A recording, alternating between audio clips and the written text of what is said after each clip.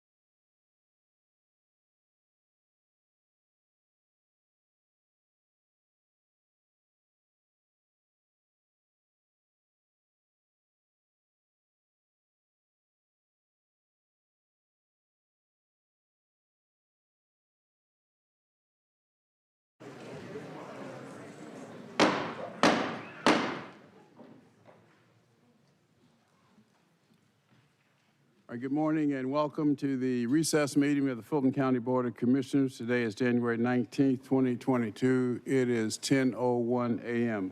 Madam Clerk, please call the roll. Chairman Rob Pitts. Present. Vice Chairman Liz Hausman. Present. Commissioner Bob Ellis. Present. Commissioner Lee Morris. Present. Commissioner Natalie Hall. Present. Commissioner Marvin Arrington Jr. Hey, Commissioner. Commissioner Khadijah Abdul Rahman. Present. Mr. Chairman, you have a quorum. Thank you. All right, please rise for the invocation followed by the Pledge of Allegiance.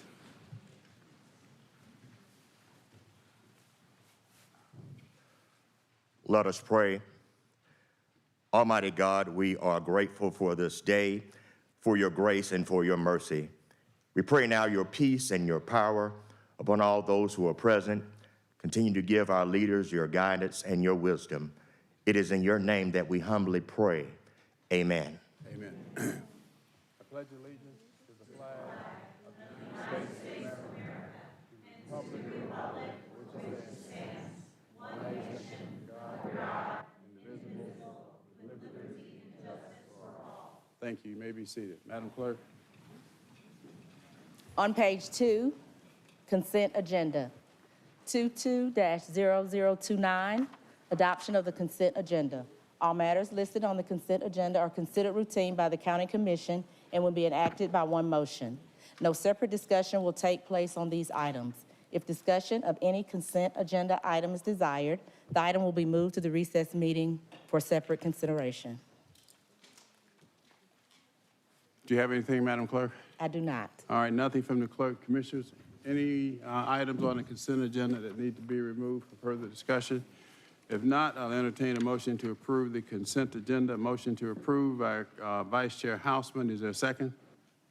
All right, I'll second. Let's vote, please. And the vote is open.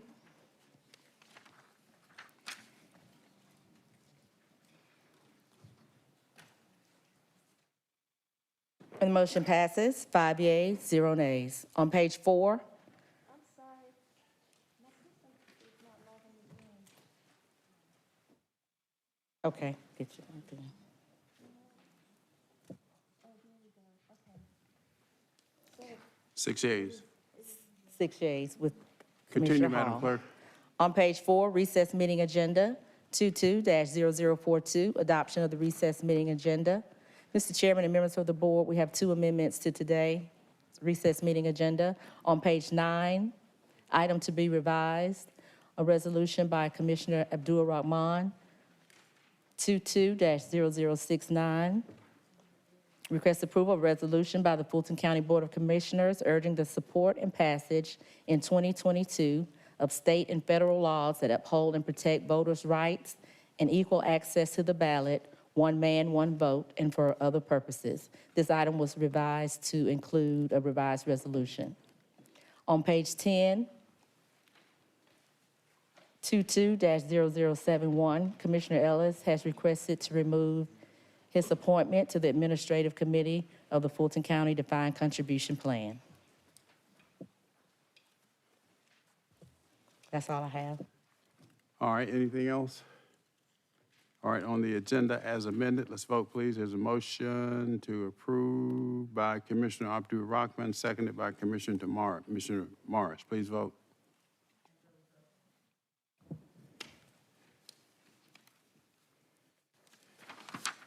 And the motion passes, 6 yeas, 0 nays. 22-0043, ratification of minutes, recess meeting minutes, December 15th, 2021, regular meeting post-agenda minutes, January 5th, special call meeting post-agenda minutes, January 7th, 2022. All right, motion to ratify the minutes. Motion to approve by Commissioner Hall. Is there a second? All right, I'll second. I've seconded by Commissioner Abdul Rahman. Let's vote, please. And the vote is open. And motion passes, 6 yeas, 0 nays. 22-0044, presentation of proclamations and certificates. Proclamation recognizing Ms. Full-Figured Georgia Plus Appreciation Day, sponsored by Commissioner Abdul Rahman.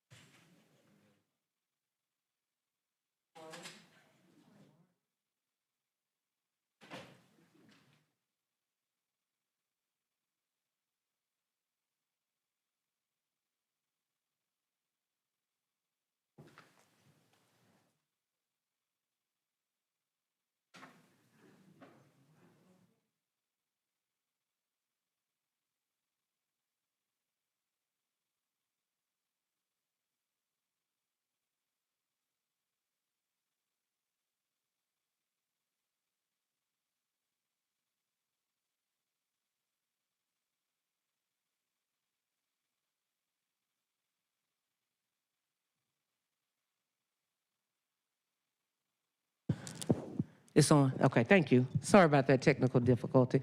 Thank you for that. This is a proclamation, whereas Miss Full-Figured Georgia Beauty pageant is a pageant for full-figured women in Georgia of all races and ethnicities, and whereas the Miss Full-Figured Georgia Plus pageant is a division of Miss Full-Figured USA and was founded in 2018 by CEO Teresa Randolph and directed by Latoya Francois to focus on building self-confidence in all women, and whereas the mission of the pageant is to empower women through pageantry and inspire others while serving the community, and the creator's motto is, size has no barrier on beauty, and whereas Morgan J. Worrell is a native of Atlanta, Georgia, and was crowned Miss Full-Figured Georgia Plus in 2021, and is a student at the University of Phoenix majoring in applied psychology with a concentration in media and technology, and whereas Morgan is the CEO and founder of Unveiled Princess Incorporated and has worked with the South Fulton area since 2014, Unveiled Princess, Inc. mentors young ladies between the ages of 12 to 25 years old and has helped more than 500 young girls find the princess within themselves. Now, therefore, be it resolved that the Fulton County Board of Commissioners commends Morgan J. Worrell for her exceptional reign as Miss Full-Figured Georgia Plus 2021, and for her tireless work as a mentor and a role model to young girls in the community. And on behalf of not only my colleagues, but having been the first full-figure model for Bronner's Brothers here in Atlanta, to see you win the Miss Full-Figure title brings it home. So on behalf of all my colleagues, I want to hereby proclaim Wednesday, January 19th, 2022 as Miss Full Figure Georgia Plus Appreciation Day in Fulton County, Georgia. Congratulations. Come on over and say a few words.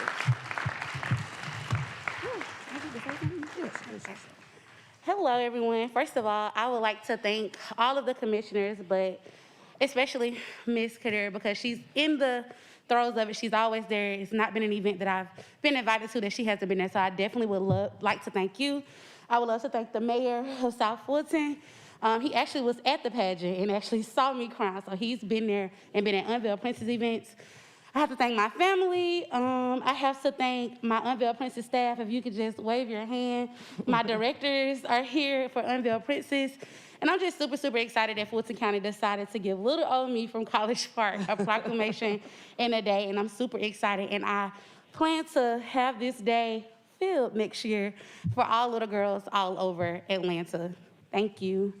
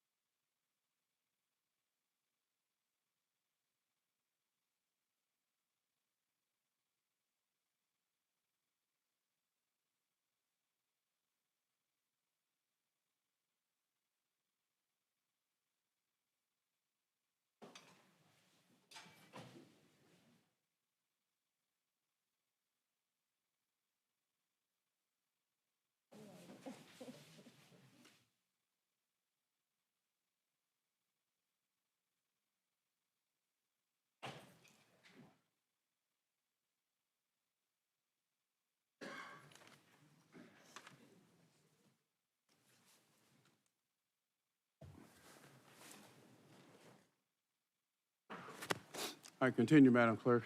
On page 5, public hearings, 22-0045, public comment.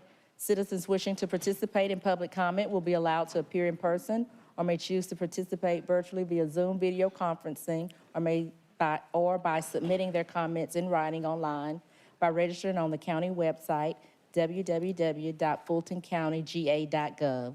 Speakers will be granted up to 2 minutes each. The public will not be allowed to yield or donate time to other speakers.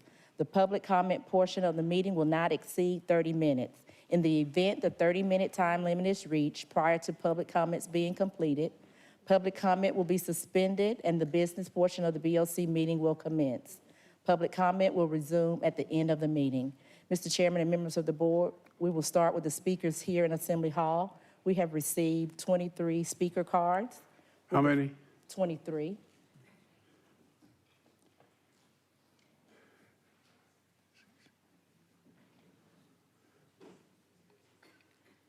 Okay. So 23 times 2, that's 46 minutes. And so the rules are 30 minutes for public comment. We also have a public hearing for redistricting. I'm gonna make an assumption, just an assumption, that some of the 23 are here for the public hearing on redistricting. That may be an incorrect assumption, but I'm gonna make that assumption. So if the 30 minutes expire, then those who have not spoken will be heard at the end of the meeting. Is that correct? That is correct. Those are our rules. Okay. All right. Okay, will the first 6 speakers please Now, come? one more Okay. thing. In light of that, since you have 46, if you could say what you want to say in less than 2 minutes, that would save time for others to speak. So if possible, if you can limit your comments to about a minute, that will be very beneficial to those who have also come to speak. And lastly, when you have 15 seconds, if you are using the 2 minutes, I'll say 15 seconds, and that will be your signal to conclude your remarks. Commissioner Abdul-Rahman and Commissioner Vice Chair Hausman. Chairman, thank you. In light of the fact that when we look out in the galley today, there are quite a few people here to speak, I would respectfully ask that since it looks like based on 2 minutes apiece, you're talking about 40 minutes, we made 45 or 43, if we can go 15 minutes more. I think the issues today facing us are very important issues to the entire community. So I will ask my colleagues, just in the sense of fairness, to extend the time today to make sure we hear from all of our citizens. Vice Chair Houseman. All right. Vice Chair Houseman. Well, I would agree that we want to hear from everyone that drove all the way to downtown Atlanta to speak to us today. So if there are folks that came to speak on redistricting, perhaps they could speak at that portion where there is no 30-minute limit, rather than taking up time in the public comment section where we do have limitations. So, Madam Clerk, I don't know if you could work through, or someone could help work through that, then that way we could hear from everyone.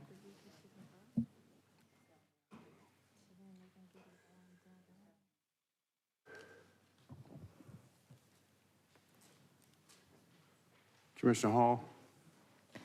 Mr. Chairman, thank you. I agree that we need to let everyone speak, and that additional 15 minutes wouldn't be cumbersome at all. I do agree that we need to allow the people who are here specifically to speak about redistricting, speak during that portion, and can I make a motion to maybe move that up so they don't have to wait so long to speak, and possibly have that at the beginning, closer to the beginning of the agenda?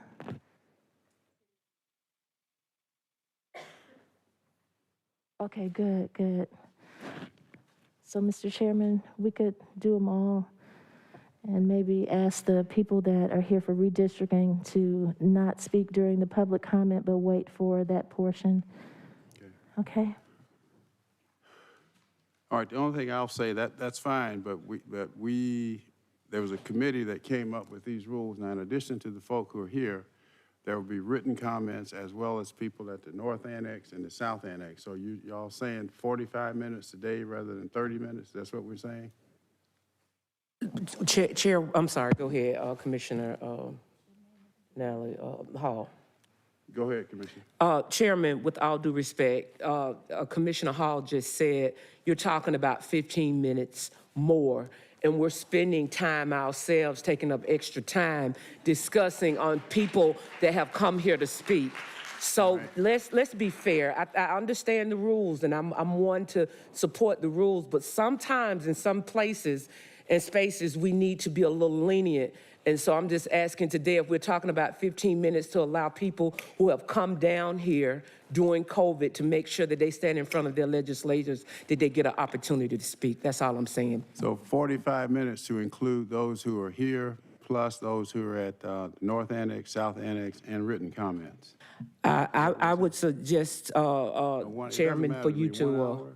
Or just hear everybody? No, I don't think that we will be able to hear everybody, but I think at some point, at the chairman's discretion, for when it comes to time, if we have to move people to either email format or to hold it to the end, I just think it's such a strong pressing issue that 15 minutes more should be allowed, and I think that's not unfair. Okay, 45 minutes for those who are here, and then I'll make a decision based upon those who are sending written comments and at the North Annex.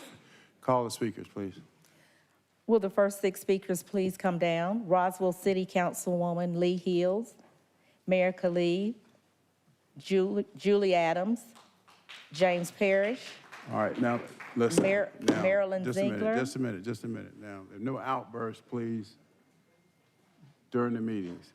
Also, public officials, there's no time limit with respect to public officials. We have a council member from Sandy Springs and mayor from City of South Fulton. There's no time, and there may be others. What did I say? Said Roswell, sorry. Councilwoman, you have the floor. Thank you. Chairman Pitts and esteemed board members, thank you so much for this opportunity to be here today. Lee Hills, Roswell City Council member.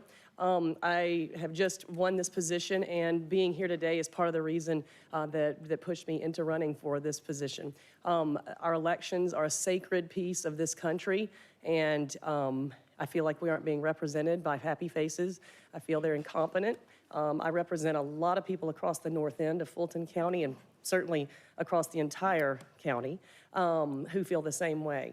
We are not being represented. I implore you today to take time and consider not renewing that contract with Happy Faces. I've been working with people across Fulton County and the north end particularly for at least 7 months, and we have compiled a pretty substantial roster of people that are willing to work. So I put that out to you today. I also want to say that we are in the spotlight in this nation. Fulton County starts with 2 letters that I'll point out to you is how people feel about this county. And I would like for that to be for us, those 2 letters, for us, that we are represented by a body that can actually run these elections legally, clearly, transparently, in a way that we can respect that body and respect what's going on. So I implore you to revoke and let's work on our own people. Right now, the mayor of Roswell is meeting with 3 other mayors across the north end to talk exactly about this. So we're on board, we're working together. We want to work with the entire county, and I hope that you hear me clearly today. I respect what you do, and I really need your support for all residents of Fulton County. Thank you.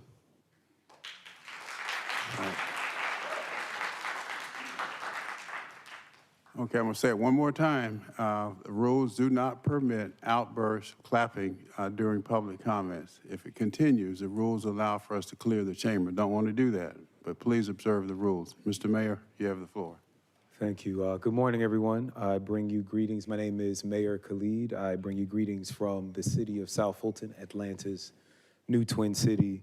I want to first just extend a special thanks to Commissioner Pitts and County Manager Dick Anderson for meeting with me, and I'm excited that we will hopefully be able to finally get all of our intergovernmental agreements after 5 years signed, and we'll be able to move forward. I do want to just take a moment to talk about redistricting. I won't be long. I know that there are lots of speakers. Representation, I think, as we've heard, is very important. It concerns me that at the current time, there are 7 members of the county commission. 5 of them live in Atlanta, 2 of them live in North Fulton, and 0 of them live in South Fulton. I have become aware of this 1932 merger agreement that when we were Campbell County and Milton County in Atlanta, there was a promise made that there would always be a representative on the county commission that lived in the boundaries of old Campbell County, and that has not been upheld. So I understand that there are these redistricting maps, and in some ways, option B or option C might resolve the lack of representation that we have in South Fulton County. However, it is coming at the expense of my own county commissioner, Khadija Abdul-Rahman, who was voted into office by the largest voting bloc of African-American women in the state. I do not want to see the will of those voters who just sent her in 2020 be undermined. And I don't think that we have to pit residents of South Atlanta and South Fulton County against one another. To me, the most efficient way to resolve this issue would be to reinstate the old Commission District 7 that was last held by Bill Edwards. We have a larger population than we had 10 years ago. So that would relieve the burden of representation on the current county commissioners. I also think that it would be more demographically fair politically to the political demographics of Fulton County. We have a state delegation who has shown no no fear in interfering or inserting themselves into local politics. So I would ask them that this is a place where they are most needed to make sure that the residents throughout Fulton County have all of the representation that they deserve. I would urge you all to urge them to go to the state legislature and reinstate that 7th commission seat. They could do that through local legislation. It would probably pass on a consent agenda without a lot of debate. I think that is the way to make sure that not only the citizens of South Fulton County have the representation that they deserve, but that the entire south end of the county has a balance of representation on this county commission. So I urge you to consider that, and thank you all so much for your time. South Fulton forever. Hi, my name is Julie Adams. The group that speaks to you regularly on election issues, we are experienced poll workers, poll watchers, and people that pay attention to how our elections are run. Fulton is the only known county who uses temporary staffing. We use them for our early voting, test our voting equipment, process our absentee ballots, curry our ballots, tabulate our ballots. Temporary staffing employees are running the most important part of our elections. We have been told by the SOS observer, Carter Jones, that we are too dependent on temporary staffing. The residents and mayors of our county have spoken out against temporary staffing to run our elections. Does Fulton County listen to this advice? No. How did Happy Faces perform during our recent municipal elections? They didn't respond to many residents that applied to work. The majority did work had to be completely persistent to do so. Then in the confusion, no one I know worked as a temporary was paid on regular pay dates. None received paycheck stubs to ensure they were paid correctly. One employee was paid more than once with the pay of another poll worker. 5 that I know of are still trying to be paid the full amount that they are owed. I haven't spoken to one poll worker that feels like they were paid completely. Any staffing service would be challenged with a lack of clear instructions from Fulton County Elections Department. Mr. Pitts met with some of us yesterday and said to find him 20 warehouse employees with no job descriptions, dates that they would work, pay rates. If we had a director of elections that was better with communications, concerned about transparency and standard operating procedures, and was fiscally responsible, maybe Fulton County would be run well. Thank you.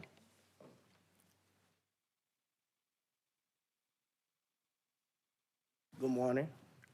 My name is James Parrish, and I'm speaking in reference of rental assistance for homeless. What must I do prior to having COVID-19 after being fully vaccinated according to my living standards?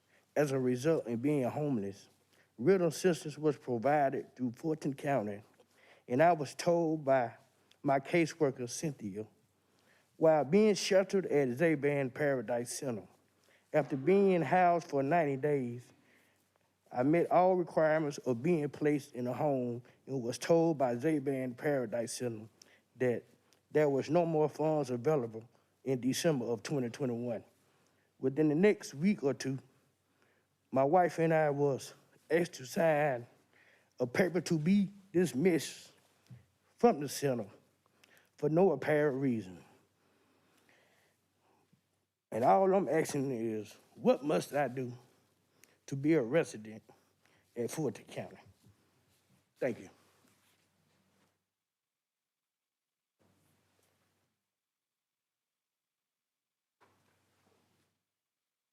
Hello, my name is Marilyn Ziegler, and I was coming to speak out today about the rental assistant and the COVID-19 shots. So let me start out by saying, for as COVID-19 and being vaccinated and needing to work and no assistant or however, I was asking what should I do or other people do for as work or assistance.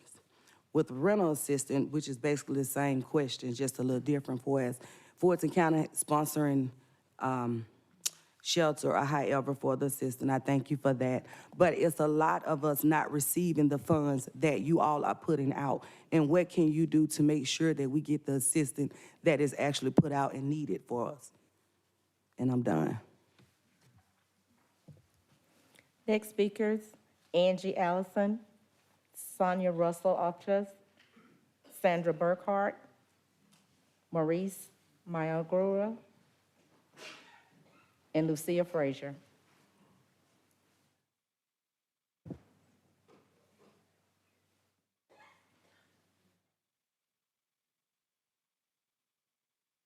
Hi, my name is Angie Allison. I'm here to let you know why I believe renewing the Happy Faces contract is a mistake. I was a poll tech for the company in the Fulton County elections in October and November of 2021. In my offer letter, I was paid to be paid an overtime rate of $37.50 for every hour worked after 40 hours. I signed the offer letter and returned it as instructed, and then was told after the election that I was not going to be paid overtime. I went to my direct hire, and he said he would look into it for me. I never heard back from him after repeated efforts to reach him. I know of at least 12 or more poll techs that have not gotten paid the correct amount, but claim it is too confusing to figure out how much they are owed, or who are afraid they won't be eligible to work in future elections if they complain. Many of us had to beg for pay stubs that we weren't sure for what hours we were being paid. I was instructed to input my time into the Happy Faces portal, which I did, but there were a few instances that my hours were changed by someone else after I entered them. I was also informed in the offer letter that I would be paid on the 1st and 15th, which was not the case, as the payments were sporadic at best. After the elections were over, I requested paycheck stubs or reconciliations for weeks, and when I finally got something, it was vague and didn't match the amounts that were deposited in my account. Others have had the same experience and have tried to get resolution. One employee took it upon himself to go down to the office address in person. He found an empty address with receptionists shared with multiple companies. Working for Happy Faces has been a nightmare. The whole organization seems disorganized. There were times that poll managers and their assistants didn't know what they were doing and admitted that their training wasn't that great. It is my opinion that this company should not be running something as 15 sensitive seconds. as our election system. The fact that they don't pay their people and keep their word is bad enough. I hope that you will consider my situation and possibly help me resolve the $500 shortage that I am owed by this company. Thank you very much.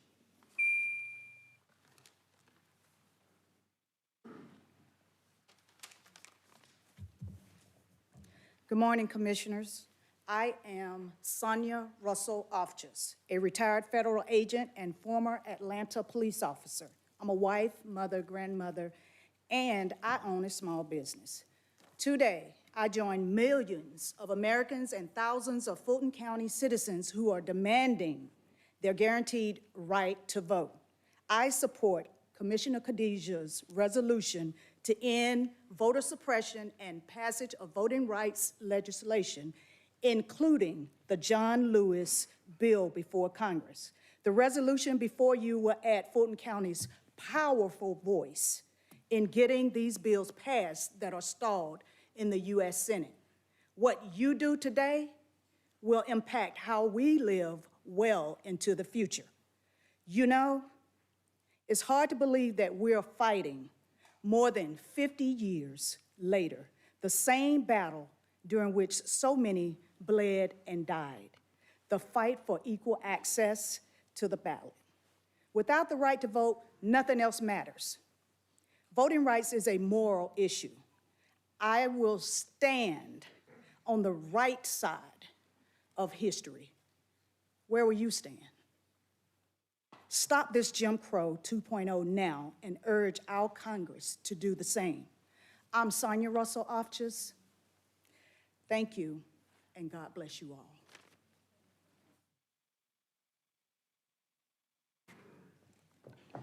My name is Sandra Burkhart. I live in Fulton County. I love truth. It gives me strength. It brings me joy. Why is Fulton County the only county that pays outside temporary staffing agencies to run their elections? You did it before, and the plan is to do it again. Why pay Happy Face for over $7 million? I have 15 postcards addressed to the mayors in the 15 cities located in Fulton County to ask them that same question. Why go outside for staffing? Do the mayors have any idea how much more you are planning to charge them to have the same outsiders run and control their elections? Please ask Forsyth County what they do. They encourage their local community citizens to take part in all levels of their election. How many people are really needed to conduct fair elections?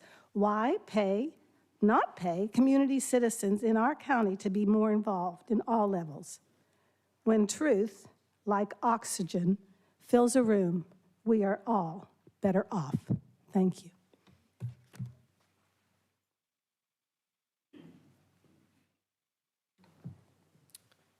Commission, I appreciate the time to speak. I echo what Sonia said, that the right to vote is so important. But the right to vote is not enough.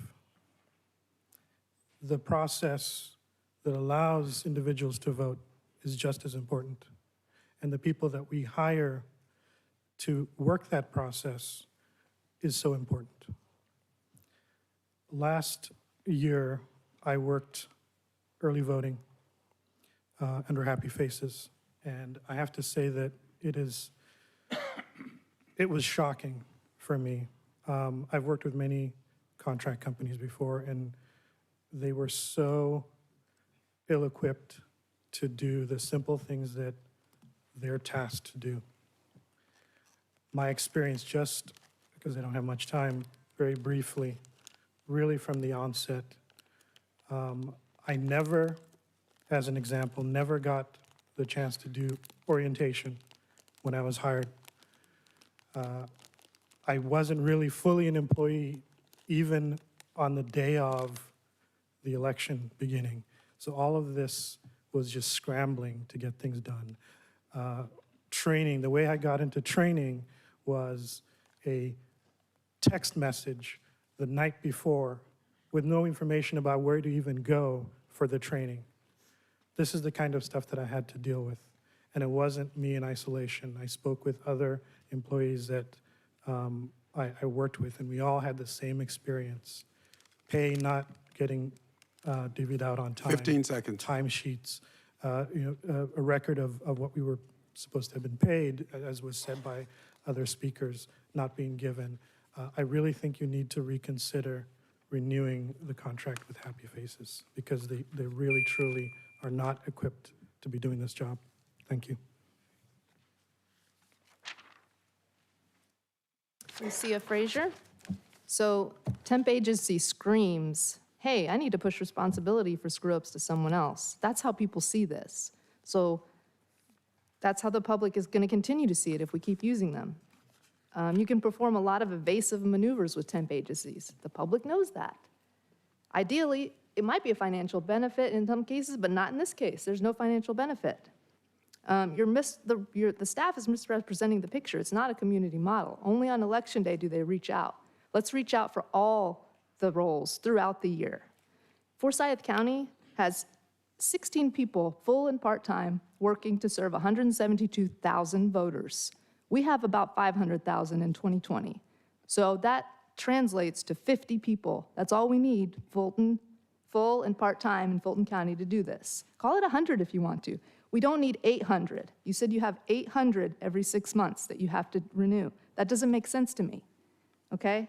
So the people that work through Happy Faces, they can still work through Fulton County. I mean, the same people can come through this process. And you're doing a disservice by cutting their pay using these layers and layers of energy, of temp agencies. And what do they give us for what we pay them? Hiring? No, they don't hire, because a lot of people reaching out and they're not reaching back. There's no retention rate. They start with 10,000 and I hear it goes down to 2,000.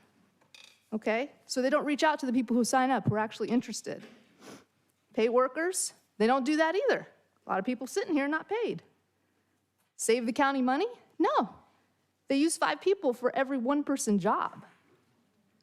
So they're not using interested people who will actually do the job right. 15 seconds. So if you have any fears of state takeover, that's all state takeover material right there. So please consider not using them anymore. Thanks.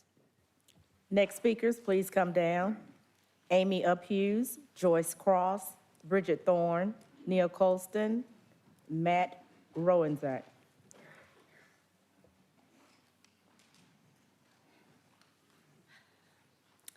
My name is Amy.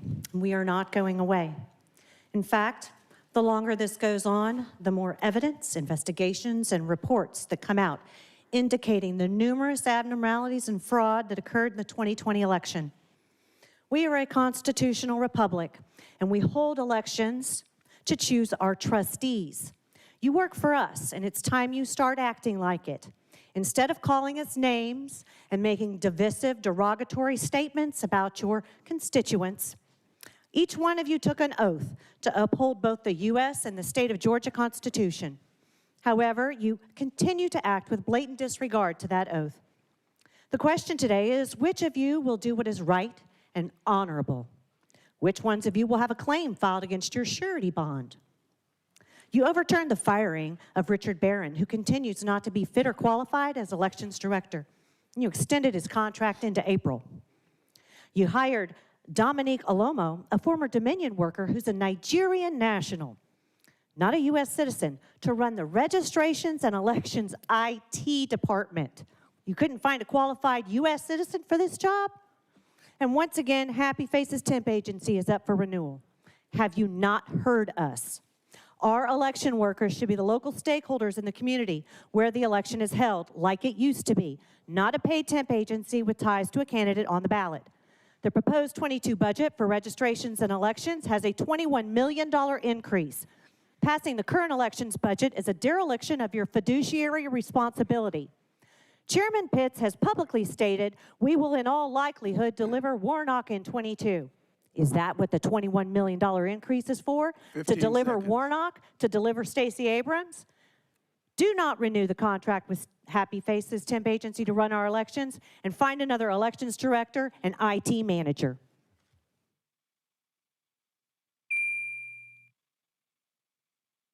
Joyce Cross, the world is watching Fulton County. They're watching your vote, how you handle this, whether you are a person who handles it with power like you have, or whether you really are going to handle it like leaders of the voters of Fulton County. I oppose the Happy Face contract because a gubernatorial candidate has financial ties to Happy Faces. It's pretty clear that that is a conflict of interest. It is a rare time indeed when you have so many people, more than 50 people, who came out on a cold January morning during a pandemic to oppose this contract. I want to see the county managed in a better way. This really is a kind of a disgusting display that we even have to come here for something that is so obvious and is being handled so poorly. Please do not renew the contract of Happy Faces. Why don't you, if you're a supporter of Stacey Abrams, why don't you do it for the perception that it shows for her?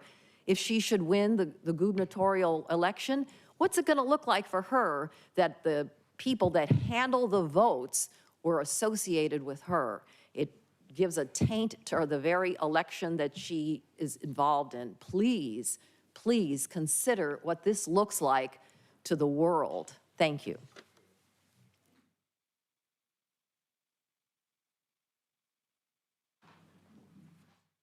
Hello, I'm Bridget Thorne. The state auditor Carter Jones report recommended not using temp workers, but instead using stakeholders from the community. Surprising, at the last BRE meeting, one of the board members didn't even know what the Carter Jones report was. Shocking and unbelievable. That is justification in itself for the state to come and take over and running of Fulton County elections. So why are you continuing to use temp workers?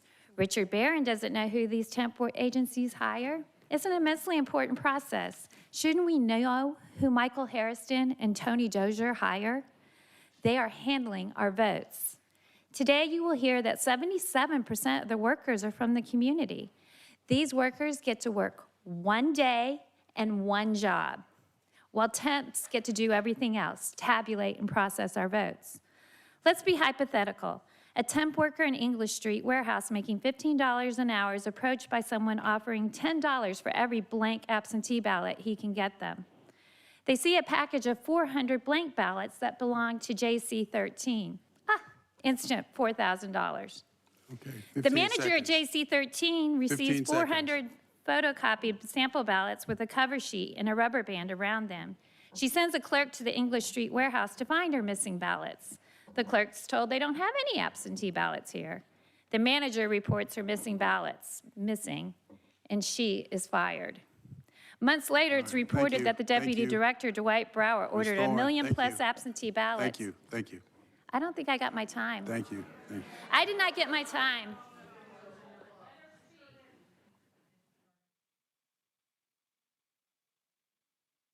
Thank you. Thank you. What? How much more she got? You got, what, 30 seconds? 30 more seconds. Dwight Brower ordered a million-plus absentee ballots, stubless, for just in case they had to use the machines. After the election, they shredded these $300,000 worth of blank ballots. Where were these ballots on Election Day? Where were the 400 JC 13 ballots? Could this have happened? Absolutely. Under the current temp worker system, our system is unsecure. We need a community worker system like every other county in Georgia. You see, your use of temp agency allows anyone to slip in and out of our election process undetected. We want a system that is easy to cheat, easy to vote, and hard to cheat. We currently have a system that is easy to cheat and hard to detect. Thank you. Appreciate the time. Good morning, I'm Nia Corsten. Does anyone else feel like it is Groundhog Day? Because once again, the contract extension for Happy Faces is on your agenda, and once again, I am imploring this commission to not renew their contract. Last year, Seven Hills Strategies conducted a nonpartisan comprehensive audit of Fulton County's 2020 general and runoff election. For time constraint, the following is a summary of some of their factual findings. Fulton has relied heavily upon an army of temporary workers to fulfill the litany of tasks that must be completed, from logistics to processing ballots to scanning final results. It would perhaps be best to offset this number of workers with stakeholders from the community who would like to get involved in the electoral process. By conducting multiple interviews with temporary staff, it was made clear that some have actually no interest in participating in this immensely important process. I am one of those stakeholders that is interested in being more involved in the process. As a poll worker and assistant manager in my own precinct, I am limited to only working the day of election. Why is that? Why does this out-of-county, out-of-precinct, and out-of-interest temp agency allow to work all 19 days of early voting? Fulton County is the only county that hires a temp agency to man their elections. Again, why is that? Why is every other county in the state of Georgia capable of running their own elections? Chairman Pitts has stated that the county doesn't have the manpower to run their election. Why does Fulton County have more early voting combined locations than Cobb, Gwinnett, and DeKalb counties combined? Their total combined population is 2.5 times that of Fulton County. Not only are we capable of manning our county elections, but we could take a cue and save the county millions of dollars. It is solely the responsibility of Fulton County to recruit and employ the polling facilities. Why not create ad campaigns like Get Out the Vote campaigns to effectively fill these positions with qualified and eager citizens who live in these districts? It is not that complicated. The current system discourages participation and is merely an expensive program to fund Happy Faces. The definition of insanity is doing the same thing over and over and expecting different results. Thank you. And sometimes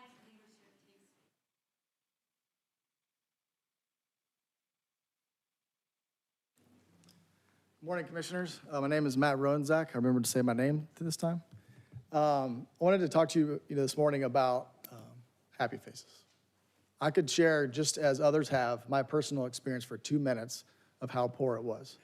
Whether it was extreme lack of communication, pay issues, I could go on. But what I want to share with you today is that there is a solution. This isn't a difficult issue to solve. In your agenda packet today, the staffing model that was presented to the Board of Elections last week lists that there's 2795, so almost 2,800 workers are work on election day that are hired by the county. That's 77% of the election staff, regardless of how they're hired. That's one day, 255 precincts. That's a lot. But for early voting, when there's 30 precincts, it's 12% of the number of precincts that are utilized on election day.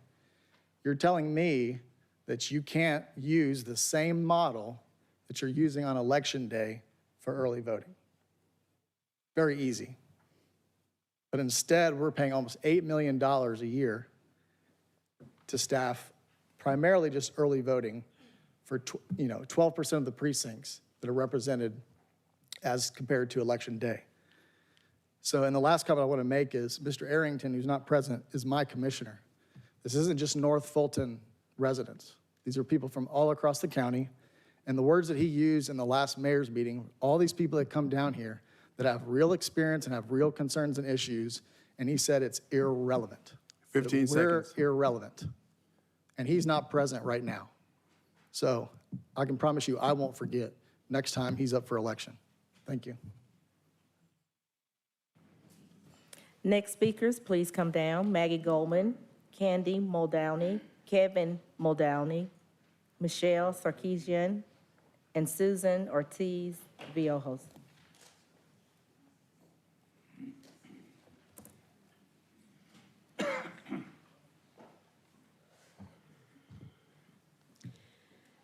My name is Maggie Goldman, and I'm Johns Creek, District 1. I forgot to fill out 2 different cards for the 2 hearings today, so unfortunately, I'm going to have to talk about redistricting now because I asked to fill out a second card, and they did not let me. So anyway, I am in favor of map A. I think map C and B flip both 5 and 6 commissioners, and I think if you were going to do that, you would want to make sure that you have buy-in from both of those commissioners. And so I think it would be the most respectful thing to do to go with map A. It does clean up the map. I mean, the map is a little funky where people live, but we've lived like, you see the state maps, we can have funky maps. We can have funky maps. So I'm here in favor of map A. I'd also like to see if we can start doing the 2023 budget process before we approve the millage rate this year. So last year, when I said that we didn't have a full budget when we approved the millage rate, and Commissioner Ellis said, well, we do have a budget. Well, we have most of the budget, but you are approving today the actual 2022 budget, and you approved the millage rate to fund that budget in August. So I'd really like you to think about finalizing the 2023 budget before you set the millage rate. There was, what, $71 million worth of requests from the departments that were unfunded. It doesn't seem like there was a lot of time spent to analyze if any of those things were worth spending. If you needed to increase the millage rate and you wanted to fund those things, you would not have been able to do it. So I really would consider that you move the budget process up. 15 seconds.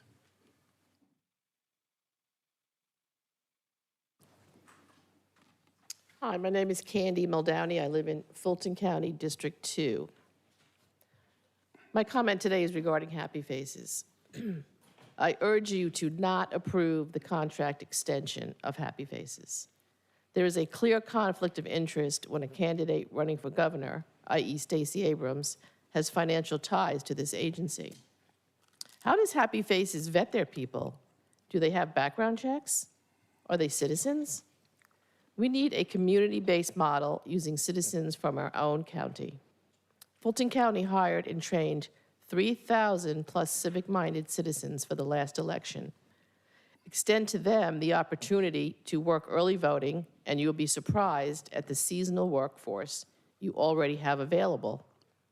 I would like to add that the county training was felt to be superior to that of Happy Faces. The citizens of Fulton County's trust for their elected officials has been broken. After reading the Carter-Jones report, the state audit report, and numerous articles, the many inconsistencies and unexplained behavior still have not been answered. We simply want honest and fair American elections. If you hire happy faces again, our confidence in you will be broken. Thank you.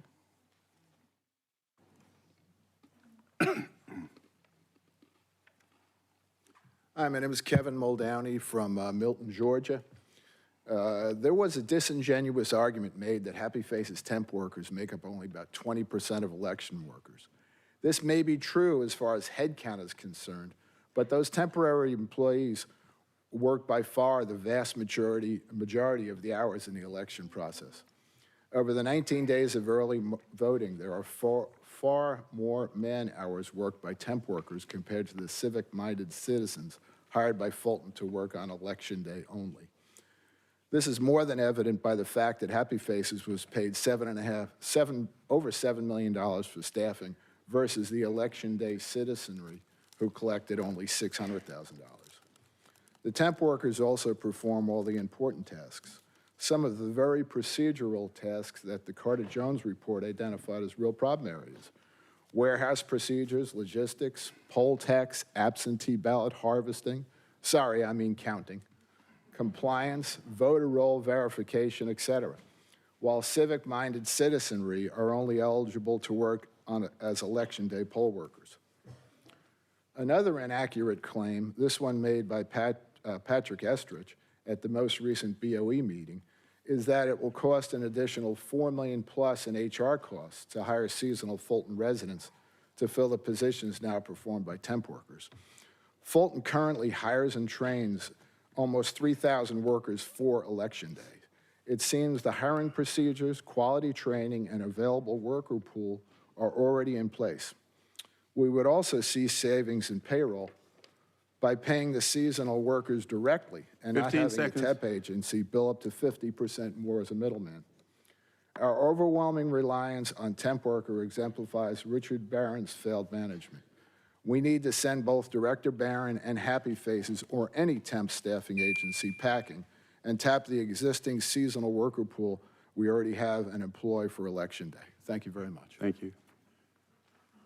And before the next speaker begins, I'm reminded that our rules require that if you're in this building, you must wear a mask. So if you have your mask with you, please put your mask on.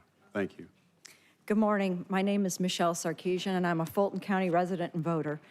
2 weeks ago, I asked you questions that many across Fulton County, north and south, are asking. When would the incompetence and negligence end?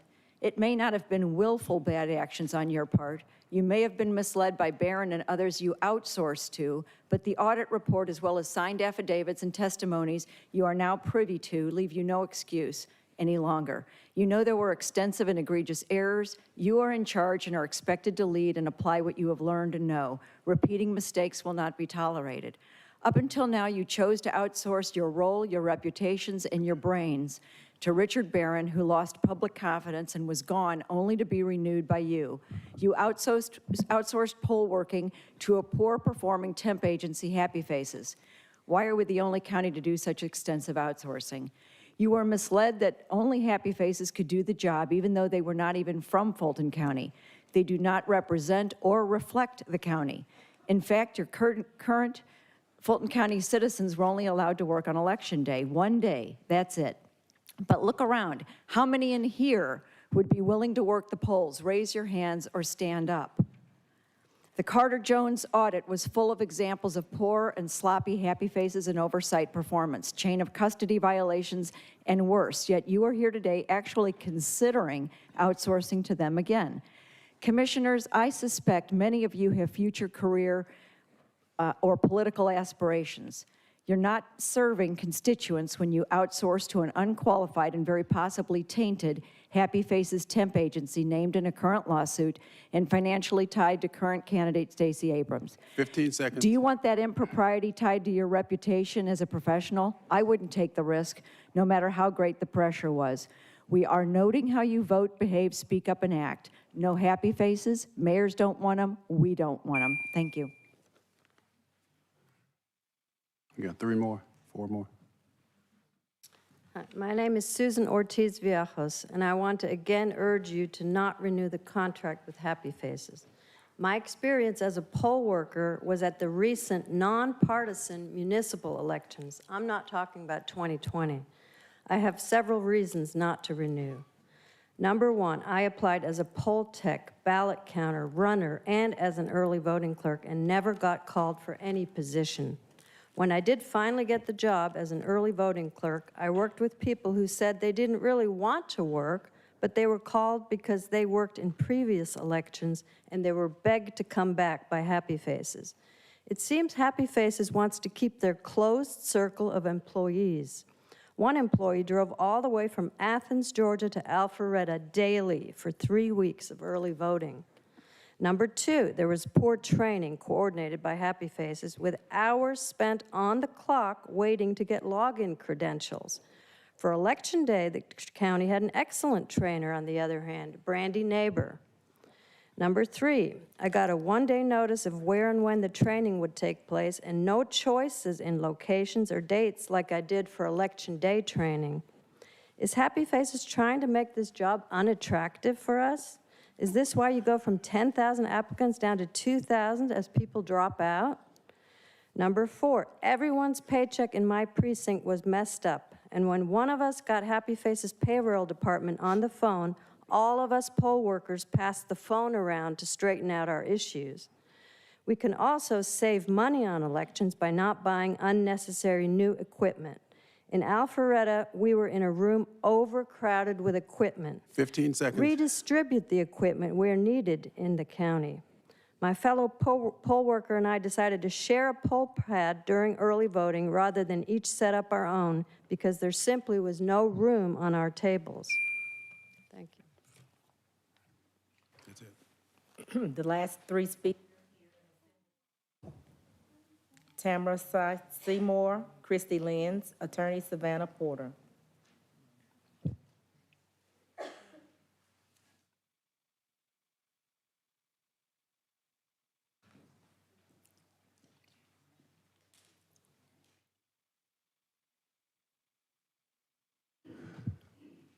Hi, I'm Tamara Seymour, and I join the many others here today to urge the board not to renew the Happy Faces contract. And here are just some more reasons why they should not. The political candidate on the ballot, we've heard that Stacey Abrams has financial ties to Happy Faces. That's a direct conflict of interest. Happy Faces is named as a defendant in the Chile lawsuit. Their employees are named for illegally processing absentee ballots by rescanning them. We also know that 2 Fulton elections people who were fired for illegally shredding voter registration files are former Happy Faces employees. To our knowledge, the Fulton County is the only county in the state using a temp agency rather than people in the community for our elections. Residents are only hired to be poll workers on Election Day. All other positions for Election Day and all positions for early voting are filled by temp agencies. The county already trains thousands of poll workers for Election Day, and these people should be the first ones given the opportunity to work in other areas of our election. I'm asking you today to do the right thing, terminate the Happy Faces contract, don't hire any other temp agencies, but use the community and hire the residents directly for early voting, just like you do for Election Day. Thank you.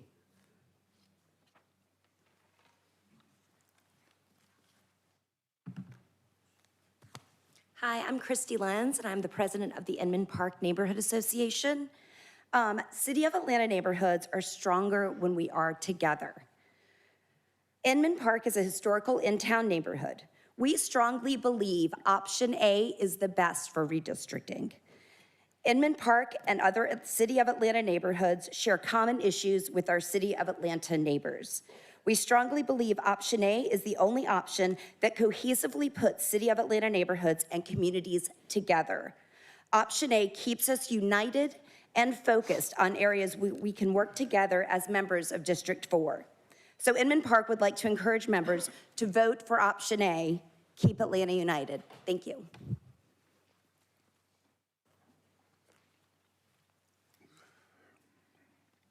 Good morning. I am Savannah Potter, past president of the Georgia Association for Women Lawyers and a former administrative law judge. I rise today to salute former United States Senator Johnny Isakson of Georgia, whose memorial service was held on January the 6th, 2022 at Peachtree Road United Methodist Church. I attended the service because Senator Isakson's office was constantly called upon me when I was representing disabled veterans before the United States Court of Appeals for Veterans Claims in Washington, D.C. Senator Isakson served as the long-term chair of the Senate Veterans Affairs Committee in Washington, D.C., and he held field hearings in Georgia to help veterans. As you know, Georgia has over 700,000 veterans, including 95,000 women veterans. Fulton County, by the way, according to the Georgia Department of Veteran Services, has the largest population of veterans in any county in the state of Georgia. Senator Isakson's office worked constantly to assist veterans, and for that reason, I attended his service. In addition to the fact that I'm the mother of a veteran of 10 years of the United States Army Medical Command, as well as the daughter of a veteran of World War II. Ladies and gentlemen, Fulton County needs your continuous service, your continuous attention to the plight of veterans in the state of Georgia. Thank you. Mr. Chairman and members of the board, we have 13 speakers on Zoom. All right, 13 on Zoom. We've exhausted the 45 minutes, so what's your pleasure? Here? Okay, well, we need to revisit our rules, but let's hear them. Good morning, Commissioners. The first person to speak will be Ben Howard. Thank you. Greetings, Commissioners and staff, and greetings to you citizens of Fulton County. Ben Howard, Senior Advocate, Public Policy Analyst. I continue the saga of the Commission on Elder Affairs, COEA, but my concern is more about the managerial puppeteers who influence the legality and effectiveness of the COE Board of Directors, 7 of whom are appointed by Fulton County Commissioners. Why haven't COEA board members been given a copy of the Georgia Open Meetings Act so they will know that state law requires the publishing of summary minutes and requires the recording of how each member votes on each key issue? Why wasn't the county budget on the COEA agenda for discussion at the COEA meeting last Friday, the second Friday of the month? Why weren't the 2022 officers of COEA given the oath of office and sworn in by a county commissioner or any other person of import? Why has the Council on Aging North position been vacant for more than a year? And why has the Council on Aging East position been vacant for half a year? Come on, you senior services puppeteers, get your act together.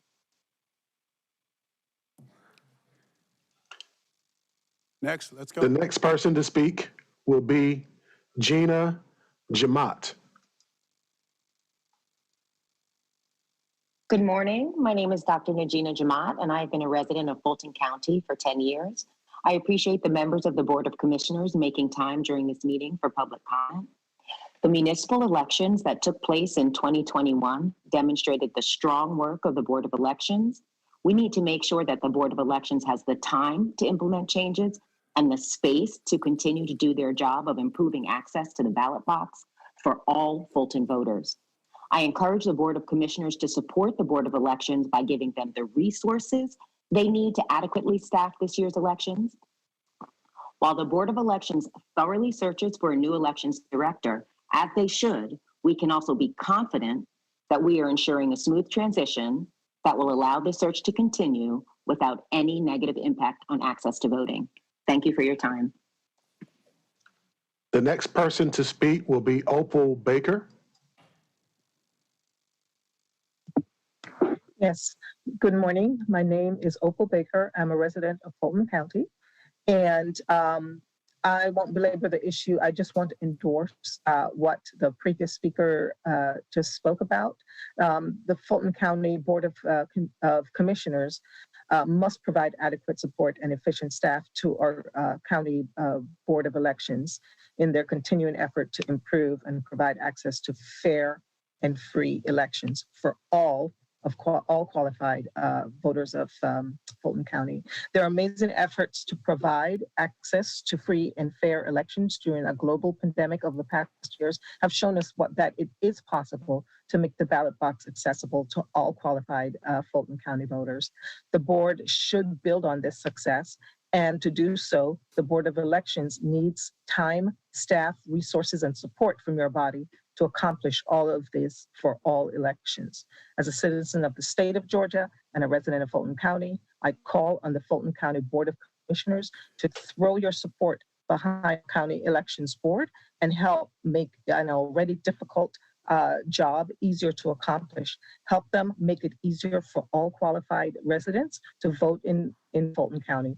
Provide the funds, the staff, the resources they need to do their jobs efficiently and effectively. Isn't that what we all want? Thank you for your time. The next person to speak is Sheila Hamilton.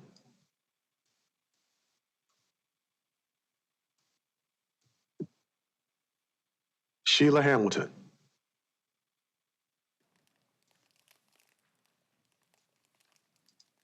Okay, Sheila Hamilton.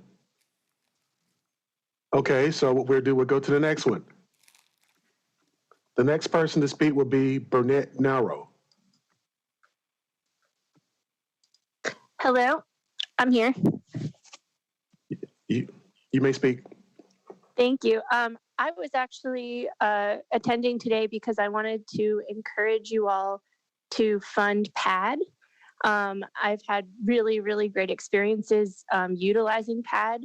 I saw a person on the side of the road who I noticed was laying with nothing on the bottom half, seemed to be in distress. I called PAD and they were so professional. They were so kind and efficient. They followed up with me the next day to say that they had provided that person with a number of resources, clothing, had offered to get them in treatment, offered to get them rehoused, and they were going to continue their relationship with that person over time to try to get them the help they need. And I just think that this is exactly what we need in Atlanta, and hopefully it maybe even expanded throughout the county and beyond. So I would just really urge you to fully fund PAD as much as you can so that they can do the good work for the human dignity of the people in our county. Thank you. The next person to speak will be Michelle Milhoff.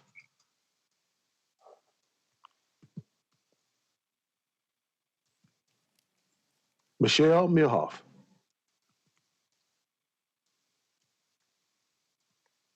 Okay. While we're waiting on her, the next person to speak will be Amanda Melvin.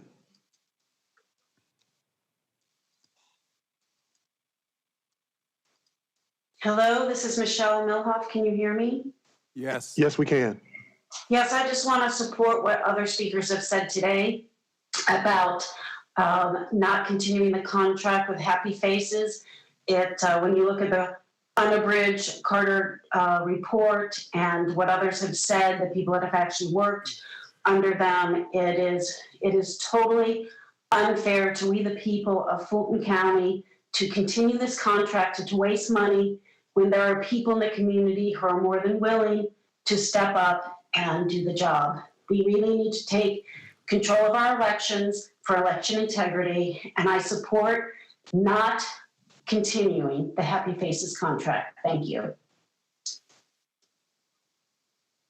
All right, Amanda Melvin. Okay, with that being said, the next person to speak is Cressida Columbus.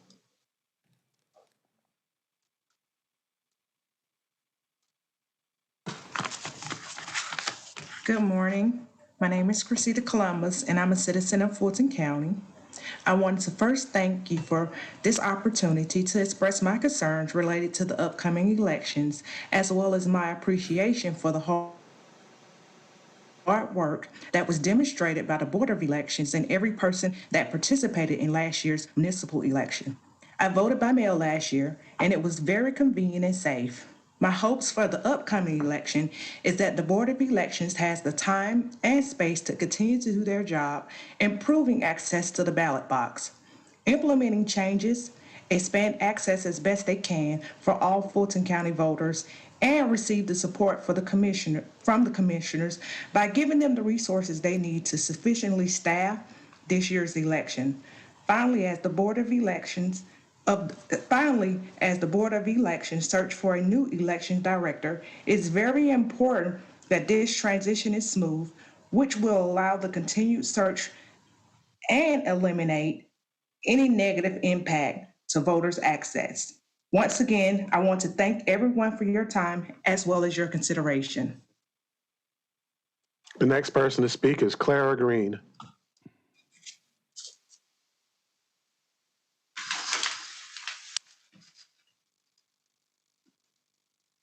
The next person to speak is Clara Green. Okay, we're going to move on. The next person to speak is No Happy Faces. Okay. We're going to move on. The next person to speak is Stacy Piper. Okay, we'll move on. Next person to speak will be Veronica Roman.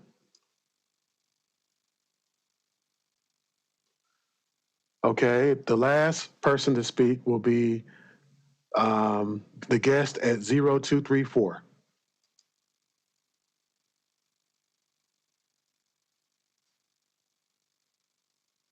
Okay, I've called everyone that needs to be called, and that's what we have so far. That concludes my Zoom comments. All right, anyone at the... Hello, can you hear me? Pardon me, there's one that's coming on now. It's the last one that I mentioned. Go ahead, I'm sorry. Yes, that was me. Hi, good morning. My name is Linda Downing, and I've been an Atlanta resident since 2009, and I'd like to thank you for giving me the opportunity to speak today. The fact that I'm here today on a Wednesday morning, a work day for me, is a testament to how concerned I am for and I care about our democracy. And instead of some of the comments I heard earlier, I'd just like to share a little human element with you. I have a 28-year-old son who is on the autism spectrum. He lives with me and he doesn't drive. He works in food service and he relies on public transportation. On election day, which is always a Tuesday, he'll work a shift that begins at 6:30 in the morning. The length of his workday is unpredictable, so making it to his designated polling location on election day can be challenging. That is why accessible early voting and absentee voting are so crucial for citizens like my son Martin. He pays taxes and his voice deserves to be heard. The same goes for my niece, who's a registered nurse at one of our in-town hospitals. So on a Tuesday, she works the 7 a.m. to 7 p.m. shift. So you can see her only option is to vote early or vote using absentee ballot. And I just wanted to close by saying, did you know that public schooling originated in this country in the mid-17th century? Leaders in Boston at that time realized the benefit to society and ultimately to our democracy of free and compulsory public education. So public education needed to be available to every child in this nation. So there's a reason for these yellow school buses that we see on the road every day and for truancy officers. So in this same line of thought, if we are not making every effort to make sure our citizens can cast a vote, then we will have failed as a democracy. Thank you for letting me speak. And that concludes the Zoom comments for public comment. Mr. Chairman and members of the board, we have 15 email comments. What? 15 email comments. Okay. The first email comment is by Gwendolyn Davis on behalf of the South Fulton Human Services Coalition. This statement is offered in support of District 6. Excuse me. What? Chairman Pitts, and here again, my earlier comment, I want to stand by it. In the essence of time, and those are emailed, can those be sent to the commissioners And read them at the end. No objections, any objections? All right, hearing no objections, we'll follow that course, Commissioner Abdul-Rahman. All right, next item, Madam Clerk. Mr. Chair, point Yeah. of personal privilege. Yes, sir. I just wonder where were all these people in 2016 when Richard Barron and Happy Faces were used for the election of Donald Trump? It seems that the outcome is the reason that these people are here. They don't like the outcome. Richard Barron and Happy Faces were in place when Donald Trump was elected.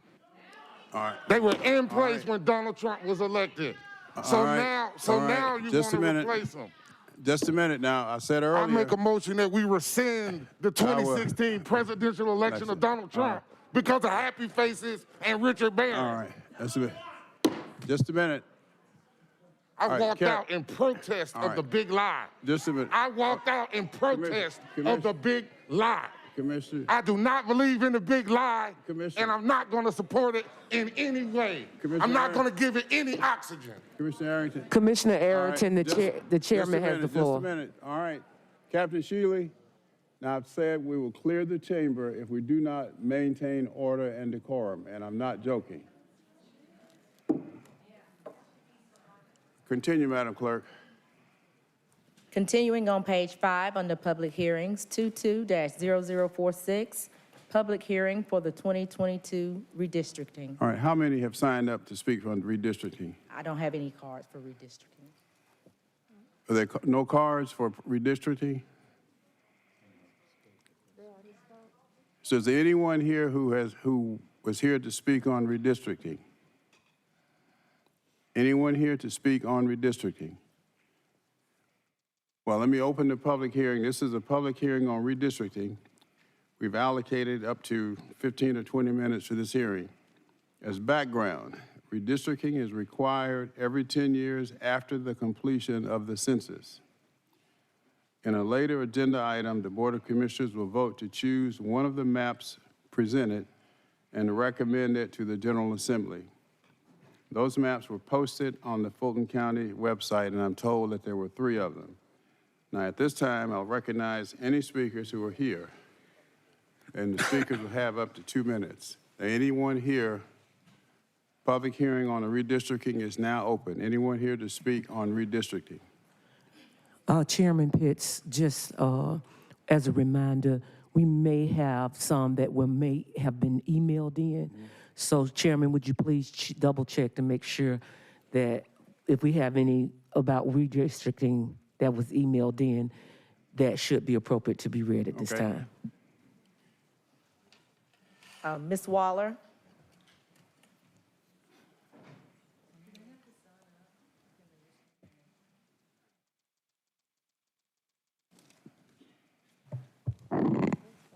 Do they have to sign up, or can they just come down and speak? Well, they should have signed up, but no one signed up to speak on redistricting. But I asked, is there anyone present now who's here to speak on redistricting? And no one.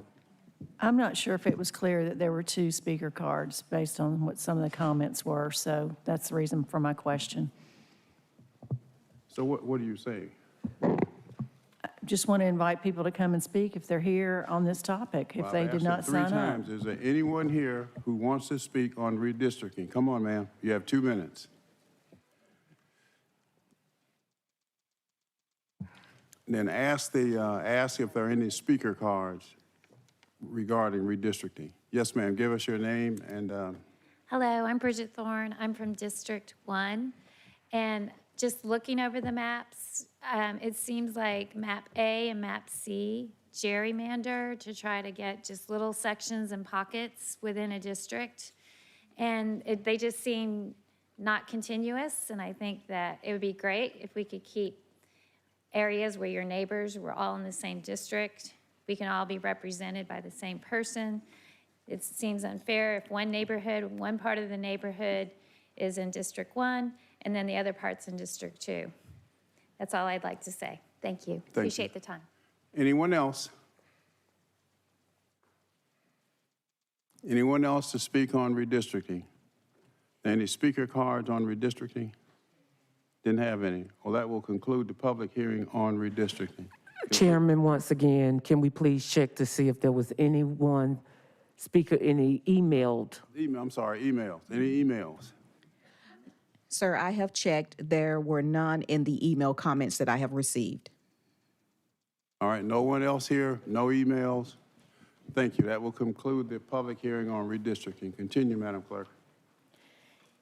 County manager's items under open and responsible government, 22-0047, presentation of COVID-19 operational Chair. response update.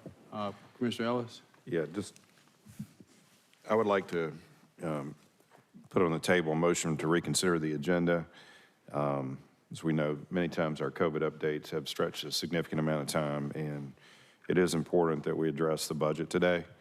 And I would like to I would move to request to reconsider the agenda and move 22-0050, approval of the 22 final adopted budget, up to hear that right now, so.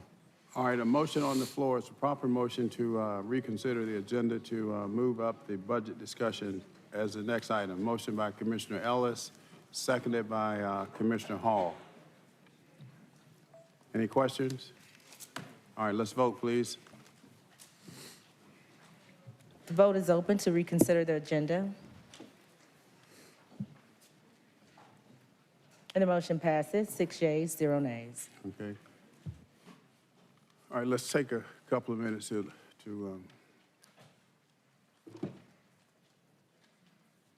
Madam CFO, are you ready? I take you have about 2 minutes to get ready while we.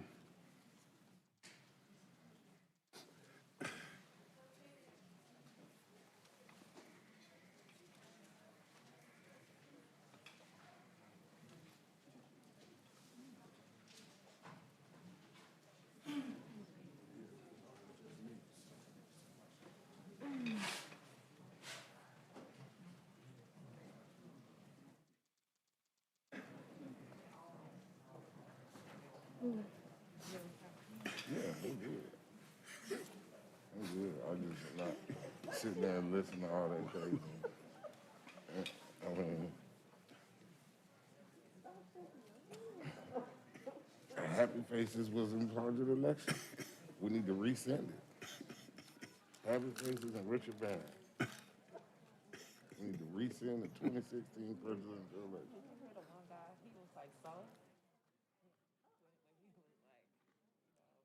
All right, Madam CFO, you ready? Yes, Mr. Chairman.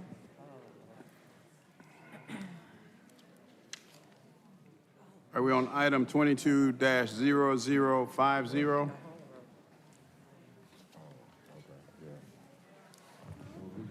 Thank you, Mr. Chairman. We do not have a formal presentation. All right, hold on. All right, the budget is before us. Go ahead, Madam CFO. Thank you, Mr. Chairman. We do not have a formal presentation for the board today. We are at that point in the process where the board is free to make any changes to what has been presented to you. On yesterday, we did provide a few minor modifications. We had a recommendation for an increase to the District 4 commission budget to cover the costs associated with the additional compensation earned for completing the ACCG professional certification program. That would include both back pay to the point that the certification was completed, as well as the forward pay for the remainder of this year. We had one change to the new positions list, which was to provide a new classification for the Director of Economic Development. And we had one change to the AML list, which was to add the hardware extended warranty for the Dominion voting system to the AML list. There was no funding impact for that item. It was simply to get the spending authority for the warranty for all of the voting equipment on the AML list. So those were the changes that were presented to the board yesterday.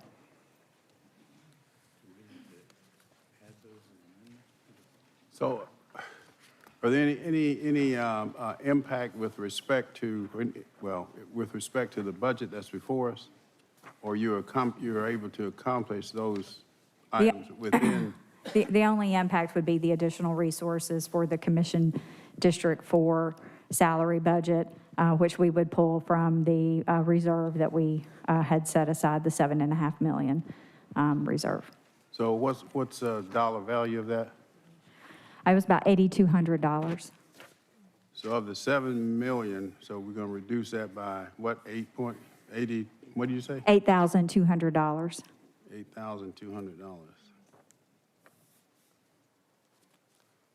Okay.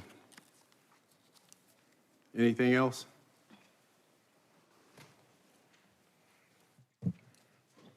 All right, Commissioner Abdul-Rahman. Oh, was that yours? District 4? Is that you 4? Okay, go ahead. Go ahead, Commissioner Hall. You still have the floor. Thank you, Mr. Chair.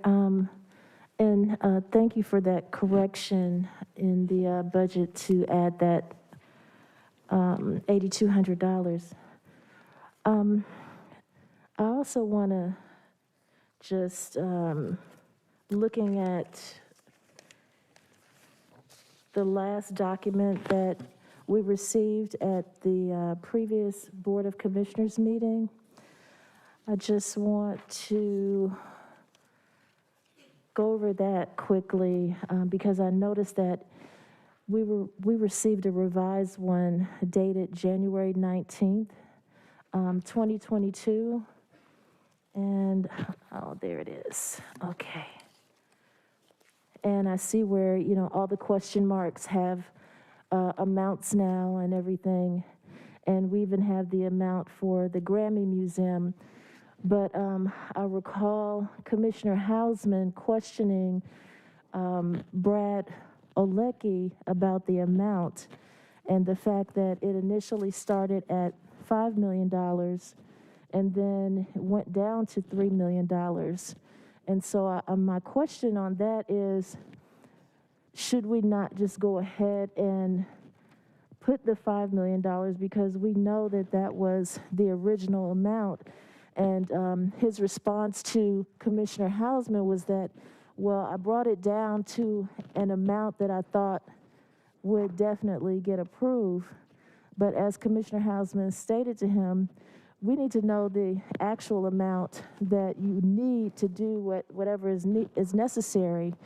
And also, she asked for a breakdown of all what the money was going to be used for, and I haven't seen anything, so I'd like to know, have you received anything, Mr. County Manager or Madam CFO or Commissioner Hausman even, because you actually made that request?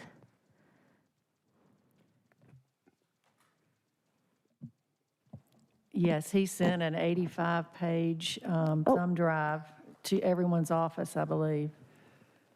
85 pages. Yeah, it's a thumb drive with 85 pages of information about the project and the study and the finances and everything. Okay. I didn't see the 85-page document.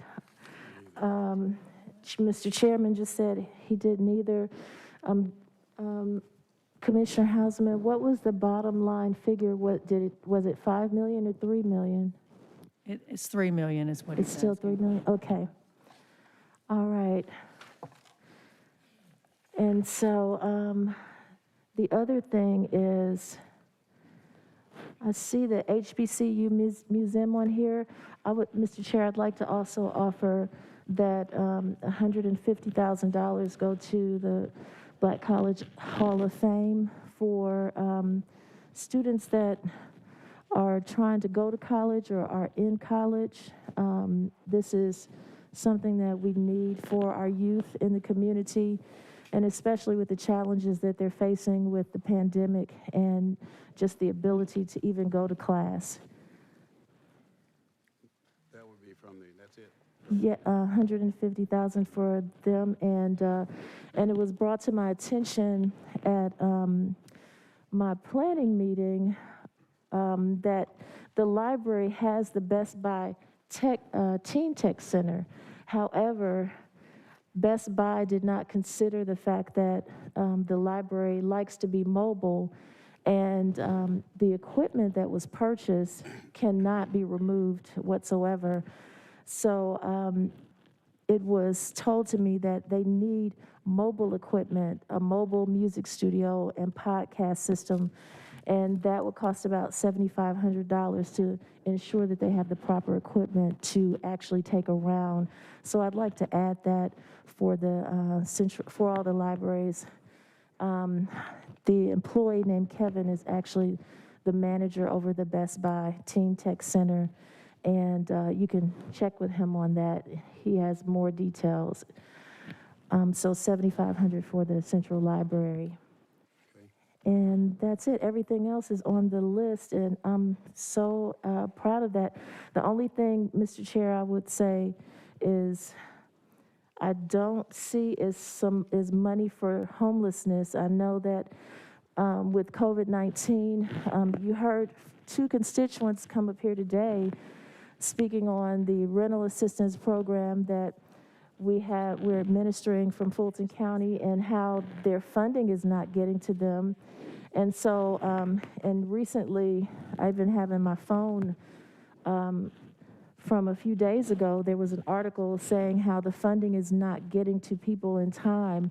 And literally we are creating a whole new population of homeless. And so in order for our, oh, thank you. In order for our constituents to be helped, there are many residents that are being evicted because the rental assistance program is not releasing the funding fast enough to keep them off the street. So I think we need to put some money, extra money in the budget to address homelessness because there is a growing problem in Fulton County. And so I would offer that we at least put about $500,000 toward our community development department for the homeless division to address these new needs. And I also want to just ask for some input on how our rental assistance program is going because of this this funding issue that's happening. This, I mean, should I say disbursement of funding? Dr. Rochelle, thank you. Yeah, address that, Dr. Rochelle, and the 25 million. Good morning. Pamela Rochelle, Chief Operating Officer for Health and Human Services and Public Works. Commissioner Hall, the Fulton County program has exhausted all of their ERAP 1 funding, $16 million, and all of their ERAP 2 funding, approximately $38 million. The Board of Commissioners generously approved an additional $4 million from ARPA funding. That funding, as of today, has also been exhausted. We are hopeful that we will receive the $25 million reallocation from the state of Georgia. We received notification from Treasury that the reallocation was approved, but as of today, we have not received that funding. Okay. So what you may be hearing from constituents is the fact that Fulton County aggressively provided funding to thousands of constituents, and unfortunately, we have done our job, and we are one of the best, if not the best in the country. We are the only jurisdiction in Georgia to have fully dispersed all of our ERAP 1 and all of our ERAP 2 dollars. We also were fortunate to have the board approve a no limit for our rental assistance. We started this journey with a cap on our rental assistance to mitigate some of the issues that we were hearing, that while we were providing up to $9,000, it just simply wasn't enough.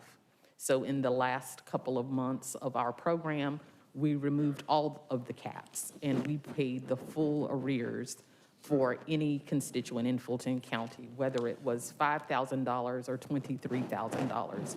We paid all of it. We also have worked very closely with the magistrate court. We have 2 staff that are stationed over in the court every day of court to assist with any issues and to help with the order that requires payment, and we've been paying those in full. So again, we've dispersed every dollar. We are in anticipation of an additional $25 million. Thank you so much, Dr. Rochelle.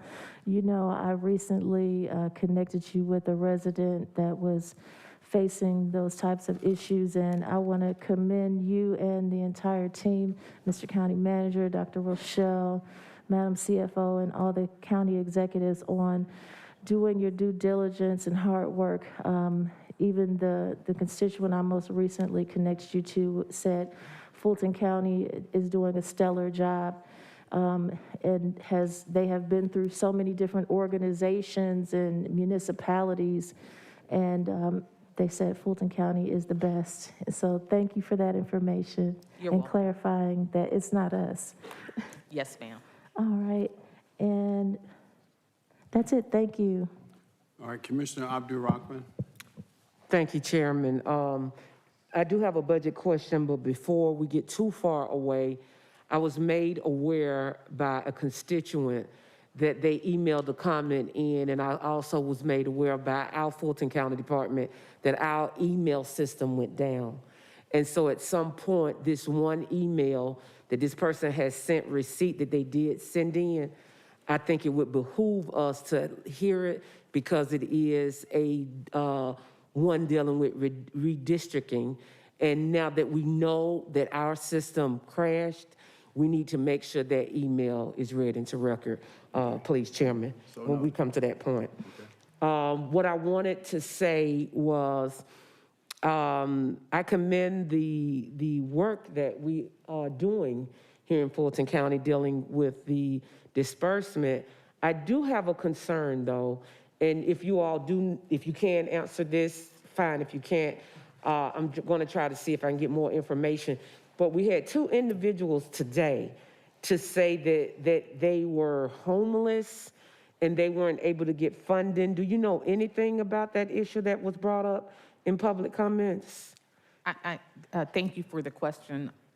I was trying to decipher what their concern was. It sounded like on one hand, they may have been funded earlier in the program. And what we are seeing is constituents coming back for a reallocation of funding.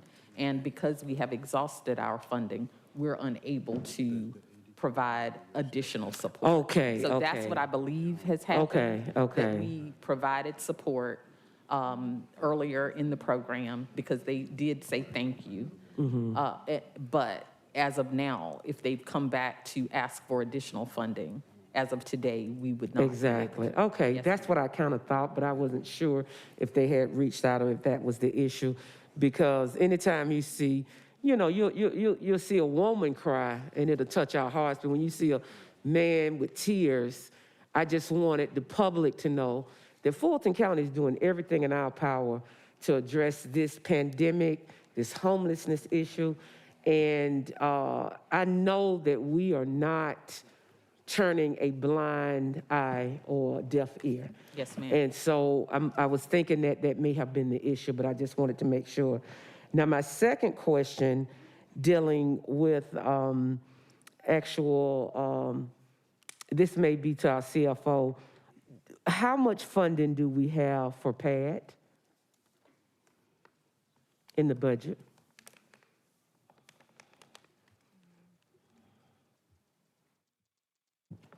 Commissioner Abdurrahman, I'm going to have to look for that off the top of my head. Yeah, 400,000 is what I'm thinking. Okay, well, thank you, because I was going ready to ask for 400,000, so thank you for that, and I appreciate it. And those are my questions. Thank you.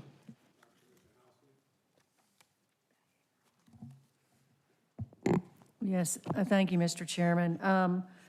So I don't know what kind of process we're going to go through this list that's got 14 million versus the 7.5 million that we've identified that's available. So do you have any direction here, or are we just going to bring things forward, each of us, in the order that we are lucky enough to get in the queue? Or what is your plan for moving forward with approving this today?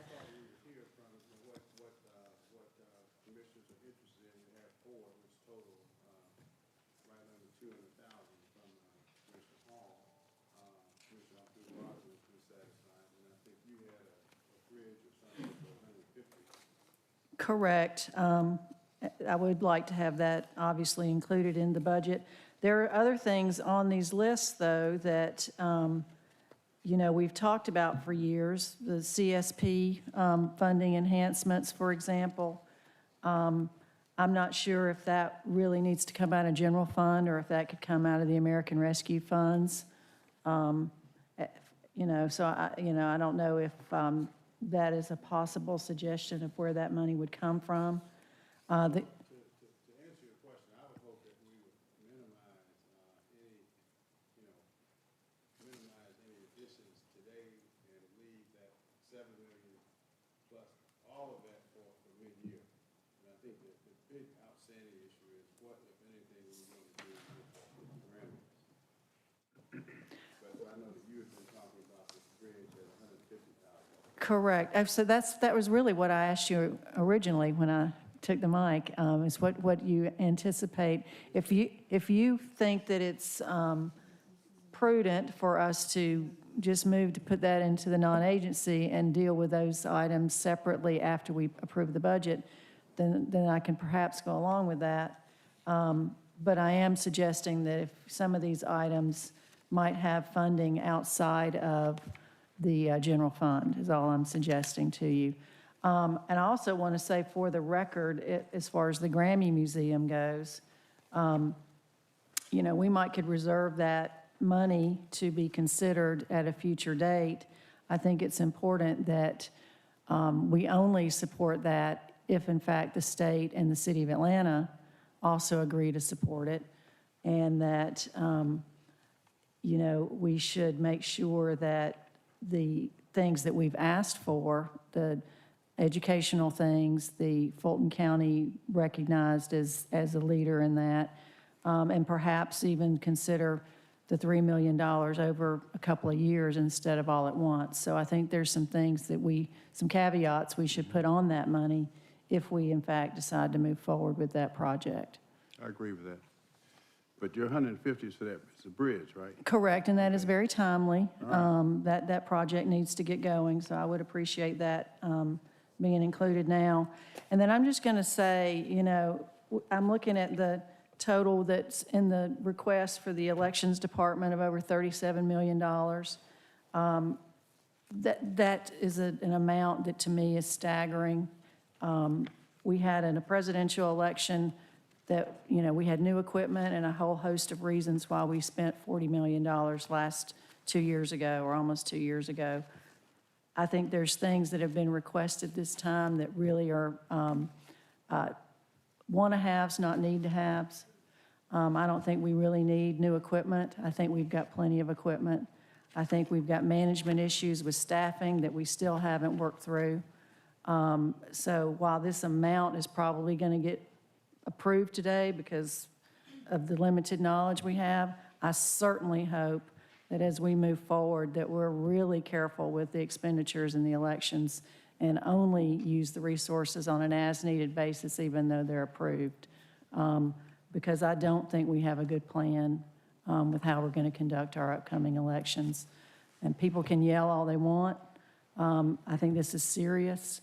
I think we have to make serious decisions going forward without emotion if possible.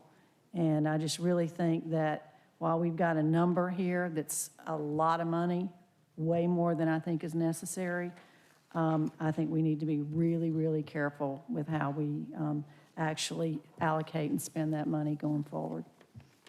All right, so 150,000 for the bridge for Commissioner Houseman. Commissioner Morris? That's the Rogers Bridge, the second item on this list? Correct, that's the steel from the last bridge going over the Chattahoochee River that's still left. Are you asking that it come out of this list of things to be funded with the 7.5 and put into the budget directly? Yes, I am. Okay. Well, I just wanted to clarify.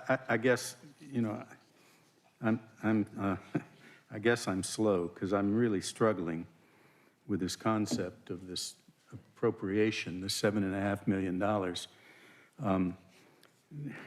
with an aggregate of 11 million plus on this list to be maybe funded out of it. Is the concept that we are going to have these items as part of the budget, or just the $7.5 million appropriation reserve in the budget? Because it seems to me that once it gets listed here, I guess there's going to be an awful lot of inertia to fund it at some point during the year. And I don't know how 7.5 million funds 11 million plus. So I guess I'm troubled with it. I want to understand it a little better. And in that connection, how are we going to decide as the year goes on whether to fund some of these items out of this? Are we going to vote on them one at a time in mid-year at some point? Is that your concept? That's my concept, yes. Well, that might make some sense as long as it doesn't get more than $7.5 million by the time we voted yes on all these items. Again, I guess I'm troubled by it. I'm struggling to decide whether to support the concept or not today. But a quick question. Can she address, she meaning CFO, on the 7.5? What is your? Mr. Chairman, the $7.5 million is included in the budget as an appropriated reserve so that it could be spent against these items that are listed. It's clearly not enough to cover everything that's on the list. So I think when we presented it this way, our thought was that it would be a reserve that we could tap into to fund these enhancements that did not make it into the proposed budget. If we did not use it or need it for any other purpose, but more as we got to the mid-year point, that's when we would make the decision on how the $7.5 million would actually be utilized. Mr. Anderson, did you want to add anything? No. All right. So with that understanding, your concept is that we would approve these item by item during the year against this reserve, or find other sources for it, maybe within department budgets, underruns, and so on. And I guess the question is, could the $7.5 million be spent on things that aren't on this list? I assume the answer is yes. Yes, sir. Okay. Yes. All right. And then just a question, follow up Commissioner Abdur-Rahman's question about PAD. You mentioned the $400,000. That is coincidentally about the amount that's listed here on the PAD items. Are you saying there's $400,000 in the budget elsewhere for PAD? Yes. Okay, and these items are an additional roughly. I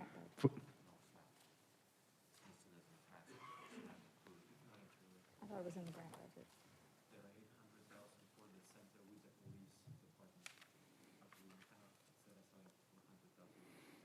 Okay, James is saying that we don't have the $400,000 for PAD in the general fund budget. I thought that it was funded as part of a grant budget, which is why I was saying it was included in the budget elsewhere. Yeah. Yeah, we need the conversations to be on the microphone, please. Thank you. So I'm sorry, Chairman. So yeah, there's not 400,000 for pad in the general fund budget. You think it's in another fund, grant fund, or some other source? Or is that what I'm hearing distantly through the? Yes, sir. We'll confirm that now, Okay. but I think that the PAD funding is actually part of a grant budget Okay. versus the general fund budget. Okay, but that's in the funding somewhere for the year. Yes, sir. Okay, and this 400 roughly would be additional money out of this 7.5 million if needed. Yes, sir. Okay, that's helpful, thank you. And actually, while I've got the floor, I hope we're going to recognize James at some point during the day. I understand he's leaving, and I think he's done a great job in the years I've been here, and I appreciate all your work, wherever you are. There you are. Thank you. Okay, Commissioner Ellis? Thank you, Mr. Chair. I said this at the previous two meetings, I believe. I'll reiterate it today. I think you all have done a very nice job of vetting through the different asks, and particularly, I think this year have really leaned in and focused on the things that we're supposed to do and that we're required to do, and really doing a good job of vetting what's needed and putting adequate funds in those particular areas. And I think that's evidenced by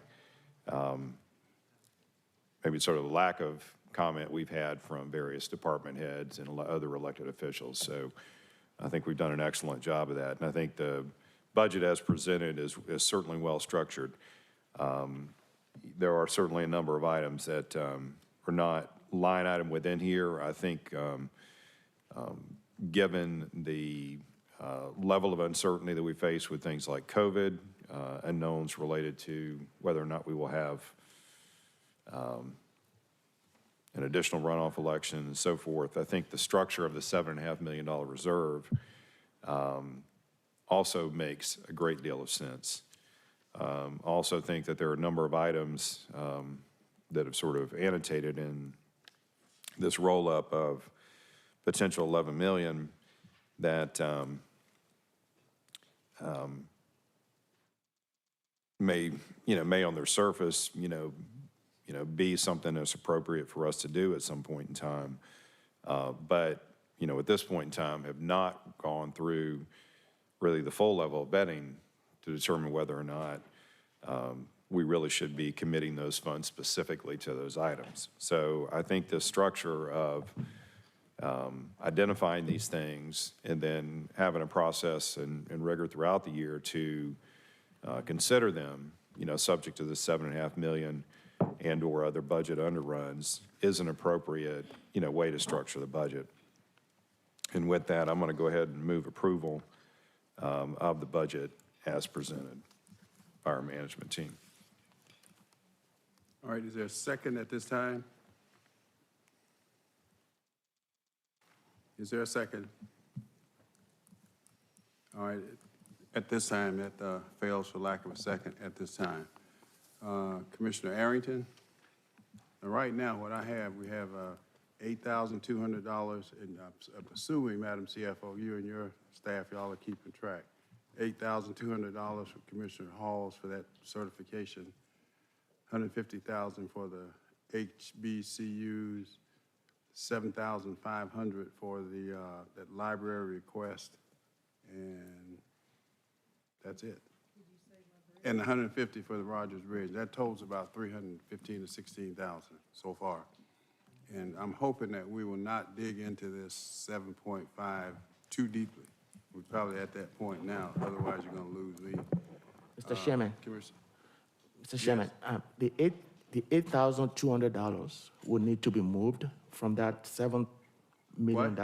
We need to move the $8,200 from the $7.5 million into Commissioner Hall's budget. I understand that, but I'm just getting the request now. It's $8,200 from Commissioner Hall, $150,000 for the HBCUs from Commissioner Hall, $7,500 from Commissioner Hall for the library, and then $150,000 for the Rogers Bridge from Vice Chair Houseman.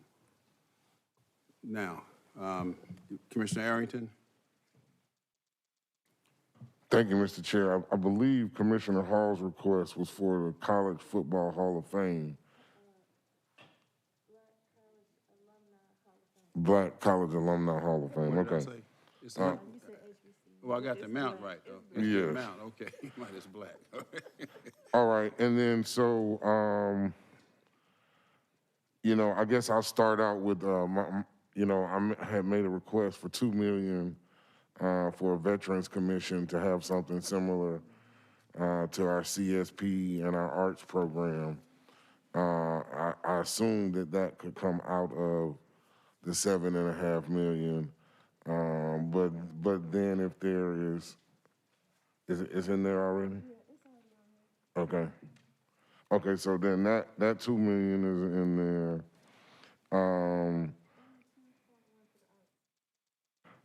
And the 2.1 for the arts, is that just for the Arts Council to give out, or is that also for arts programming?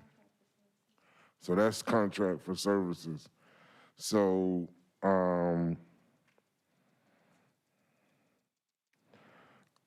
guess,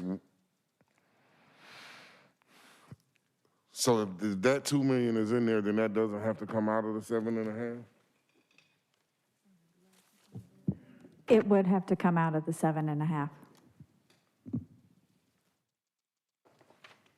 Okay, and then, oh, okay.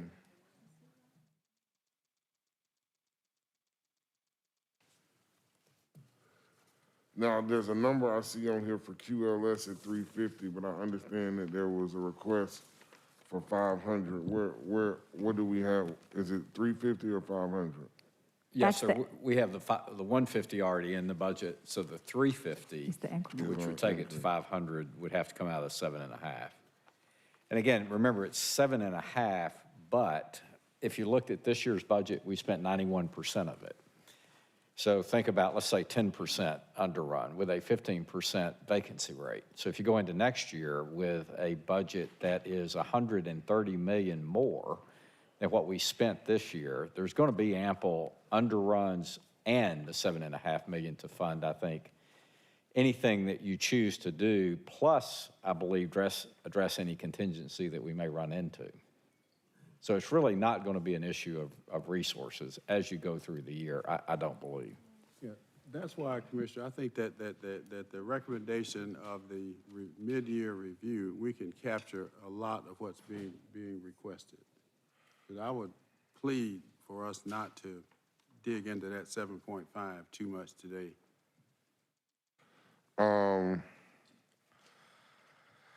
Yeah, I think that with the underruns, you say it's going to be about approximately 40 million in underruns?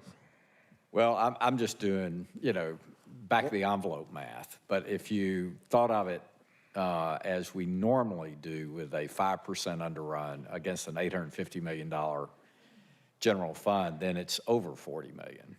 If it were this year, which it's almost a 9% underrun, it'd be double that.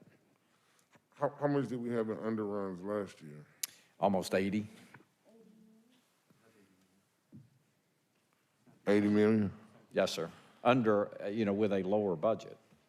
Budget last year was about 800. This year's budget's 850. So I'm gonna have to ask for then another $1 million for arts programming.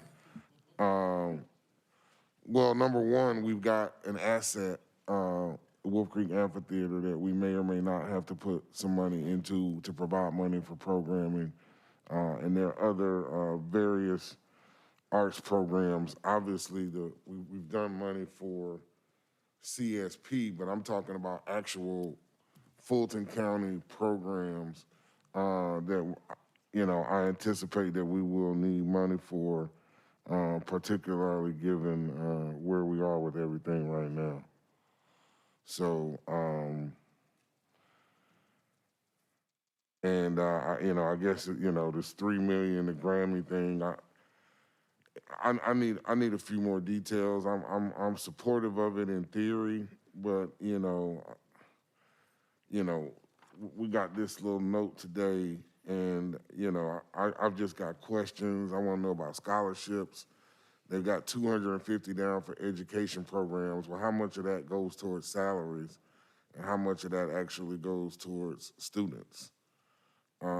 Community programs, 250. Again, how much of that goes towards salaries and paying people versus actually out into the communities? Is there a scholarship program? Why is there no money allocated towards scholarships? And if this is City of Atlanta, Fulton County, State of Georgia, there might need to be 100 or 1,000 music scholarships. I mean, this is the Grammys, right? I mean, Atlanta is big enough by itself, let alone all of Fulton County, let alone all of the state of Georgia. We're gonna need some scholars. We're gonna need a lot of scholarships. We got a lot of talented people in this state. And certainly I know the Grammys will do a good job at inspiring them. But I just think we need to work on that. So I don't have a problem with that being in contingency. I like what you said, Commissioner Hausman, as far as making it contingent upon the other governments contributing as well. I think that completely makes sense, but I know we're gonna need more money for arts programming, and so that's my ask is another $1 million for arts programming, internal arts programming. So Commissioner Arrington, I mean, if we were to take up the $2 million for veterans, which I'm not opposed to that, nor the $1 million for arts, but to me, it makes more sense to do it at mid-year when we have a better feel for what our financial situation is going to be, rather than taking it out of this 7.5 today. I'm just trying to minimize what we take out of that 7.5 today. Well, what I would then do is maybe say $1 million for veterans and $1 million for arts, so then it's still at the same $2 million. Because what happens if you take it up at mid-year, then by the time you put out a bid and try to get something done, you can't get it done in the year. If it's not in the budget now, and you wait till June or July to get something in the budget, and then there has to be an RFP that goes out in response time, and then something has to get done, it won't get done during this fiscal year. It winds up getting pushed to next fiscal year. I don't know if I agree with that, but 'cause I think if we can get it done, I think there is sentiment for doing what you are proposing. It's just when and the amount. So then, since the $2 million is in there, we keep it at $2 million, but I would ask to rearrange it to $1 million for the veterans and another $1 million for arts programming. And so then it doesn't change the amount at all. Okay, I hear you. Okay. Yes. But you're still saying mid-year review, that's what Ellis just said, Commissioner. I mean, I have no problem with being subject to the mid-year review. That's fine. We can leave it at 2 if it's going to be 2 or 3 for mid-year, because I think we will have enough at mid-year. But the responsible thing today, though, is to, again, minimize the take on the 7.5. Which is why I was trying to, because if we do it subject to review, we leave the 2 and the 1, then now you're at 3. So I was trying to get back with you and keep it at the 2 for now to make sure it stays at the level that you're comfortable with, Mr. Chair, instead of making it 3. But at mid-year? Well, I guess I'm asking to include it now. I mean, there will be a mid-year review. I assume we're gonna do a mid-year review of everything, right? Yes. But I mean, either way, I'm fine. I'm asking for the additional $1 million. We can either add the $1 million or we can take it from the $1 million that we're allocating for veterans so that the total amount remains the same and we don't dip another $1 million into the 7.5 is what I was trying to I thought I was trying to accommodate your request. And I thought I heard when Commissioner Ellis said mid-year and you said yes. And I Well, wanted he's to make- saying, I mean, I think all of this is subject to the mid-year review. I don't know that. Well, all of it, but what I have so far, again, is about 316,000, which is, not a lot to come out of that 7.5. But when we go adding millions, then that dramatically reduces the 7.5. Which is why I'm saying let's reduce the veterans by $1 million, add the $1 million for arts programming, and then that way it doesn't affect the level at all. It stays the same. Talking about the list, I think, in the list here. This list. All right, for Yeah. me, that's fine, except, okay. I got But you. that way it doesn't go further into, you're saying you don't want to affect the 7 and go too much further into the 7.5, and so. Other than the 316 to 17 that's already been identified. Yes, and so in my attempt to accommodate that, I'm lowering my request for veterans and asking for another $1 million for arts programming, which keeps it all at the same level. Okay, I got it. Yeah. Okay, Commissioner Morris, you're changing the list. I got it. I'm from Haddock, Georgia. I'm a little slow sometimes. Jones County. So. Yeah, no, all good. I just want to make sure we're on the same page because I was trying, my attempt was to accommodate your request to not dig too much further into that 7.5. Okay. All right, we're together. Commissioner Hall, followed by Commissioner Houseman, followed by Commissioner Abdul-Rahman. Thank you, Mr. Chair.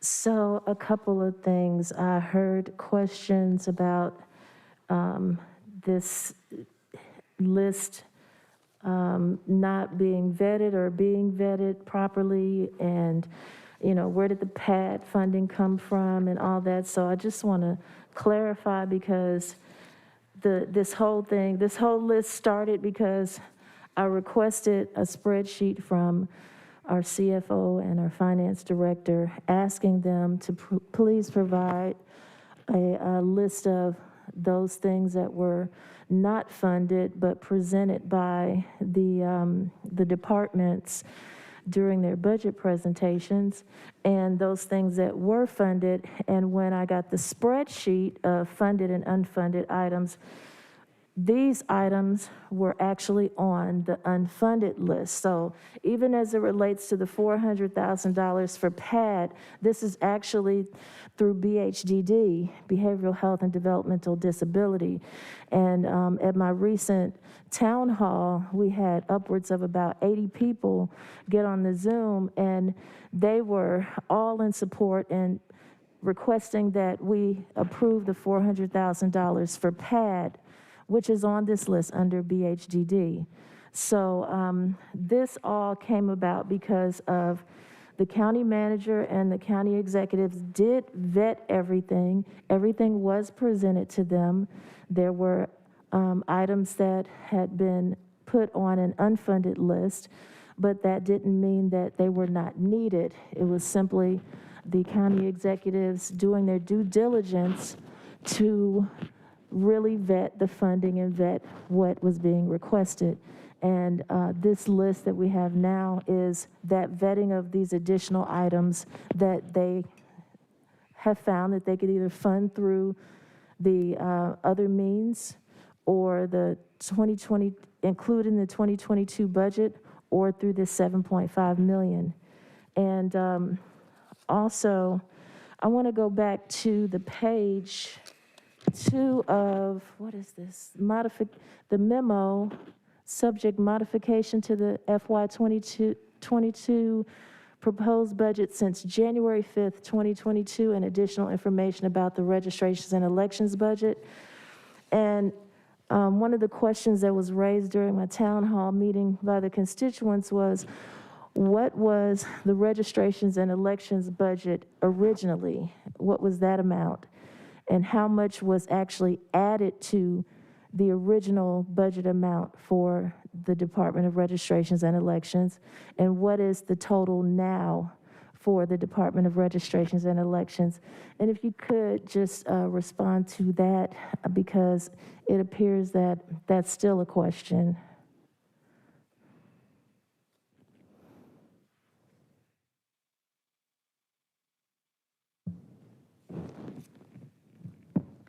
Thank you, Commissioner Hall.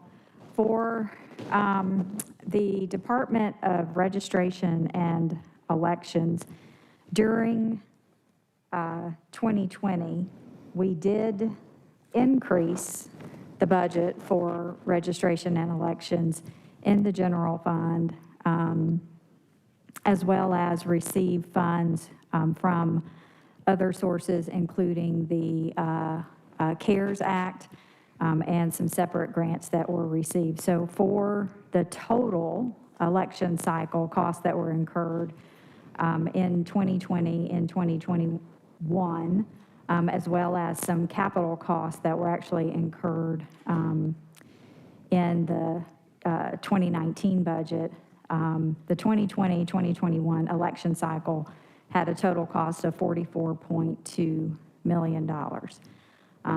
What was requested by the Department of Registration and Elections in FY22 was around $47 million, and that number included about $5 or almost $6 million worth of some additional equipment needs. And what we have funded in the proposed 2022 budget is $37.4 million.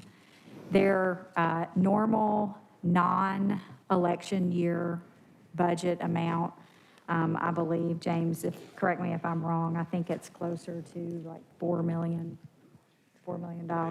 Yeah, their base budget. Their base budget is $4 million? About $4.5. $4.5 million. So the base Department of Registrations and Elections budget is $4.5 million about. And so all the rest of the funding is what has been added in there. And just to be clear, due to the impact of SB 202, they're no longer able to receive that grant funding. So all the money that we see in this middle portion that would have been federal and, CARES Act grant funding is not listed in the spreadsheet below that says FY 2022 registrations and elections budget because due to SB 202, they can no longer receive that grant funding. Is that correct? Yes, ma'am. All right, so that's how many millions of dollars did they receive, it looks like it says 2020 to 2021 in grant funding that helped the elections? In grant funding, they specifically received $8.8 million in grants.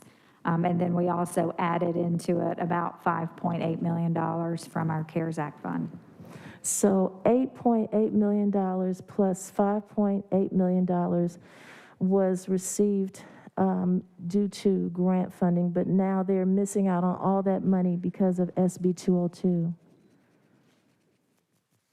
So I think we need to really consider that fact that they will not be able to receive additional funding from elsewhere. And so where do they get that funding from if it's necessary, that they need it? Thank you. All right, Commissioner Vice Chair Houseman. All right, so just for clarity, I want to make sure that the $1 million that was to go to increase the books in the library system from the TAD is included in what we're considering today. Yes, ma'am. Our recommendation is to fund that request through the tax allocation district proceeds. Yeah, it's listed as being funded through other funds, but I just wanted to make sure. Yes, ma'am. Okay. And then I think I'm a little confused about the PAD money also. There's grant money in the budget, but there was a request for an additional $400,000. Is that? Yes, ma'am. That is not included. That is not included. Have y'all vetted that? Have you determined that that in fact is needed at this point? Or do you have any recommendation on the need for that? We've gotten a lot of communication about this particular item. Commissioner Hausman, I thank you. The confusion was that $343,853 is included in a 1.2 million 3-year grant. And so we were reading the request and thinking it's funded through that grant. But we now understand that Commissioner Hall's request is above and beyond what was funded in the grant. And so we will now take that into consideration. We do believe that based on the comments we've heard, we understand that the constituents that support PAD believe that that is needed in communication with Latrina. While she did not request that as a part of her enhancements because of the grant, we do see that now. And so I hope that it's clear that $343,000 is PAD funding of a 3-year grant. Next year's funding for PAD will be $346,000 of that $1.2 million grant. And so now we will look at the $400,000 additional dollars that has been requested and determine how that will be funded. It appears that we would add it to the list for the $7 million that we've been talking about, but we apologize for the confusion that we interpreted funding for PAD as satisfied with the grant dollars. Okay, I think I understand what you're saying. My real question is the 343 that is currently in the budget for this year adequate for their needs? So based on the additional request, there are some needs above and beyond the 343,000. So then this 400,000 is on the list of potential things that would be funded out of the 7.5 million, is that correct? Yes, ma'am. And you will evaluate that particular line item and bring it back to us for consideration? Yes. Is that what I'm hearing? Yes, ma'am. Is that going to happen sooner rather than later, or will that happen mid-year, or what do you anticipate? We anticipate it being a part of the mid-year discussion with the other items. So the current funding would be sufficient until the point that we look at it, or are they going to operate thinking that they're getting 343 for the entire year? So I hope you understand where I'm coming from here. I do. We will work with Latrina to determine if we need to bring this back earlier than the mid-year. Thank you. Okay, Commissioner Abdul-Rahman. Thank you, Chairman. I'm going to, in respect of time, I'm going to try to be as brief as possible, because my understanding that the grant funds that are already designated through a federal grant for substance use treatment coordinated is separate from the $400K in operating dollars to PAD, which to my understanding was included in the 2022 budget. So I'm just trying to make sure clarification from Commissioner Hall and Vice Chair Houseman. And I don't know if we need Latrina, because even now I'm confused, and at first I wasn't. And so I know that there's grant money that was being used for substance abuse treatment, and then there was also a separate $400,000 in operating dollars to PAD, which to my understanding, based on what I thought, had been included in the 2022 budget. And so I'm sorry if I'm having a blunt moment, but now I'm confused. So if I can just get some clarification on that for the sake of our listening audience. Yes, ma'am. So the budget for PAD for 2022 is $343,000, which is a part of a grant, a $1.2 million grant. We believed that funding would cover programs and operations for 2022. As constituents have spoken with Commissioner Hall, they have requested and advocated for an additional $400,000 for additional services and operational dollars. when we saw the $400,000 request, we felt that it was already satisfied and did not recognize it as above and beyond Okay. the 343. So now today we're clear that the $400,000 request is above and beyond what was already allocated through grant funding. Okay, so that $400,000 is separate. Yes, ma'am. From the 343. Yes, ma'am. That's why I want to make sure Yes. that the audience knows that. Yes, ma'am. Okay, thank you. Also, in respect of Commissioner Arrington, I think you may have had surgery or something at the last Board of Commissioners meeting, but the Grammy, the people from the Grammy did make a presentation. And so, like Vice Chair Hall said, some of that money will be tied to additional money. And I want to support what you're saying, but I also want to let you know that they did make a thing here. And you weren't here to give some of this information that I'm hearing today. So I just want to say I do support that additional funding, especially for arts, because here in our district, the city of South Fulton, we are trying to work with that leadership there for some type of collaboration. And so I'm hoping that what you're trying to do, that we'll look at the importance of passing that today, because if we pass it if we do it for mid-year, technically we will not be able to use Wolf Creek to what we're trying to do in collaboration with them until next year.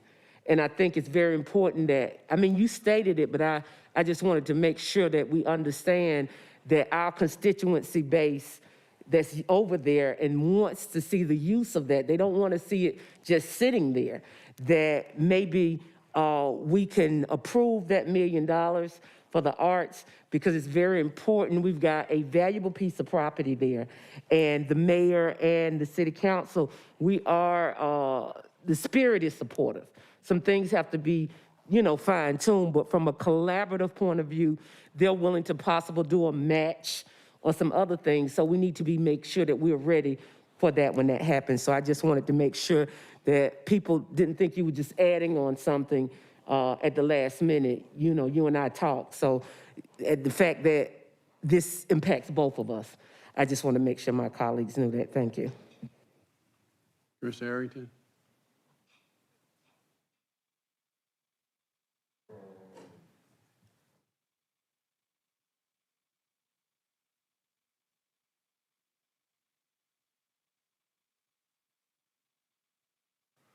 I've forgotten what my question was. I guess I need to write it down. Okay, we'll take it up at mid-year. All right, so here's where we are, and please, here's where we are. So far, I think the exact amount is $315,700 that have programs, additions, enhancements, whatever you want to call them, have been suggested today, and I can support that. So that would mean reducing the 7.5 by 315,700, whatever that number is. That would be the number that we would look at come mid-year, and it could look at it before mid-year, depending on the circumstances. So the only outstanding one that I think I hear that I'm concerned about, and I think that Commissioner Arrington, Commissioner Abdul-Rahman, and Commissioner Hausman, and maybe even Commissioner Hall addressed it, is what do we do with the Grammys? I think that I haven't heard anyone object to our participation with respect to the Grammy development in Fulton County. Happens to be, we'll be in downtown Atlanta. Outstanding question, though, is how much. I know that they're asking for $5 million from the county, $5 million from the city, and that's what they want, though. That's what they need. They say this need. $5 million from the county, $5 million from the city, $5 million from the state. It's been reduced to $3 million from the county. Don't know what from the city, don't know what from the state. But whatever we do, it seems to me to make sense that ours, as has been stated earlier, we can make the commitment, and I think there is a strong commitment, manager on down, that we participate, but it be contingent upon the city participating and the state of Georgia participating. And if we need to commit that in writing to them, I'm not sure what would be acceptable. We've heard from Mr. Olecki. I've not heard anything directly from the developer. I know what he stated. And so I think that we need to hear from the developer, even if that means through Mr. Olecki, exactly what they're looking for. But I think that our commitment is strong to the project, and we need to put that in writing. I mean, I'd be willing to sign it, and whether it's over a 2-year period, a 3-year period, whatever is needed to bring the project to fruition. You know, I think that we're all in agreement that it would be a good thing for Fulton County, conditioned upon, subject to City of Atlanta and State of Georgia participation. So leaving it in as something to be considered 1 month from now, 2 months from now, mid-year, I mean, that's fine.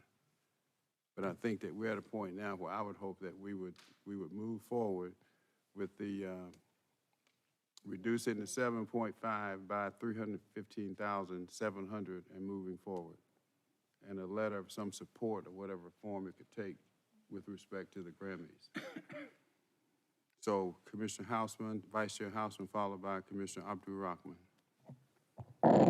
I mean, I think it's reasonable to enter into negotiations on the points that we've raised with this particular museum. I think it is something worth continuing the conversation. Holding some money in reserve for the potential of an agreement is reasonable.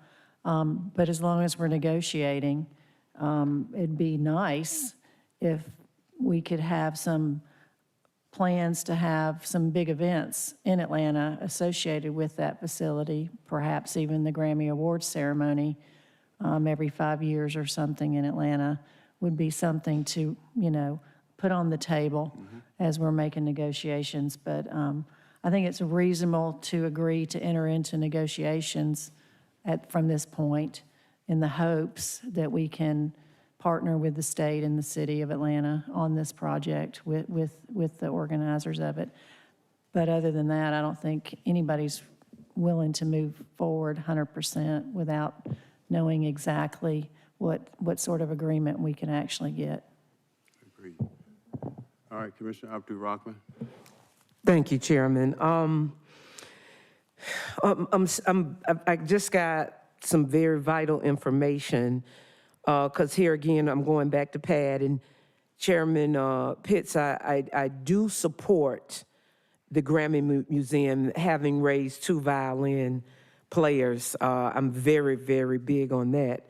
However, I think what we may be not clear on, at least I'm not clear on, and Pat isn't clear on, the $400,000 pays for direct services for housing, food, transportation, and IDs for the homeless individuals. The grant money is reimbursable for substance abuse treatment only, based on the number of people who accept it. By the way, it's also not all going to PAD. A substantial amount of it goes to treatment providers that we have subcontracted with on behalf of Fulton County. So if we push it off to mid-year for them, we're gonna have a problem. And I think, Chairman Pitts, I just wanna bring that to your attention, because I don't think we realize that. And county manager, if you can kind of weigh in, because I wanna make sure that, I know we have the commitment. I'm not challenging the commitment. What I'm saying, or bringing to my colleagues' attention today, is that moving that to a mid-year as opposed to now. And that's why I was confused, because based on what Latrina Foster said, the 400 was now in the budget now. And so, Commissioner Hall, I don't know if you knew that or not, that it was supposed to be in the budget now versus mid-year, because they're gonna be operating in a deficit if we do it that way. And so I didn't know if you knew that or not. So I just wanted to really bring that to the attention. And I also, County Manager, would like your comments on it after my colleague.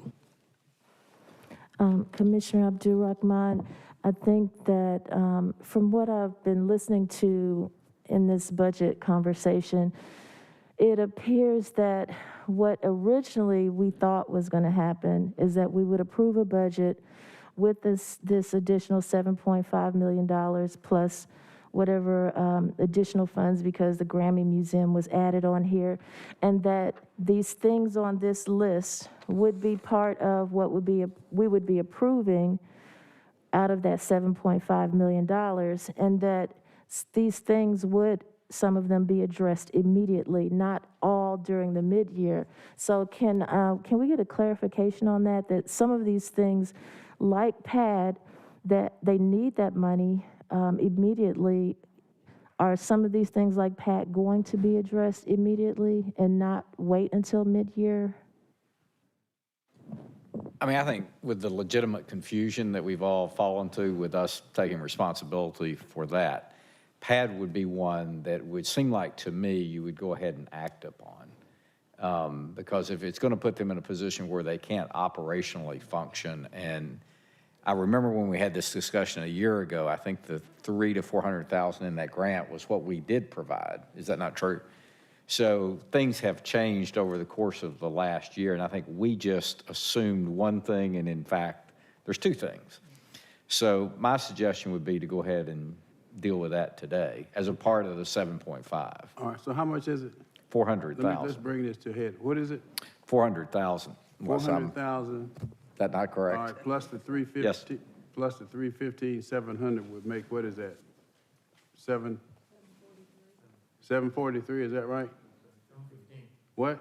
715. So 715 minus 7.5 is what?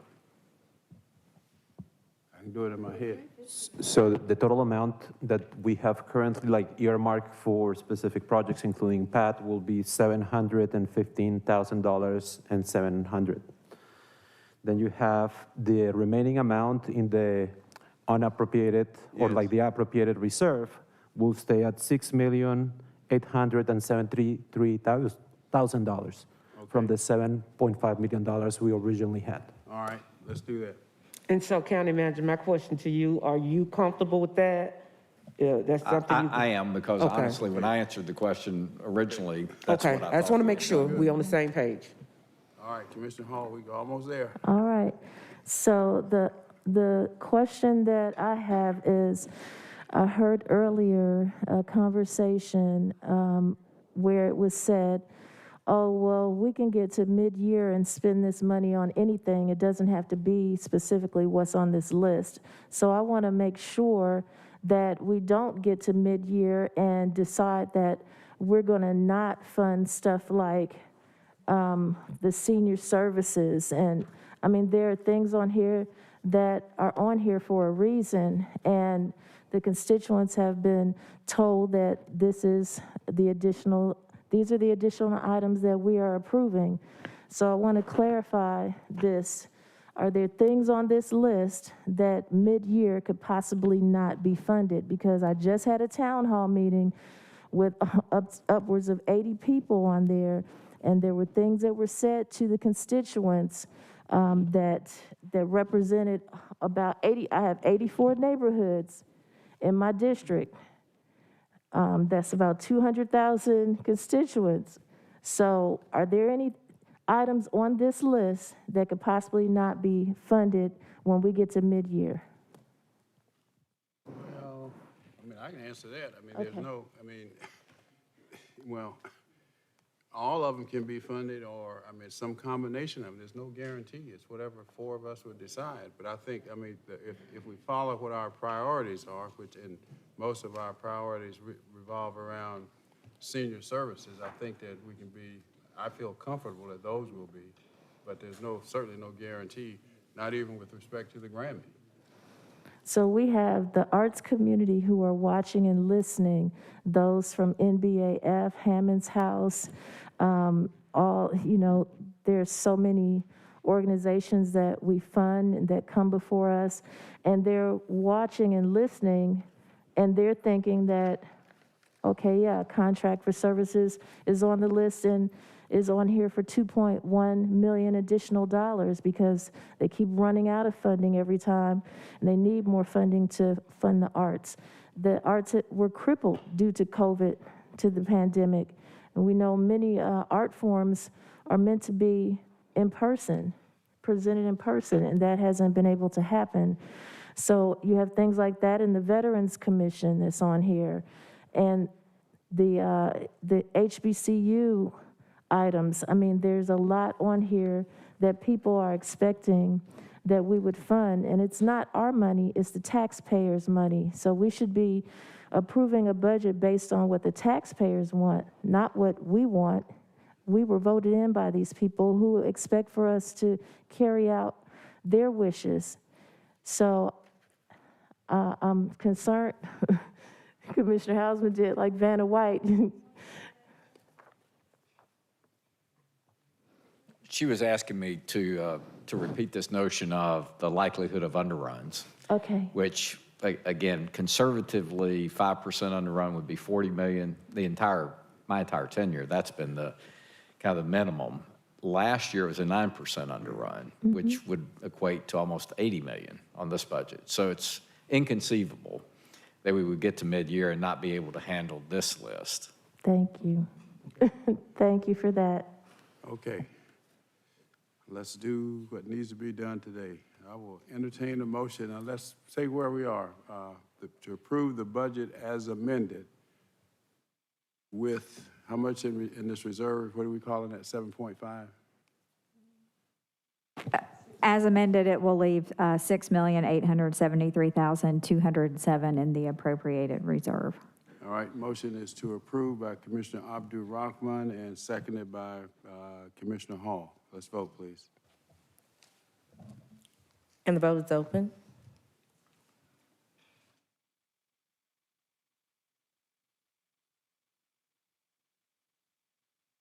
And the motion passes, 5 yeas, 2 nays. Next item. Mr. Chairman, Yes. can we get a clarification on what the COLA percentage? What? The COLA percentage that's approved. 7%. Okay, because I didn't hear the motion, that's why. 7%. Okay. COLA, thank you. Okay, 1241. Mr. Chairman, can I also just ask for clarification? Yes. If the board's action was to approve the resolution that was included in the board's package, which will encompass all of the various funds. I just want to make sure that we're clear. Well, we can take a vote on that with the adjustments. Which item is it? That would be the... It's the resolution that was attached with agenda item 220050. So that was, let's just have that was the formal vote on that. Yeah, okay. Okay, thank you. So 1242, what's your pleasure? Want to recess for lunch now and come back and move quickly this afternoon? All right, I'll entertain a motion to recess for lunch and executive session, items of real estate, personnel, and I always forget the other, litigation. Motion to approve by Commissioner Abdul Rahman and seconded by Commissioner Morris. Vote is open.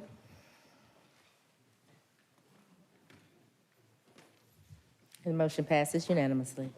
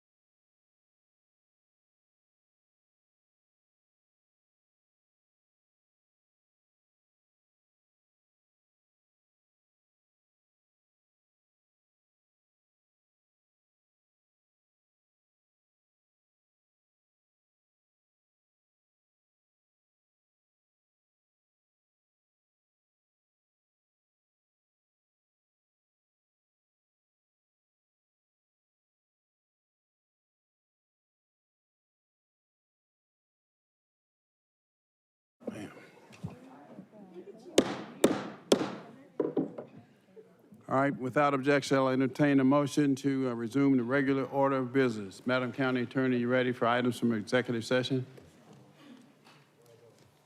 You need more time? No, yes, Chairman Pitts, I'm ready. You ready?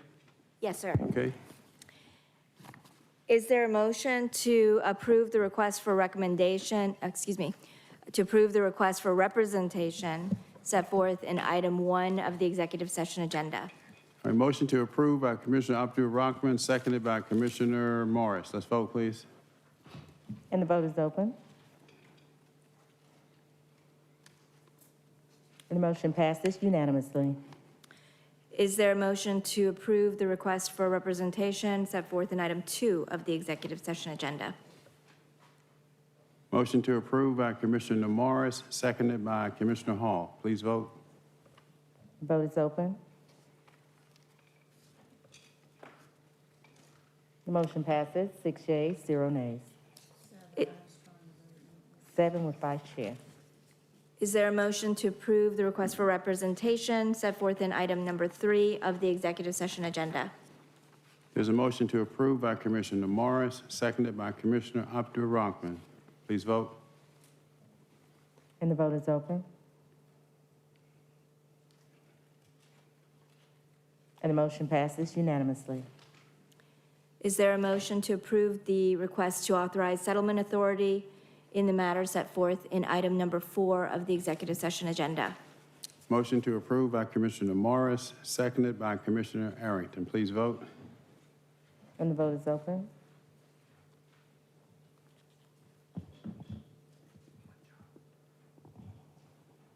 And the motion passes, 6 yeas, 1 nay. Nothing further, Mr. Chair. Mr. Chairman, there's one more item. I move that we accept the resignation of Richard Barron effective April 1st, 2022. Press the button and I second. The motion to approve by Commissioner Houseman, seconded by Commissioner Hall. You recall this motion was before us at the last meeting, failed, it's back before us. Let's vote, please. And the vote is open. And the motion passes, 4 yeas, 3 nays. Motion passes. Continue. It did, 4 yeas, 3 nays. On page 5, under County Manager's item, Open and Responsible Government, 22-0047, presentation of COVID-19 operational response update. You have 10 minutes, Mr. Manager. Let's roll. Good. Well, I'll return 5. We appreciate very much being able to discuss with you the improved trends, since certainly during the Christmas break and New Year's, they were worsening significantly. The average new daily cases you'll see in the material that you've been given are at 1,000. That means that we're not headed to 3,000, which was the projection. Positivity rates down to 20%. So we believe that we have turned a corner. Matt will go through some of these details. The hospital bed availability, though, is at 6 to 8%, which is still a challenge. 1,200 people or so in the hospital, and a death rate of 2.9 represent plenty of challenges. We also had to increase the capacity at our morgue, so we have taken that very seriously over the course of this entire pandemic. But it's an indicator of, again, how challenging this situation is. Relative to vaccines, we have 68% of the eligible population with 1 dose and 62% with 2. So that's good news, but still represents plenty of work to do. We will begin using incentives again at all locations.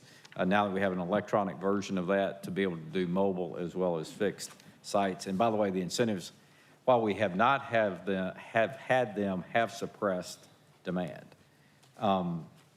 We've expanded the testing capacity as we discussed with you. Mercedes-Benz Stadium is the mega testing site, and we are very thankful to Arthur Blank and his entire team for enabling that site to be used. It can produce 2,000 tests per day, and we're seeing a steady increase there. We've also been able to open a site in Sandy Springs using another provider, so that's given us 5 now sites for testing. We've ordered 150,000 home kits. The unfortunate news is we have had supply chain problems there, so the first order was disrupted. Now we have received about 1,100 or so of those. Matt can speak to that. We're having to disassemble some kits and then put them back together where we would be handing out 2 per. So it's definitely challenging right now, but hope to have that in a mode where we're beginning to distribute those, and Dr. Rochelle and Matt can talk about that distribution plan. As we've talked about before, and unless there are questions, this will suffice for ERAP, but we do have the confirmation, of course, from DCA that we'll receive the $25 million, and I did get a text from the DCA commissioner as we were in executive session that the mortgage assistance plan is now live. So there is an ability to access that by our residents, and again, that's a $350 million or so program run by the state of Georgia. We've made significant progress with Project Orca, and Alton has included slides. I'm really pleased to see the fast start that we're off to in terms of case reduction, but remember, it won't be a linear process in terms of cases going down at this rate each month, but I think getting off to a fast start is important to take note of. That all being said, we are more hopeful than we've been in the last couple of meetings or sessions with you and the mayors. We would recommend that we remain status quo, meaning that we keep the senior centers closed until the next meeting with wellness check-ins. What we are recommending, though, is that we begin to do some outreach to our developmental disability clients, because they are experiencing, I think, some issues with being disconnected from us. The tax offices are now all open, so that's good news from the last meeting. And then in the next meeting, we'll be bringing forward some of the contracts and agreements that will begin to get us down the road of economic recovery, specifically small business loans, job training, and the next round of the CSP program for Health and Human Services. So with all of that, Matt, if you can perhaps not go through every chart, but hit the highlights with the board and then see what questions they have. Thank you, Mr. Manager. Matthew Colmeyer from Emergency Management. Moderator, if you could go to slide 3, we'll just do a quick cover of some things here and draw your attention to a couple other slides. So like the County Manager said, 7-day averages for cases, hospitalizations, percent positives are now trending downward in a good fashion. That's what we like to see. 99.7% of all of our cases are the Omicron variant based upon the data that is being shared with us from the State Department of Public Health lab. You'll see the 61% of new cases are from unvaccinated, and we have a really nice chart to show you the difference between people that are unvaccinated, vaccinated, and vaccinated with a booster, and how they're responding to the current variant. The one thing of concern the County Manager touched on is that we've never been below 10% in hospital bed availability. We're watching that closely. We're dealing with Grady, who's our Regional D hospital coordinator, to make sure we keep our finger on the pulse of that one, and to see if they need any assistance above and beyond what the state is providing to them. The County Manager did speak to the fact that we had to go ahead and source a second cold storage unit from Medical Examiner's Office. We actually are in a position right now where we have stabilized the situation, but we'll continue to monitor that as we move forward. If I could get the moderator to go ahead and switch to slide 5, please. Just wanted to draw attention to the fact that we are still in a high transmission state based upon our cases per 100,000, as well as our positivity rate. We have seen about a 10% reduction in our positivity rate. The last time we actually were here with you all, we were at 27.2%. We did peak at 37% positive, and as you can see, we're back down in about the 20 to 25 range at this time. Is actually closer to 20.5% for our percent positive. If we can move to slide 8, please. This is a new slide that our epidemiologists have shared with us from the Department of Public Health, Fulton County Department of Public Health, and I think it's important for you all to just review this and share with your constituents. It's the difference over time from unvaccinated versus fully vaccinated with booster and without booster, and it shows how those individuals are actually responding to the different variants that we've had over time.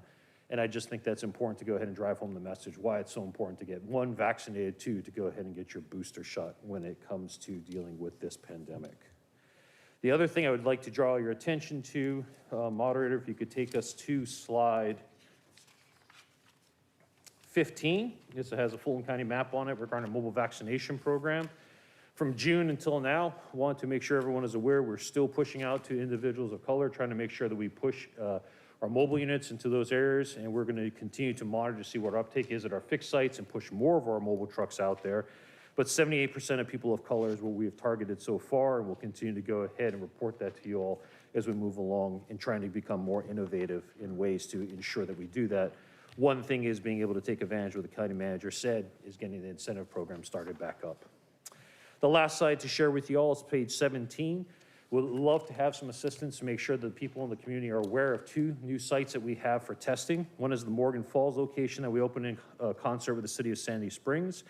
That was due to the large demand that we had at 4,700 and just the difficulties of managing traffic on that site because we did testing as well as vaccination at that site. So we offered a kind of a relief valve at that location. So please take advantage of that free testing for the citizens that are within that driving distance, as well as something that we're very proud to say that the State Department of Public Health put in had trust enough for us to open this site in Mercedes-Benz Stadium and manage it.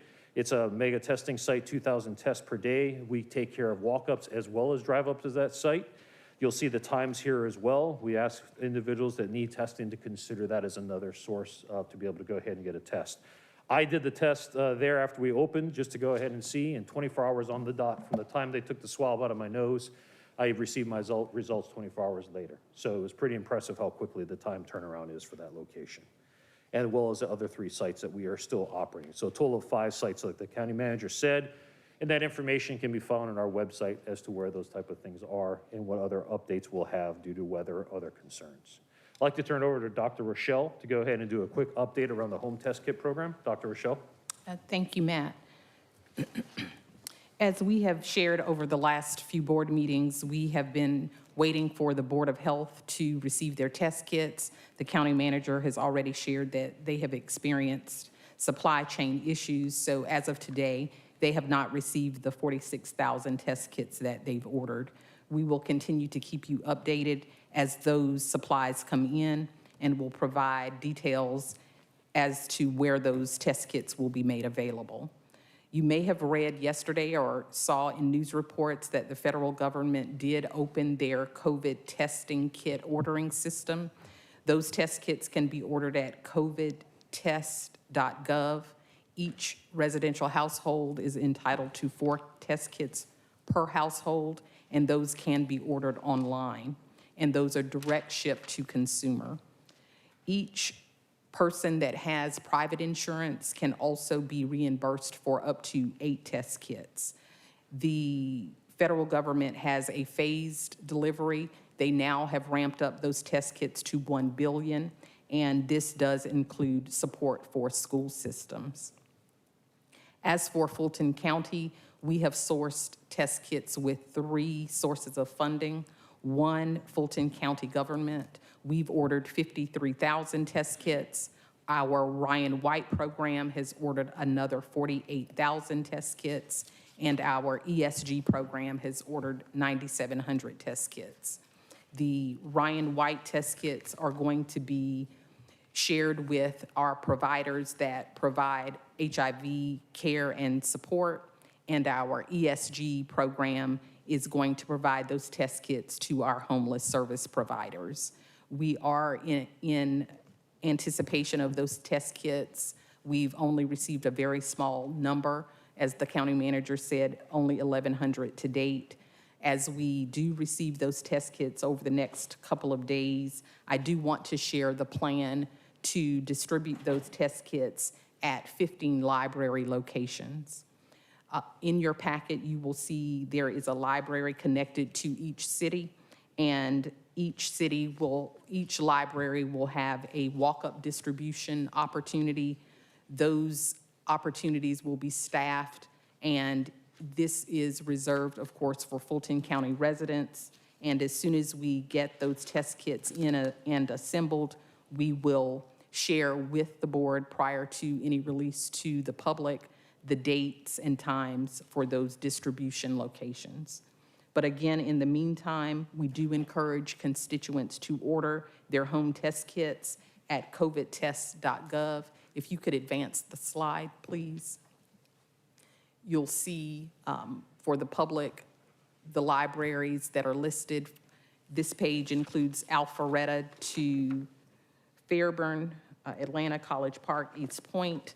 Next slide, please. We have Hateville, Johns Creek, Milton, Palmetto, Chattahoochee Hills, Roswell, Mountain Park, Sandy Springs, South Fulton, and Union City. So again, there will be an access point throughout the county. Next slide, please. Yes. So will people go into the libraries to pick these up? How will the distribution work? So each library may be a little different because of the parking or the amount of space that's available for pickup.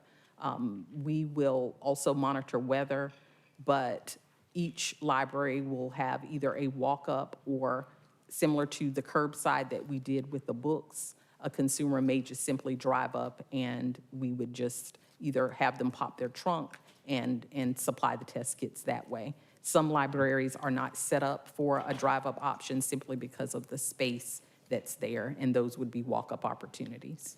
And will we advertise the hours that's available and those types of particulars based on the location, or how are we going to communicate? Yes, ma'am. Jessica Corbett and her team are already working on the communications plan and will provide, again, all of that information in advance to the board first so that you know in advance when we will be releasing that information. Thank you very much. You're welcome. This is the final page here. What consumers will see when they go to the federal website is a page similar to this. We do want to remind our constituents that these are free.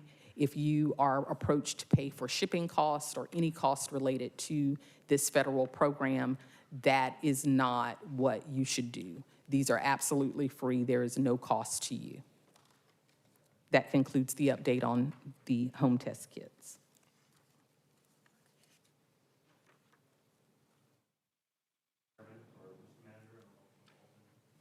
Further questions? Yeah, any questions on these reports? Continue. So I think, thank you, Matt. I've already discussed, I believe, the reopening status. I might call your attention just to the number of folks that did test positive. It's still very challenging. In the most recent period, it was 148. That's on page 24. On page 25, you can see that's just a slight tick down from the 153 that we had previously. So we remain, again, focused on encouraging our employees to receive the vaccination.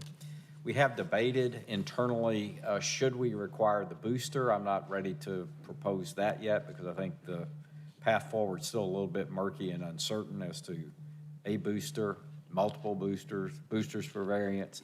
So right now, I want to stay with what we have. I think that has a lot of credibility with employees. Service delivery I talked about on page 29. So I think the only other thing was, again, on the emergency rental assistance and mortgage assistance. I do have the, before you ask, Commissioner, the website or the link that a citizen could access for mortgage assistance. And again, this is effective today. It's georgiamortgageassistance.ga.gov. georgiamortgageassistance.ga.gov. So it's launched and open today. I think what I'd like to do now, if no questions on that, is pass to Alton Adams for an update on Project Orca.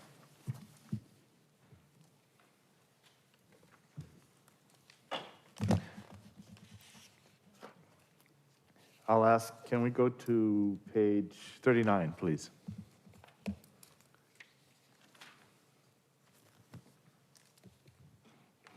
Great, thank you.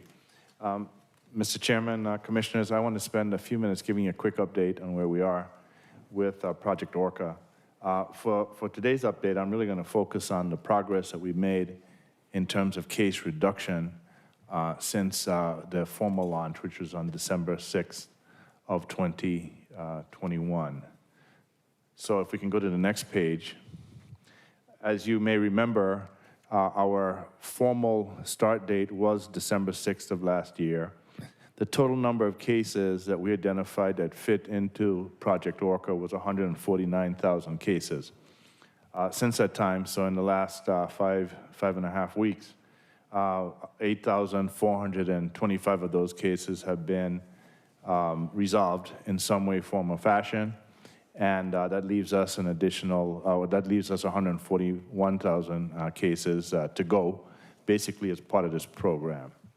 If you go to the next page, what we have done, among other things, is track these by court. And so in Superior Court, we started with a total of 15,900 cases. 1,382 were resolved in the last 5 weeks, and then the remaining is showing on the right-hand side. Next slide talks to State Court, starting with 20,000 cases, 1,296 having been resolved, and 19,300 remaining. And then finally, the last slide talks to Magistrate Court. They started with 39,400 cases on December 6th. They have, as you can see, resolved more than 5,000 cases in the last 5 weeks, more than 10%. So on a really good trajectory, which we expected, given the nature of the cases that Magistrate Court typically handles. And so, as the county manager indicated, we feel like we're off to a good start, particularly since for the month of January, the Chief Judge of Superior Court, Judge Brasher, put a hold on in-person jury trials because of Omicron. And so we started December 6th, and then we kind of pulled back and stopped for the month of January because of the prevalence of cases. We're due to restart the first week in February, but even with that, have made considerable progress in terms of getting after the numbers that are part of this particular program. So let me stop there and see if there are any questions. No questions. Great, thank you. Mr. Manager?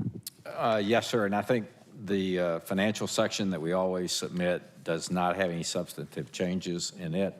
I would remind you again that we have spent now $100 million of the slightly over $300 million allocated for a 4-year program. So we're well down the path of getting the money into the community for their support.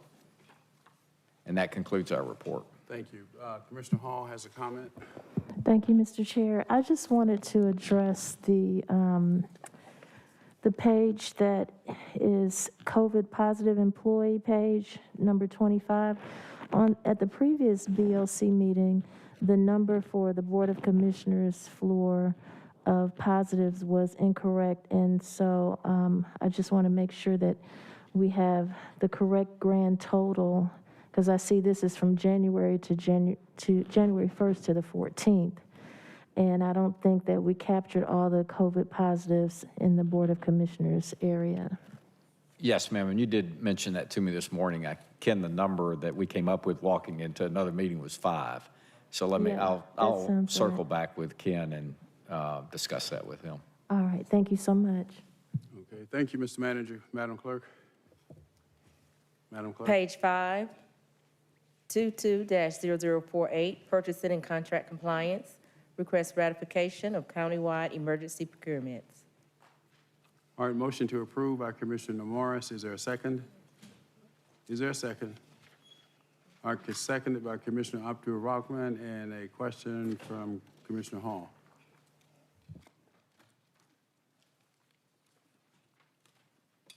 Thank you, Mr. Chair. I just had a question about the line that says additional responsibilities for AFCEMA has taken on to cope with the COVID-19 pandemic. And I just wanted to ask, what are the additional responsibilities that they've taken on?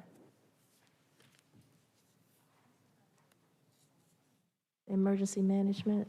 Commissioner Hall, I believe that is to fund 3 additional contract staff that AFCEMA has had on board since sometime in mid-2020 to help manage all aspects of our pandemic response.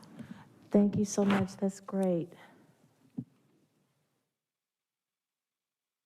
All right, motion to approve by Commissioner Morris, seconded by Commissioner Abdul-Rahman. Let's vote, please. The vote is open. The motion passes, 6 yeas, 0 nays. 7 with Commissioner Arrington.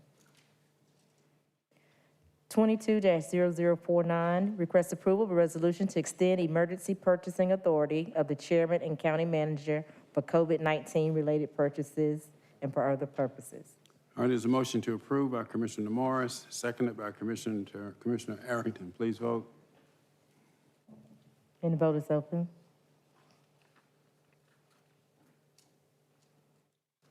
And the motion passes unanimously.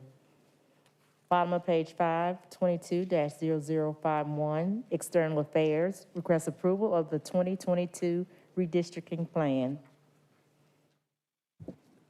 Ms. Corbett?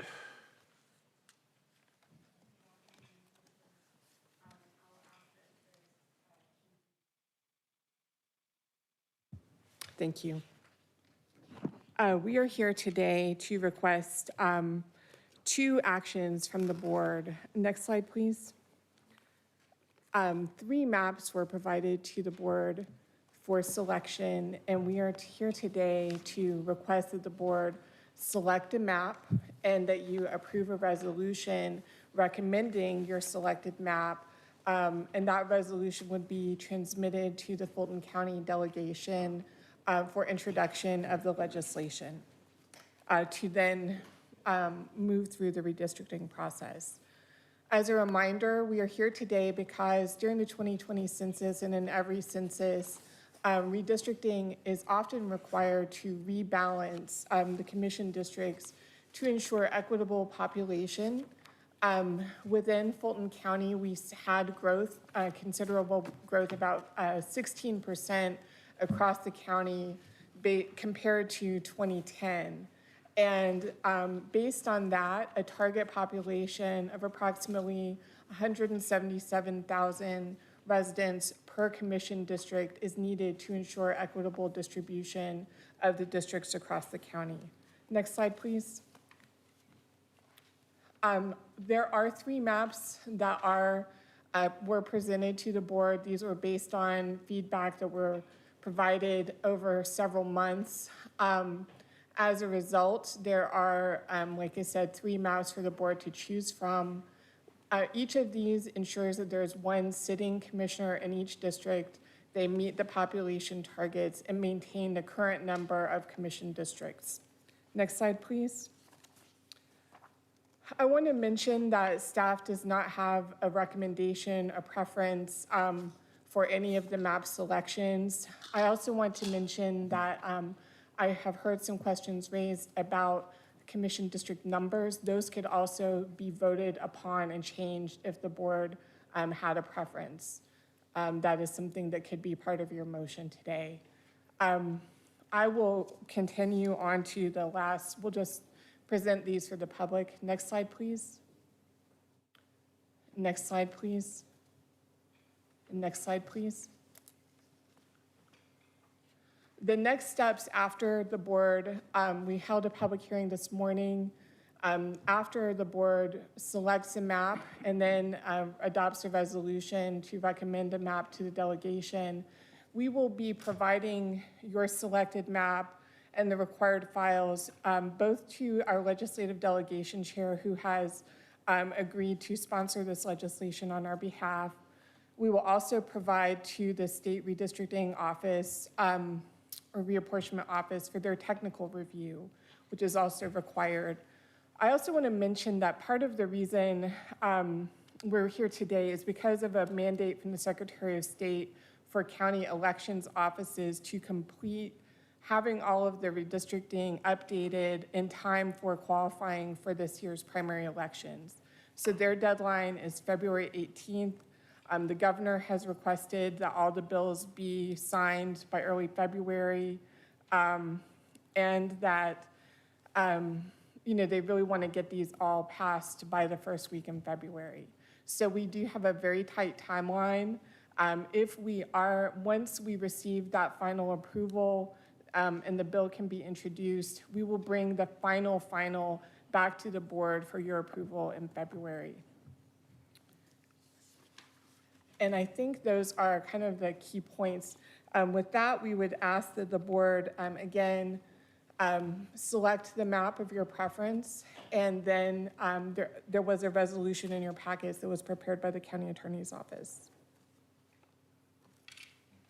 Okay, the lineup is as follows. Commissioner Arrington, followed by Commissioner Morris, followed by Commissioner Abdul-Rahman, followed by Commissioner Natalie Hall.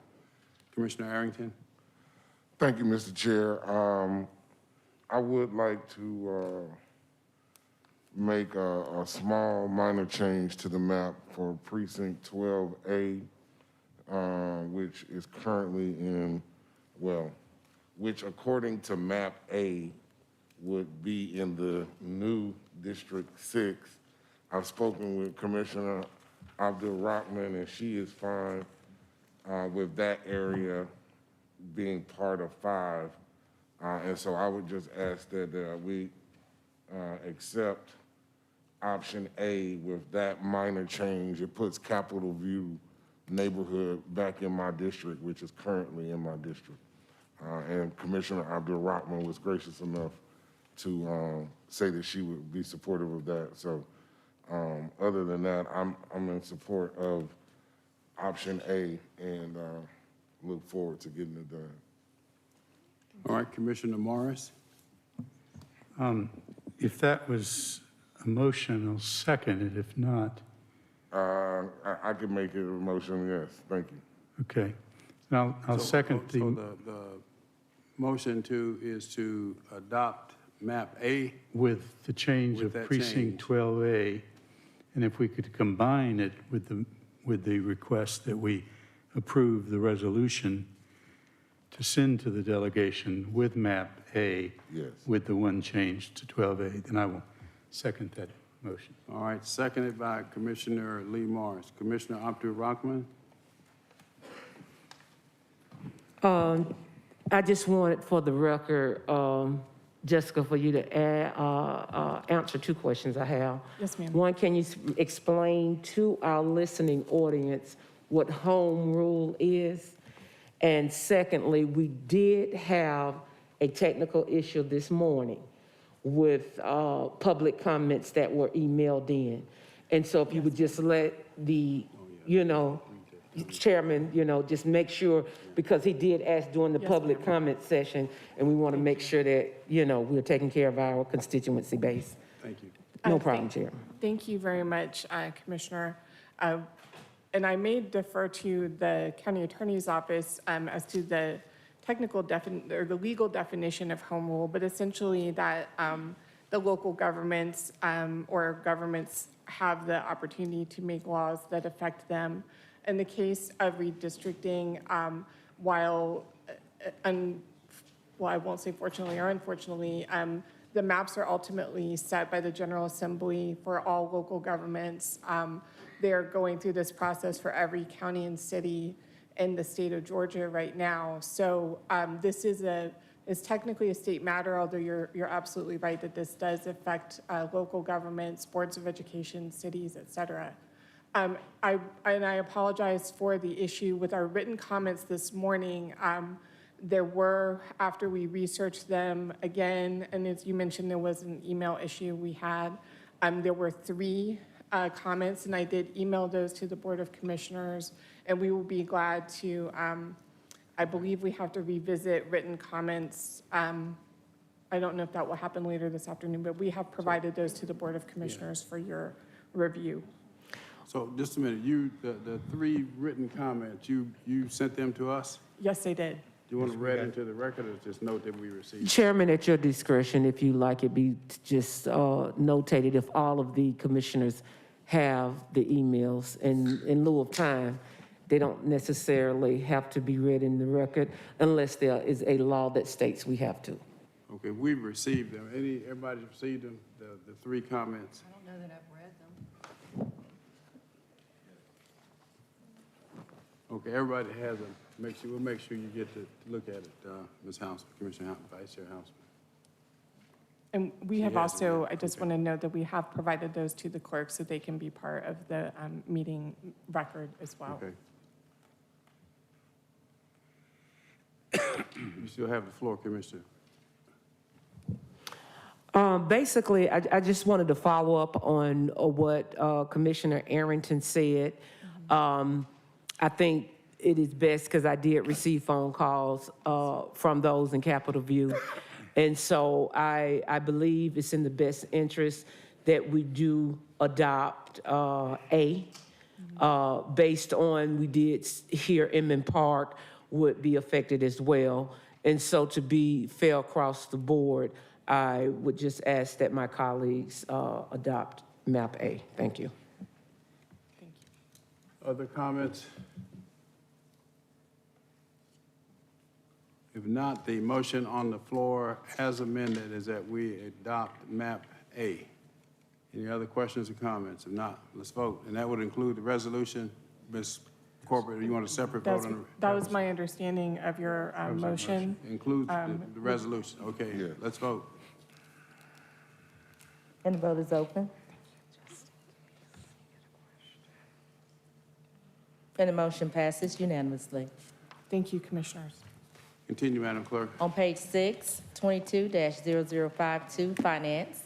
Request approval of recommended proposal to provide professional property and casualty brokerage services.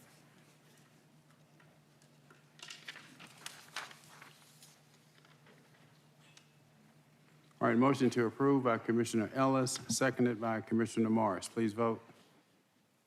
And the vote is open.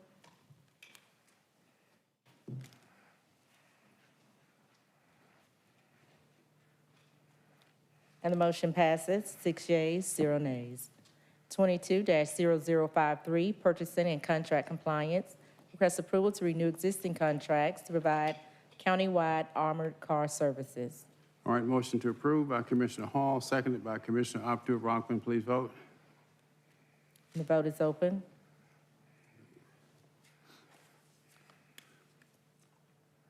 And the motion passes unanimously.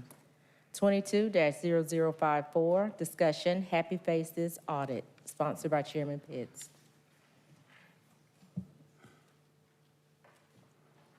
Mr. Auditor. Mr. Chairman, Madam Vice Chair, other distinguished members of the board. What's your pleasure, sir? Would you like for me to just go through the entire audit? Yes, sir. Okay. The audit was requested by Madam Vice Chair. The objective of the audit was to determine compliance as it relates to the contract deliverables. In addition, we evaluated the adequacy of controls over the contract management process to determine whether those controls are operating in an efficient and effective manner. The audit scope was January 1st, 2020 through August 31st, 2021. The methodology was we conducted the audit in accordance with generally accepted auditing standards. Those standards require that we plan and perform the audit to obtain sufficient and appropriate evidence to provide a reasonable basis for our findings and conclusions. To achieve those audit objectives, we reviewed the following documentation: departmental contracts and calendar year 2021, departmental organizational charts, copies of the 2020 through 2021 adopted budgets, copies of supporting documentations such as invoices and timesheets, copies of criminal background investigations completed by the personnel provided by Happy Faces, and copies of emergency procurements. Additionally, the auditors interviewed key staff within the departments to determine the established processes and procedures related to contractual management and perform walkthroughs to observe key processes and procedures related to the day-to-day operations. We believe the evidence obtained provides a reasonable basis for our findings and conclusions based on our audit objectives. Our findings and recommendation are as follows. Number one, lack of approved contract. The Department of Purchasing Standard Operating Procedures states that any procurement that requires the approval and execution of a written contract, regardless of the amount, must be approved by the Board of Commissioners. During our review of transactions within the Registration and Elections Department, we noted there were no approved contracts for invoices we sampled for the months of January and April 2021. However, the contractor was still providing services during this time. We were informed that the contract was presented to the Board of Commissioners but was not approved until July 2021. The absence of an approved contract negates any reliable record of the rights and responsibilities and obligations of the involved parties. Our recommendation is management needs to ensure compliance with departmental SOPs and ensure all vendors have complied with the procurement process prior to administering services. Finding number two, unauthorized position titles. And I should point out now that we actually, for this particular contract, we looked at 3 departments specifically. There are, I want to think that there are 11 departments that use Happy Faces. And some of those departments are community development, senior services, tax assessors, registration and elections, magistrate court, superior court. The departments we reviewed were registration and elections, senior services, and community development. So this next finding actually has findings for all 3 of the departments we looked at. Again, the finding is unauthorized position titles. So for registration and elections, upon our review of invoices, we discovered positions that were not reflected in the contract. Some of the positions were registration and election security and executive assistance and registration and elections system manager. For the Department of Senior Services, we noted there were 2 positions that were not approved in the senior services contract. Those positions were the line dance instructor and the program coordinator. And for the community development, there was a position titled Senior Lead Project Coordinator that was compensated but was not listed in the contract. We recommend that the department adheres to the label distribution outlined in the contract. Additionally, if amendments are necessary, it should reflect in written form and approved by management. Finding number 3, issuance of inaccurate and unauthorized wages. Again, this particular finding touched on 2 of the 3 departments we looked at. So for registration and elections, we were unable to align some of the bill rates and the overtime bill rates reflected on the invoices to the bill rates outlined in the contract. For example, registration and elections, voter education outreach, the registration's elections instructor, the registration and elections coordinator, 1, overtime rates did not align with the contract rates.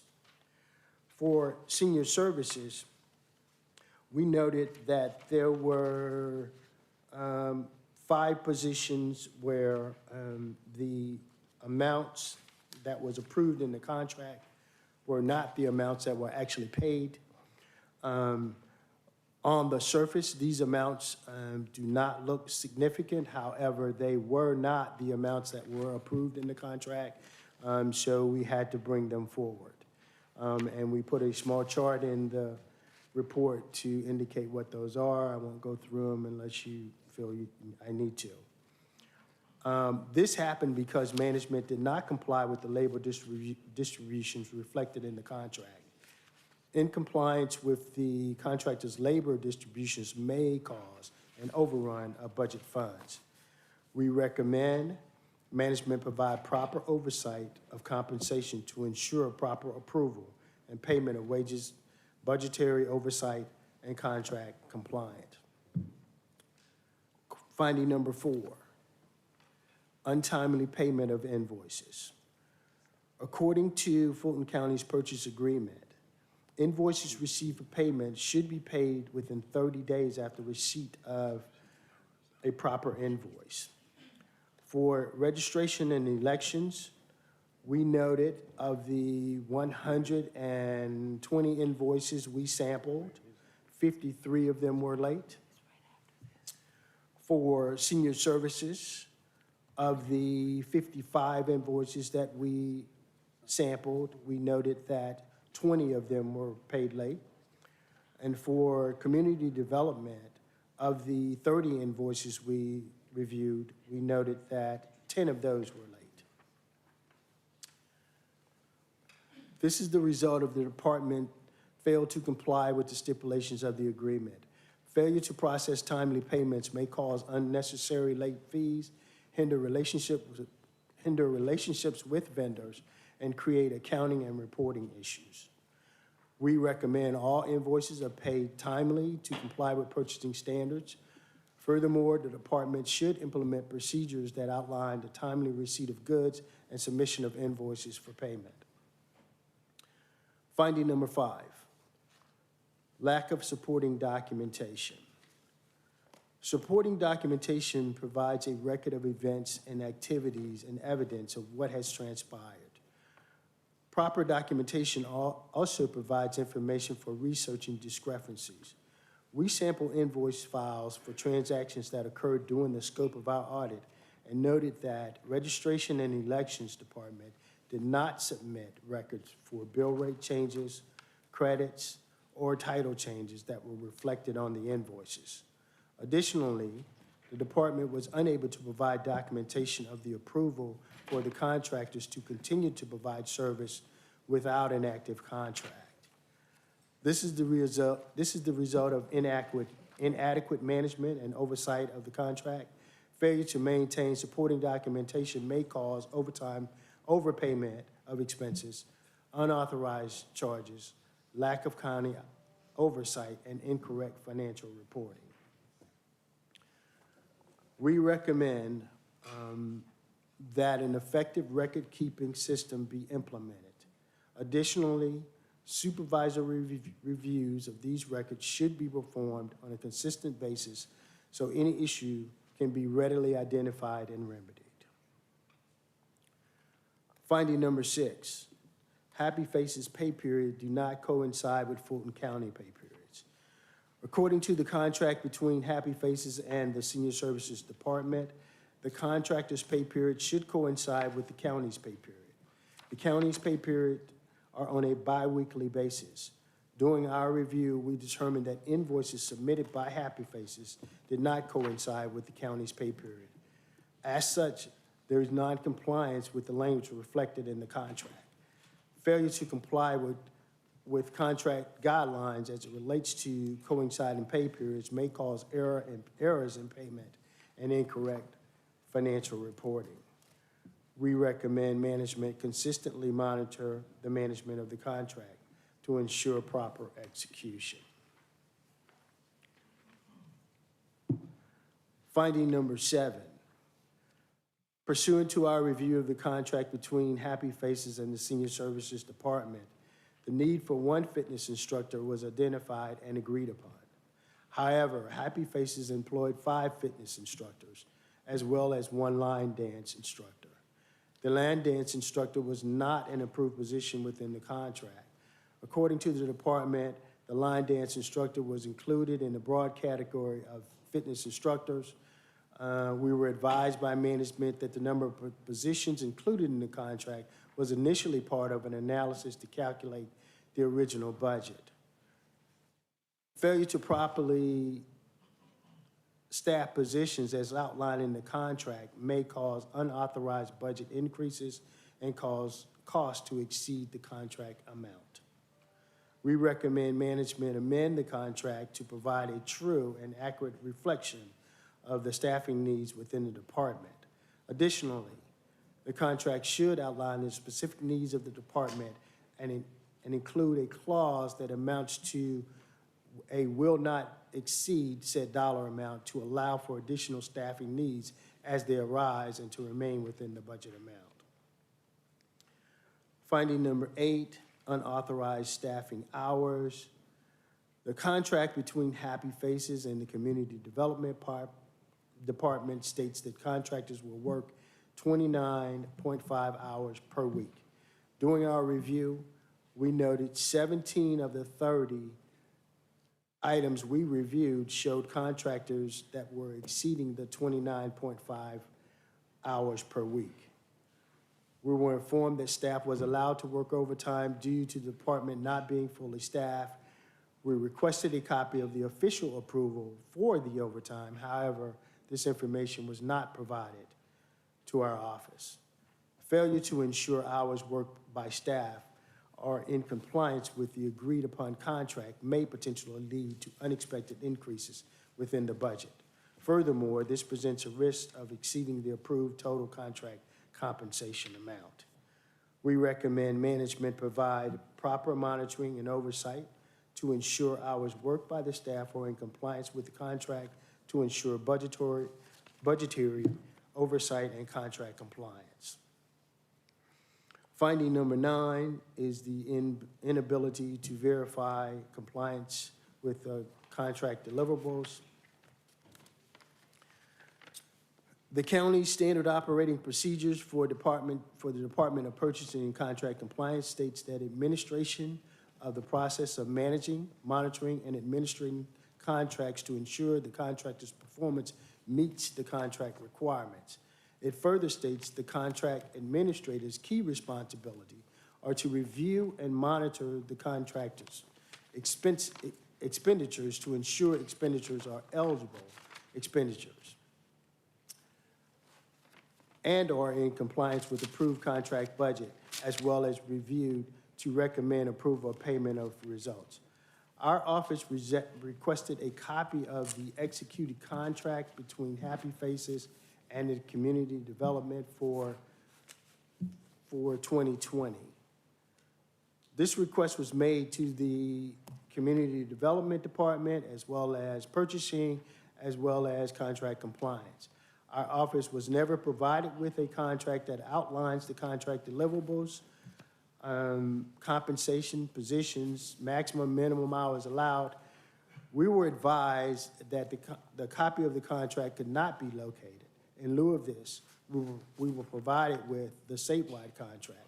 However, the statewide contract does not include contract deliverables. Therefore, we were unable to verify compliance. The inability to verify compliance with the contract deliverables may lead to inconsistent and inadequate monitoring of the contractor's performance. We recommend the department perform adequate and consistent performance monitoring measures to ensure the contractor performs duties in accordance with the contract. We further recommend the department ensures an executed contract is obtained before services are rendered by any contractors. The audit report had one concern. This concern was brought to us by actually 2 of your colleagues who received information from a contractor who was concerned about their overtime pay. And we looked into that issue also. The concern basically is a written contract ensures that all the terms of the agreement are documented. The main reason many verbal contracts fail is that parties change, memories fade, and one person's version of the events is often different from the others. During our review, we discovered that some contractors, specifically poll technicians, were not provided with overtime pay as outlined in their employment agreement.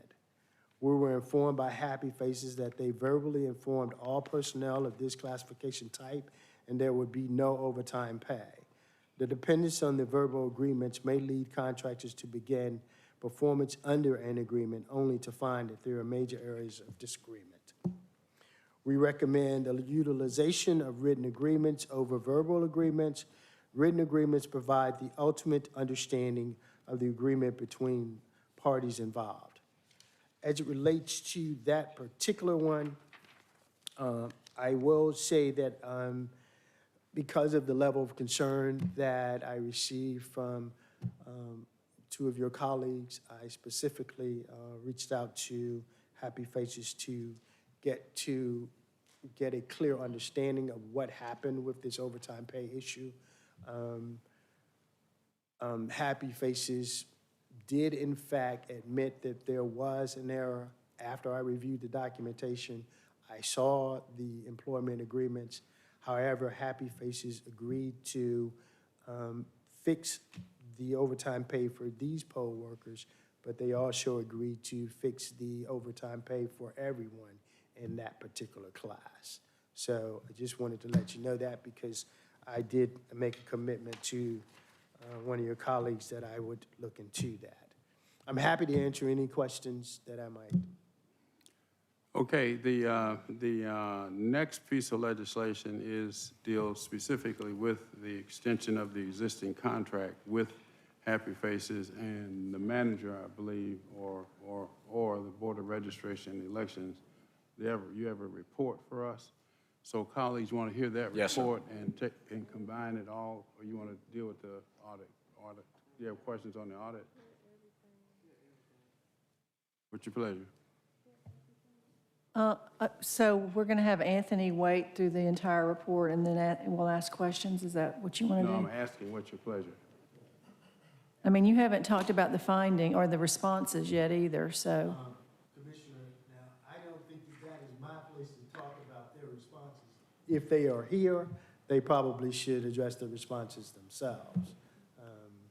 I don't, because I can't justify whether or not their responses is adequate.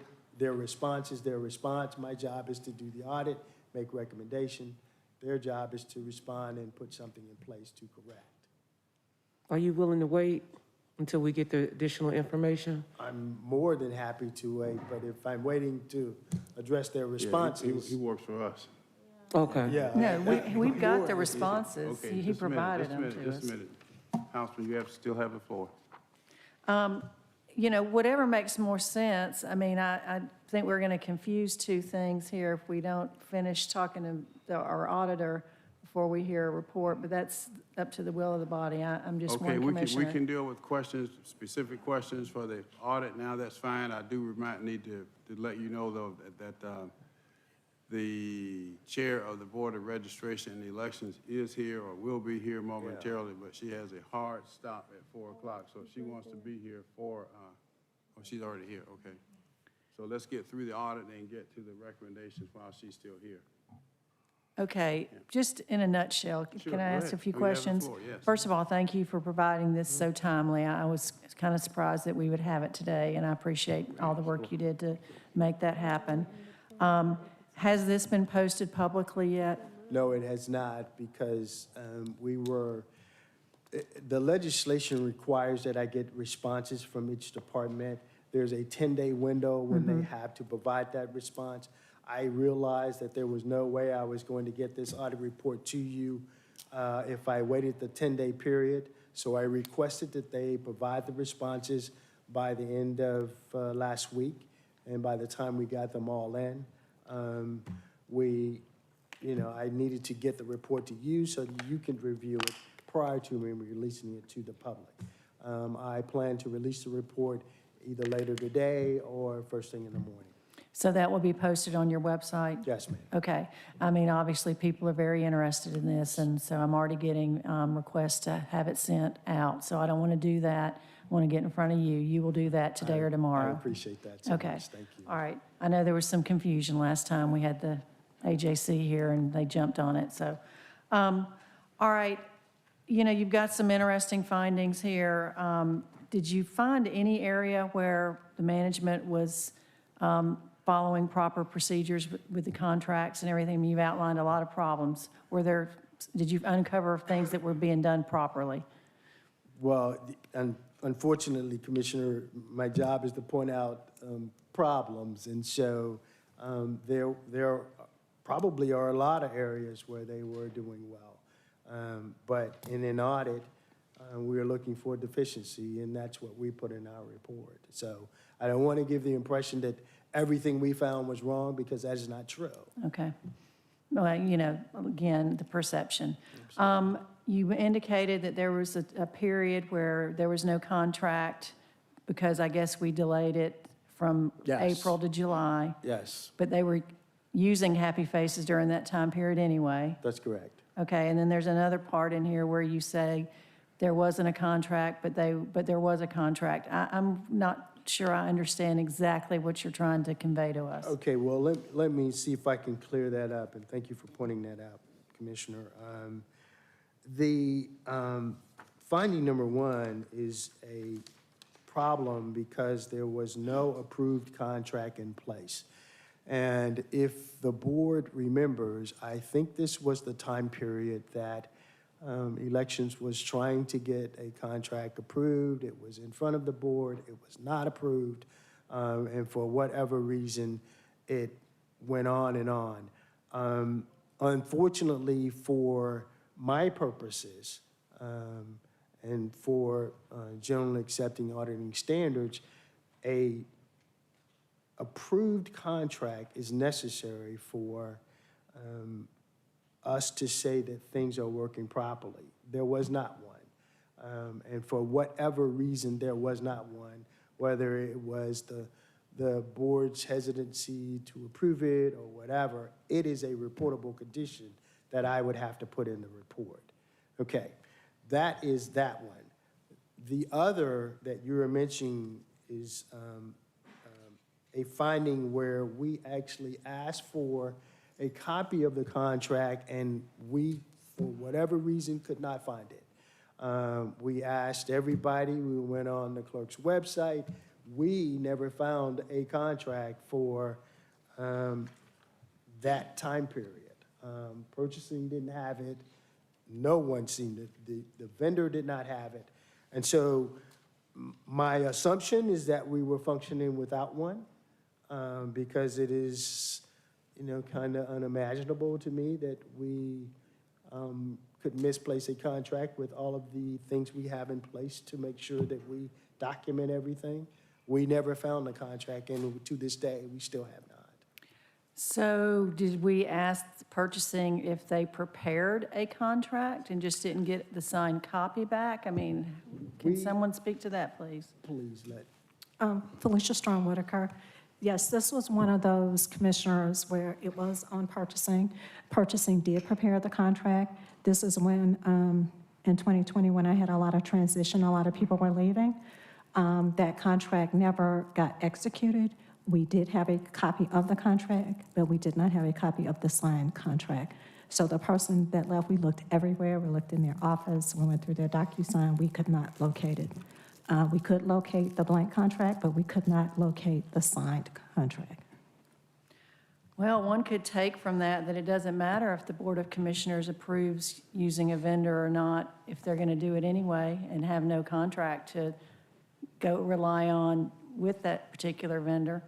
That's just my editorial comment. If I'm wrong, you can certainly correct me, but it sure looks like that. That's obviously not the way we should be conducting business in Fulton County. So that's kind of shocking. I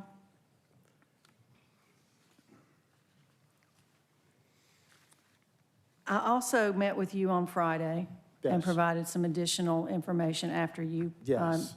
prepared this that looked like there was some differences in what people received in their, for their work versus what was in the vendor's system that they had been paid or had been allocated to particular employees. Have you had the chance to investigate that yet? Thank you for bringing that up, Commissioner, because I meant to bring that up before you did, actually. I have reviewed the documentation. I have not had an opportunity to get with Happy Faces and the department, but it is certainly my intention to dive into that issue to get some clarity of what the situation is there. The first thing I will need to do is, after reviewing the documentation, is to verify whether or not the information that was submitted is legitimate. Correct. And so we will go through that process, and we will certainly reach back out to you to let you know. So at this point, you cannot locate a contract. You have seen individual employment agreements with contractors that work for us, but you haven't seen a contract that oversees all of the agreements that we've made with Happy Faces. Is that Okay, correct? I don't want to confuse this issue. The contract that we were unable to find is in community development. It is not in elections. It is not in the other departments that we reviewed. It is in one department, and it is one contract for 1 year. So I don't want to give the impression that this is some wholesale thing where contracts were missing or were not approved. That is not the case. Thank you for that clarification. So as far as the senior services contract and the elections department contracts, those were readily available? Yes, ma'am. All right, thank you. Commissioner Ellis, followed by Commissioner Abdul Rahman. Yeah, thanks. Appreciate the report. I'll be brief on these comments, and then I've got certainly some other stuff I want to talk about in the next part.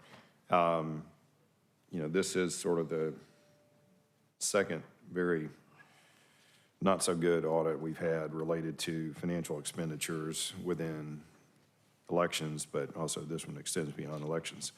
One purchasing question. I know typically when we approve things, if there are subcontractors involved, they're typically identified on the contract that we approve. Most of the time, we see that. You see that when it is one of the county's contracts. We are Right. utilizing statewide contracts. And what the county does is do a cover contract between the contractor and the county. Okay, so we could be in a statewide contract situation where that contractor is engaging other subcontractors who we have no idea who they are. Yes, sir. Okay. That will be one of those things in this instance moving forward that we will start to capture on the statewide contracts. And, that's something I do think, and it came to light a little bit when we started to see some of the expenditures last year. And then, it's not necessarily as evident in here, but I know one of the particular findings that's noted in here deals with the folks that were, employed this last cycle, who some of them reached out to me, and it's not as described in here that it was addressed immediately upon it being raised. Those individuals, I believe, were working under a subcontractor had engaged them, sent the material out. There were firm written agreements. Yes. They were seeking, payment based upon what was represented to them. And they had already started the process of, asking to be paid what they were rightfully owed. Many of these folks had previously worked the same election cycle, so they had and were paid, in the same kind of fashion that was described here, so they had no reason to think they weren't going to be paid the same. And they weren't able to resolve this through the contractor, and I know it took me a series of multiple emails back and forth, for it to get addressed. And the first response was, we verbally told them something else. Well, that's unacceptable under any stretch of the imagination that we're going to have a written agreement and then somebody's going to tell you something verbally separate.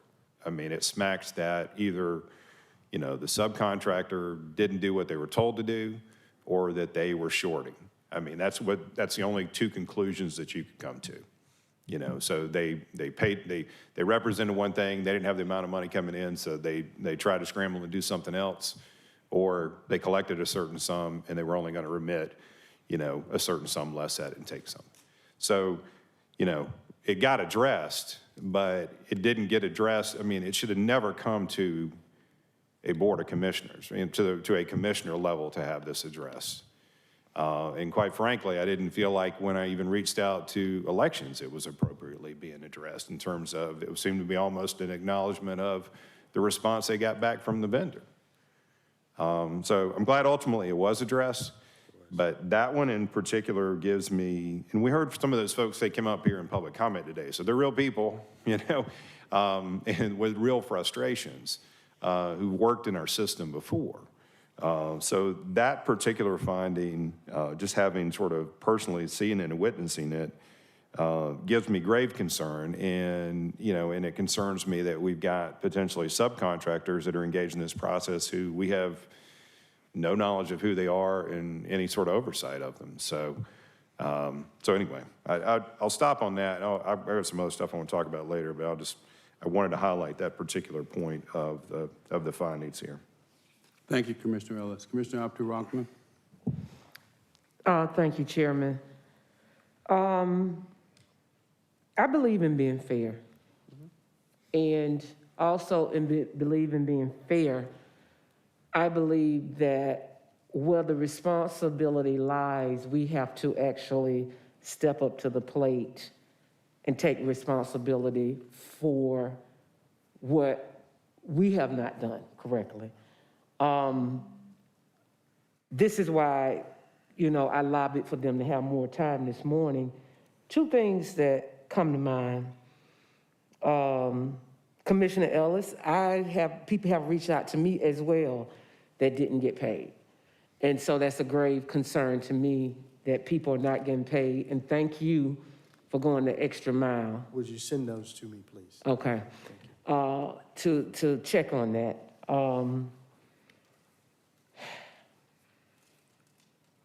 You know, sometimes when you're pressed to say something, you maybe shouldn't, and when you aren't pressed to say something, you should. But what I want to say is this. I've looked everywhere that I could possibly find, and maybe County Attorney, maybe you can weigh in on this. I don't see Stacey Abrams' name as being an owner of this, and I'm just asking if in fact that is true, if that is a rumor. As legislators, I think it's incumbent on us to correct to the best of our ability, because I've been critical of my own party, which is the Democratic Party, and I've been critical of the Republican Party, because I think we should all operate in a sense of fairness. But, however, if there are actual owners of this company and they are not Stacey Abrams, to my knowledge, then we need to say that. So I don't know, Auditor, if this is something for you to. So let me address that, because I had this conversation with Commissioner Hausman too. In my mind, and in my opinion, in my professional opinion, once a contract is brought forward by purchasing, approved by legal, and approved by this body, I don't have anything to do with who owns what. That is not something that I would do. My responsibility to this board is to ensure that whatever is approved in this building is actually functioning as intended. And so the issue of ownership of this company is not something I don't think you would weigh in on. It's not something that I, you know. Well, I only brought it up because when you continue to say something over and over again, and here again, I don't have a dog in this fight, but I think when people have livelihoods and have a company, we have a duty to correct information or verify it. And so I've done everything in my office and my resources to find out if Ms. Abrams is the owner of this company. I have not found anything to show that she's the owner in this company, and I just wanted to say that from what I see. Secondly, I'm going to ask you this question,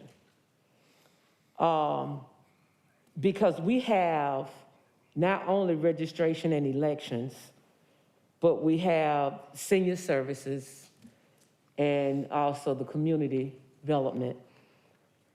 If there's an issue with this audit where there was not a contract in place at that time, is that really on the vendor or is that on Fulton County? That clearly is a contract management issue. It is our responsibility to ensure that our contracts are in place and enforced. And so those are contract administration issues.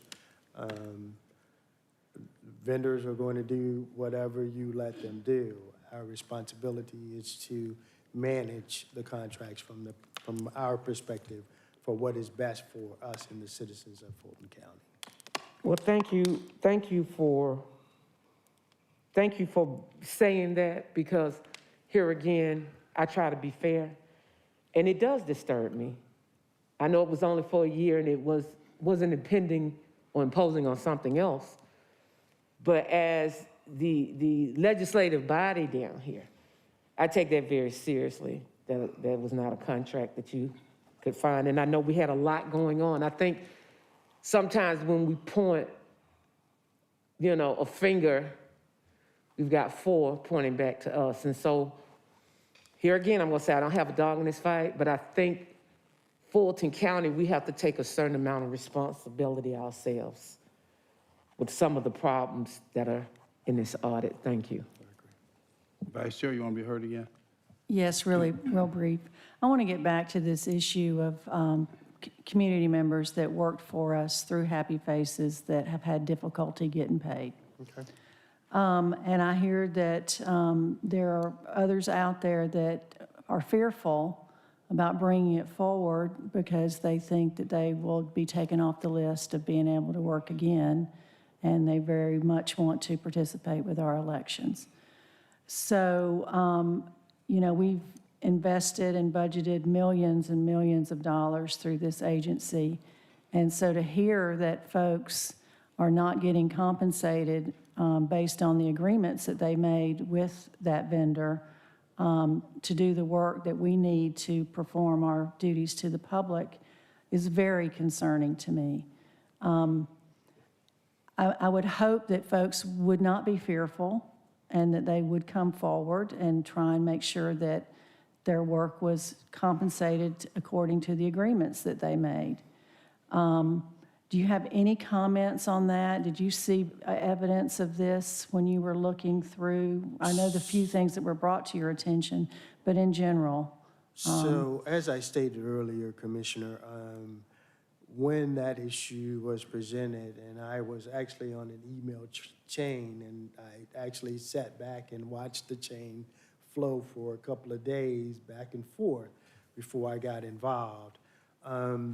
But as I pointed out to you the other day, the issue is of a great concern to me because there are a lot of things that could possibly happen out of that. And I don't want to say those things at the podium, but I do intend to look into those issues. And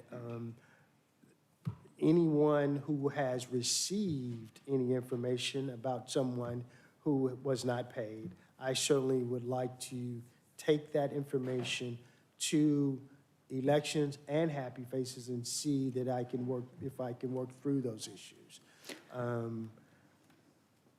I can't get into the issue of, the fear and all of that. I will say that my office is always open.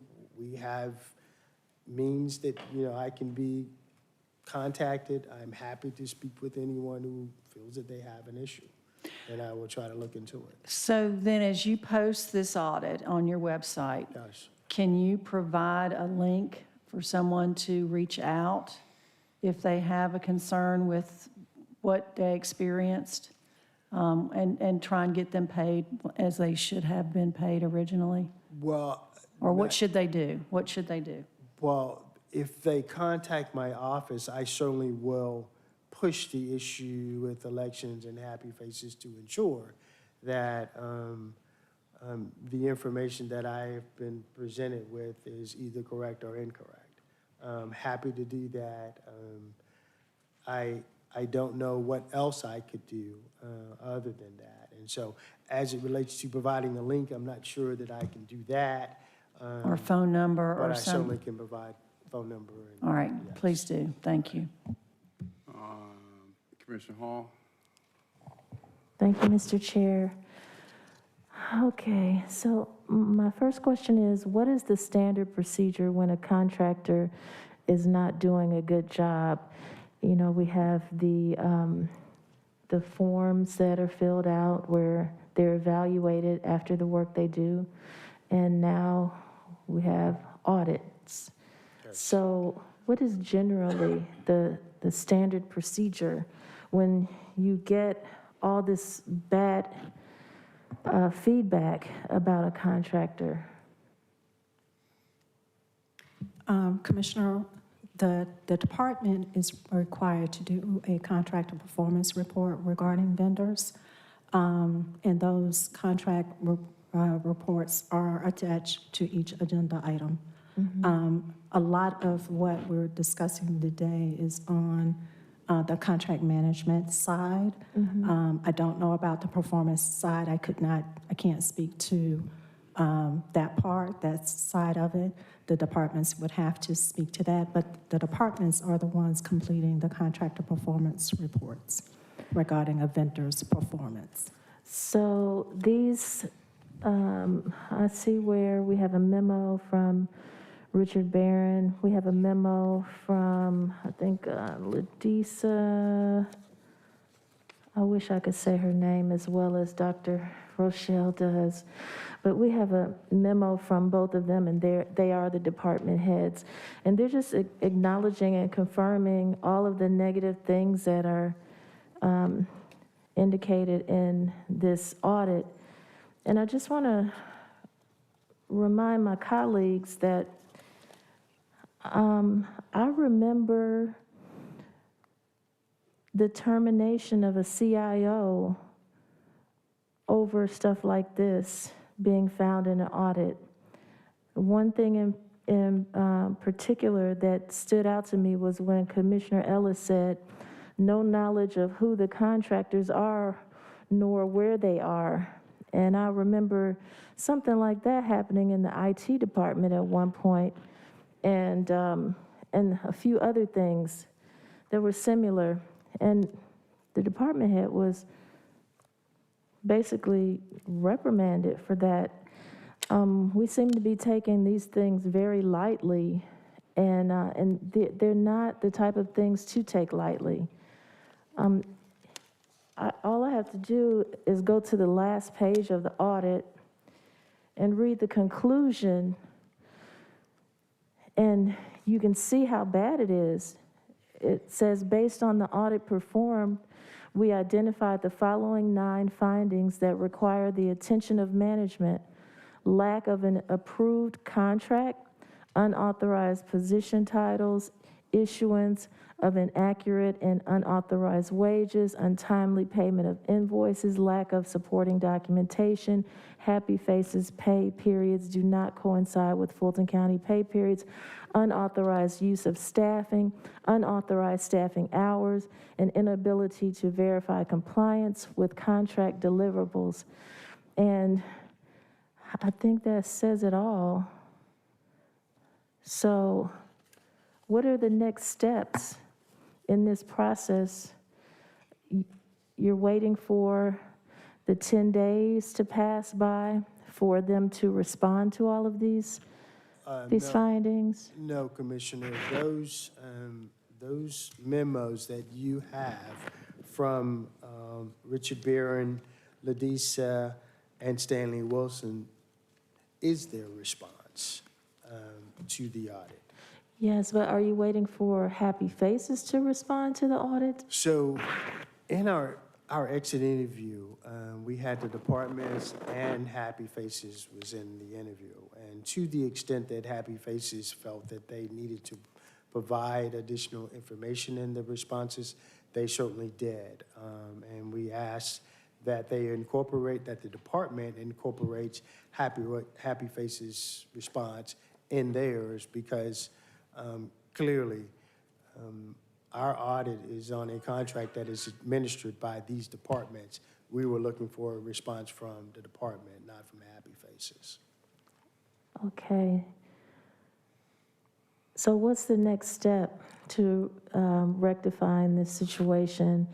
And I would like to know if there have been if there have been any performance reports completed by the departments other than these responses to the audit. So, Commissioner, let me address the next steps. It is up to the departments to implement procedures that correct these deficiencies. That would be the next step. We would, in fact, go back and do a follow-up, say within 6 months, a year, to see if these items have been corrected, and then report that back to the board. As it relates to those evaluations for the departments, that is something that purchasing would need to respond to. Ms. Strong-Whitaker? We can provide you with copies of those contract performance reports. Thank you. All right, thank you so much, Mr. Nix. Commissioner Ellis? Yeah, just hopefully 30 seconds. I mean, one thing, in terms of people who feel like they have been shorted, I don't want our auditor to be the repository for that stuff, and it shouldn't be his role. And I hope everybody that has associated with elections, whether it's a board or elections, heard those statements and figures out a way to reach out to those people, and if they have issues, that we promptly get those addressed as soon as possible, particularly going into a next cycle where we're looking to recruit people. We certainly don't want to have the reputation that we're recruiting people and we're not paying them what they're due. Last question for you. In terms of the scope of your audit, you didn't evaluate, there was no evaluation of their screening procedures and how they chose to select certain people and assign them for certain roles, right? That was not in your scope? No, that was not. Okay, I just wanted to have that go on record. Thanks. Okay, so that's it for you for now, but do not leave. I won't. Mr. Auditor. All right, next item. Madam Clerk. She's still here. Okay, on page 6, 22-0055, registration and elections. Request approval to extend an existing contract with Happy Faces Personnel Group for a time extension only to provide temporary staffing services. Okay, Mr. Manager, did you want to make some comments or have the department and Ms. Woolard, or how do you want to proceed? Yes, sir. I think Kathy Woolard's going to actually make the opening and then introduce Patrick for the presentation. Okay. If she's Ms. still here. Woolard, come on down, please. Good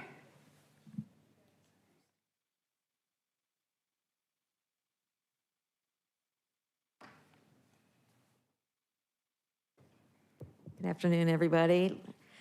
Sorry that I'm a little pressed for time. Today's my mom's 91st birthday, and I've got family coming for dinner, so I really have to leave at close to 4.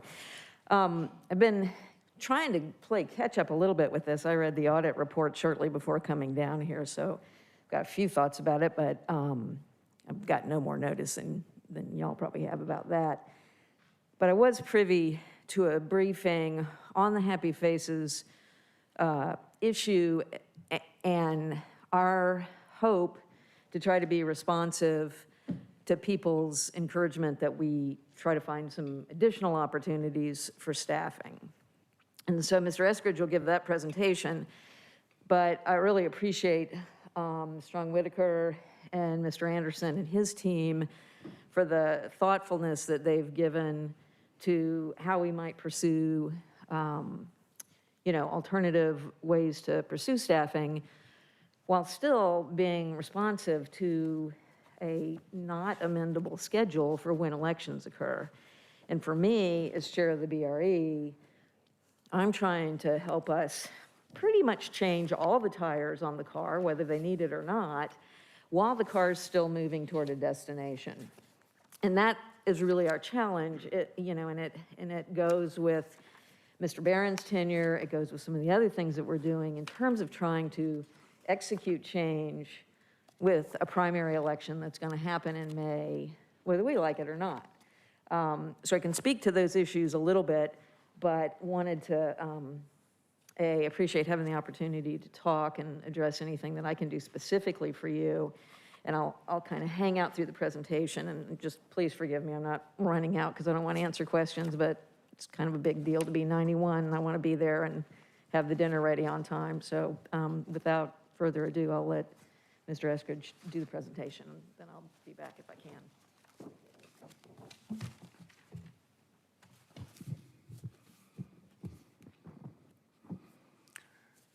Good afternoon, everyone. Happy New Year. Patrick Eskridge, Deputy Director, Department of Registration and Elections.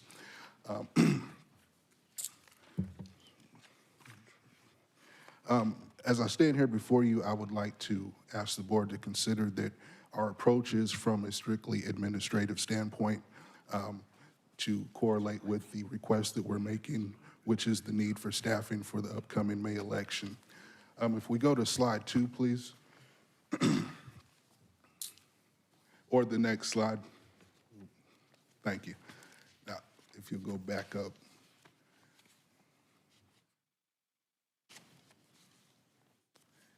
If you'll see by the arrow, they have slide numbers that have been inserted. Thank you. So we have projected that it takes roughly 3,700 needed workers to conduct a successful election cycle. Excuse me. With over, it's really what we are standing to, this is our current staffing model. With a little over 800 positions that are needed for the May elections that are actually sourced from the staffing agency. Sorry.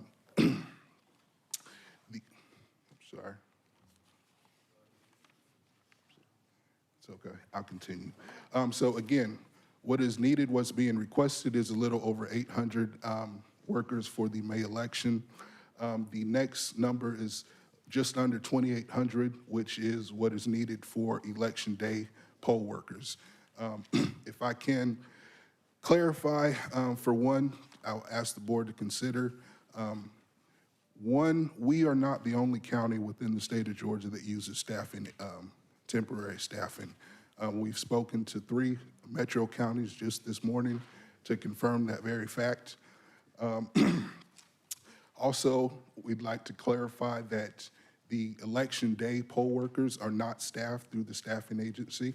If you look at your presentation, that consists of roughly over 3/4 of the needed personnel to conduct the election. And then the remaining 1% is the 45 staff that we've been able to increase with the help of this board. Excuse me, so again, we provided the proportional breakdown. There's 22% roughly that come from a staffing agency. The 77% come from the community and Fulton County employees for, again, poll worker on election day, not to be confused with advanced voting. And then the remaining 1%, again, is made up from our departmental staff. Next slide, please. So, in hearing the concerns of this board and the public, we've explored 3 different alternatives that we have to staff for the May election. The first alternative is to remain with the current staffing agency, and these are time sensitive. These alternatives were arrived based upon the time frame that we have to properly prepare for the May election.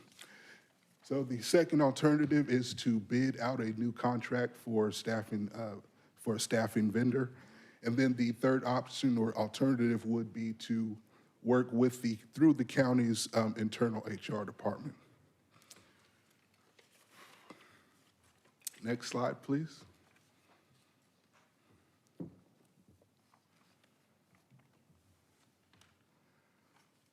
If you'll go back up 1 slide, please. And what you'll see here is we provided the monthly breakdown for the needed staff leading up to the May election.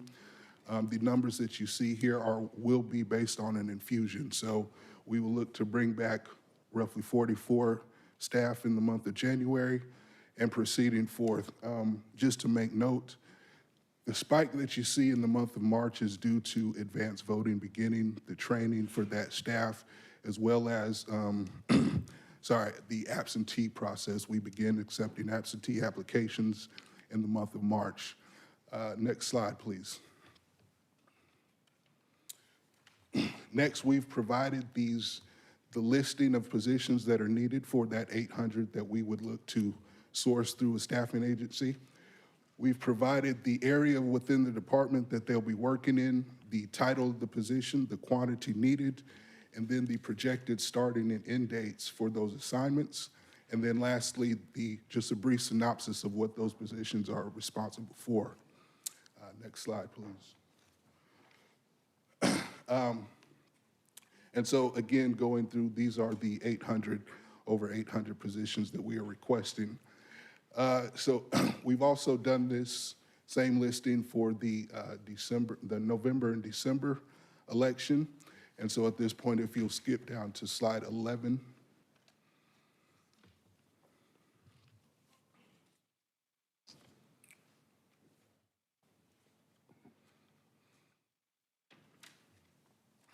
Thank you. So as it pertains to getting the needed staff that we need for the upcoming May elections, in assessing the time factor, the resources that it would require, we see that we have two options based that are actual practical options. The first would be to, remain again with the current temporary staffing model. The second option would be to work through the internal HR department.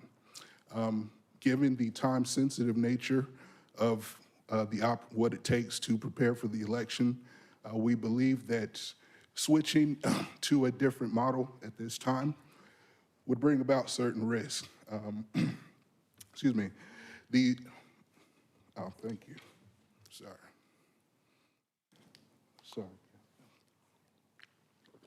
Thank you. The time-sensitive nature of what this would take for the internal HR department to take on is a huge risk. There is a cost increase or implication for the county in the area of roughly $2.5 million. And then that is not to include the additional cost to the departmental resources that are needed for HR, for finance and purchasing as well. And again, the inability to recruit staff timely would be a major risk, and also it would actually be detrimental. I know when we brought the item before you, before the closeout, the question was raised of how detrimental it would be if we were not able to get the staff needed. And at that time, I was careful to concede that it would be detrimental, but again, a month later, a month closer to the May election, not having the staff in place at a specific time would be very detrimental to our department and our capability to conduct and prepare for the election. Next slide, please. Excuse me.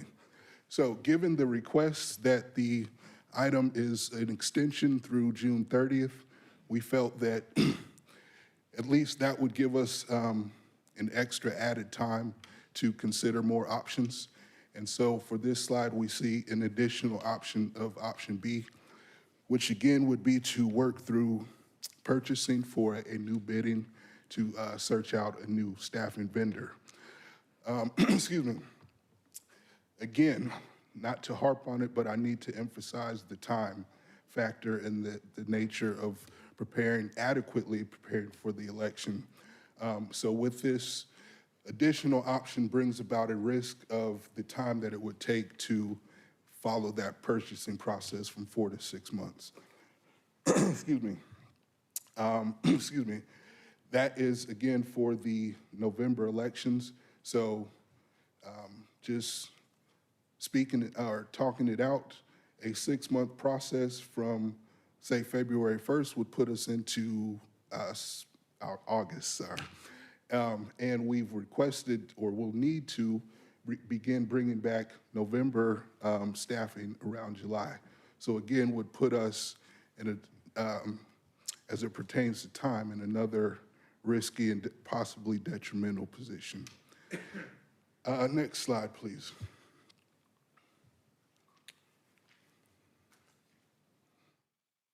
And so again, trying to adhere to this board's preferences on how we go about staffing, we kind of tried to provide a kind of pros and cons list of what this would mean for the comparison between options. So there is a positive or pros to being able to outsource our staffing needs through a staffing vendor. There are cost implications, cost savings for the county implications. But I think, again, from our standpoint, more importantly, the concerns or cons of switching to another model, which we've discussed with the HR department, and in discussion of trying to see about switching, it was, I guess, resolved that at this time, the undertaking of staffing for elections, they do not have the capabilities to do. There is a major time factor. Again, as we are here in the middle of January going into February, which is also a short month, gives us about 6 weeks where we have to have at least anywhere from 600 to 700 people onboarded to be in a good position to prepare for the election. And in speaking to HR, that was a major concern. And again, they identified that that was a task or undertaking that they were not prepared to do. Excuse me. Next slide, please.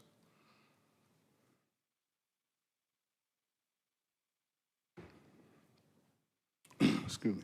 So again, based upon the assessing of where we are with time, the resources that it would require, we have provided the following recommendations from our administrative point of needing manpower to conduct the elections. So our recommendation would be to remain again with the current staffing agency. We feel like this extension would allow us give us even more time to explore further options for staffing vendors, again, to closely or as close to as operationally doable to align our practices with the preferences of this board. That would also allow us the time to implement certain contract management improvement methodologies. Next slide, please.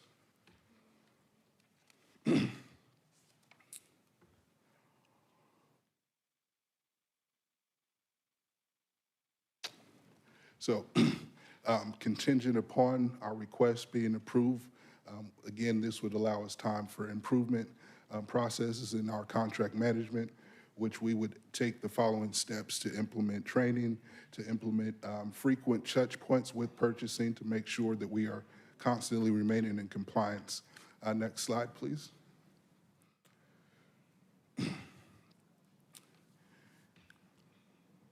And this last slide is, again, based upon the contingent approval. These would be the next steps that we would take moving forward, which is to begin recruitment, to then begin working with purchasing for that process to explore other vending options. And at this point, I'll open up the floor for questions.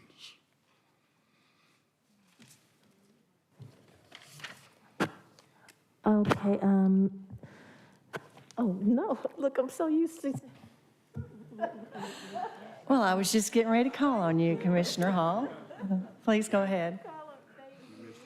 Thank you, ma'am. So, oh boy, let me see, where do I start? Well, for one, the BOC has consistently asked and requested that many of these positions be advertised in the communities that surround the polling places so that we can have people from the community who have interest in working the polling locations actually fill some of these jobs. And so I was listening and trying to figure out,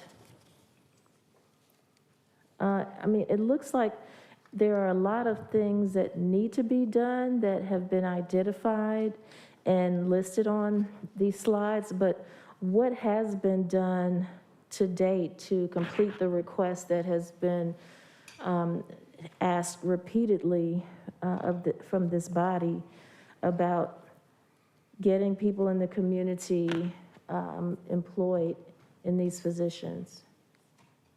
And is that a question for HR?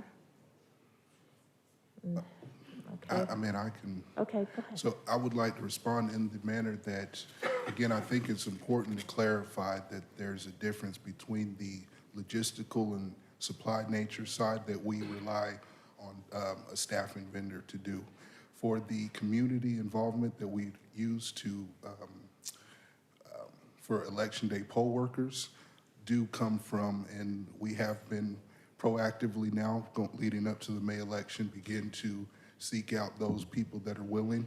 We've sent out several surveys throughout the county, through Fulton County, as well as to the previous people that have shown interest or work to see if they'll be willing to come back. We've also been in collaboration with many of the cities and mayors to also get the word out and solicit more community involvement for poll workers. So to date, have you, do you have a number of people that you've identified that, from the community on your list from reaching out? We do have a number. I do not have it in front of me, so if you would allow me, I could. Absolutely, send it to me after the meeting. And so I'm looking at, and this got a little confusing because we have your document that came from, looks like it came from the county manager's office, and it's the presentation that you're showing us. But then earlier, someone passed a similar document to our clerk's office, and it was handed out to us.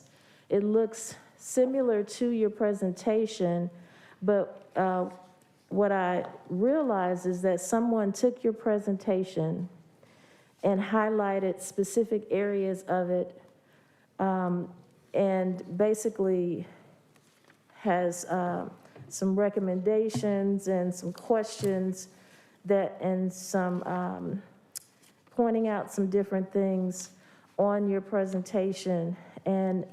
But one good thing, you answered the question that's on one of these pages that related to getting people from the community hired in these positions. But I would ask, have you seen this edited version of your presentation? No, ma'am. No? Okay. It was handed out by Olympia when one of the residents this morning was speaking, and I believe they handed some of these to Olympia, and she passed them out to all of us. Let me try to shed some light on that. Okay. Three of the group that comes to our meetings and talks about Happy Faces, I met with them for the third time yesterday, and they had that document, which I hadn't seen before, so I have no idea where they got it from. And they were showing me in it where they were making recommendations that they were going to bring it to the meeting today. So they got it before I got it somehow. May I just address that? Please, So yes. Mr. Eskridge made this presentation, or an earlier version of this presentation, to the BRE on Thursday. So my guess is somehow they got a copy from wherever one stores those things for the public to access. So that would be where that came from. Okay, well, they took your presentation and they have highlighted various areas, indicating areas of concern and areas of question. And I would just like to, I mean, even on the dates and everything. And I would like for you to actually take a look at this and provide responses to this, because they're not just asking, you know, random questions. Some of these questions are really good. And because we serve the people of Fulton County, and this came from the people, the residents of Fulton County, I think you should read it and address it. I'd like to know the answer to some of these things myself, because there's some significant stuff in here. So you can have my copy and take it with you. Commissioner, if I can speak Yes, to, sir. you mentioned dates. So the dates that you see within the presentation were based upon the workflow and also budget compliance. So based upon the work leading up to that time, that we absolutely could either stand off bringing staff back or absolutely needing to bring staff on were those dates. And then again, leading through the election to make sure that we have proper coverage and also be aligned with our budget. Okay.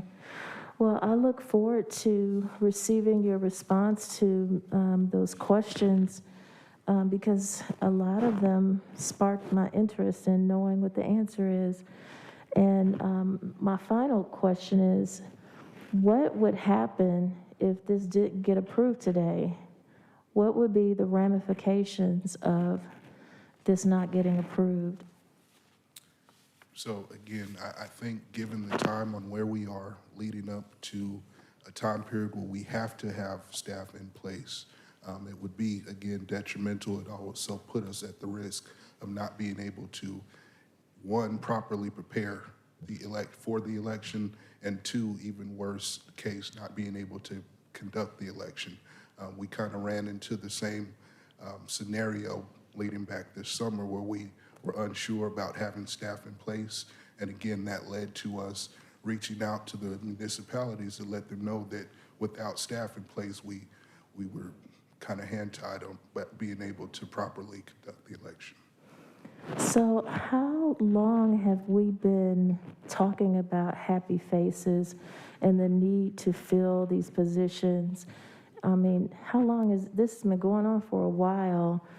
And so I'm trying to understand how you're standing here today, and it feels like you're telling me you have done nothing in the way of trying to hire or get people hired.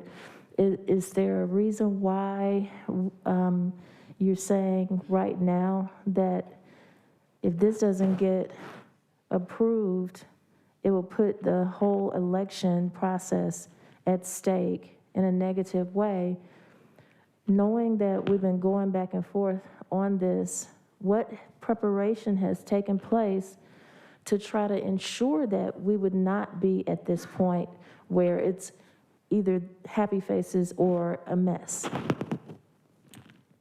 So if I could, I would respond in the manner. The actions that we've taken have been in planning and discussion with the other departments that we would require to be able to switch from the current staffing model. Again, we've spoken with HR, we've worked collaborative with the county management executive team, along with purchasing to explore our options. And again, given those times, it was not feasible.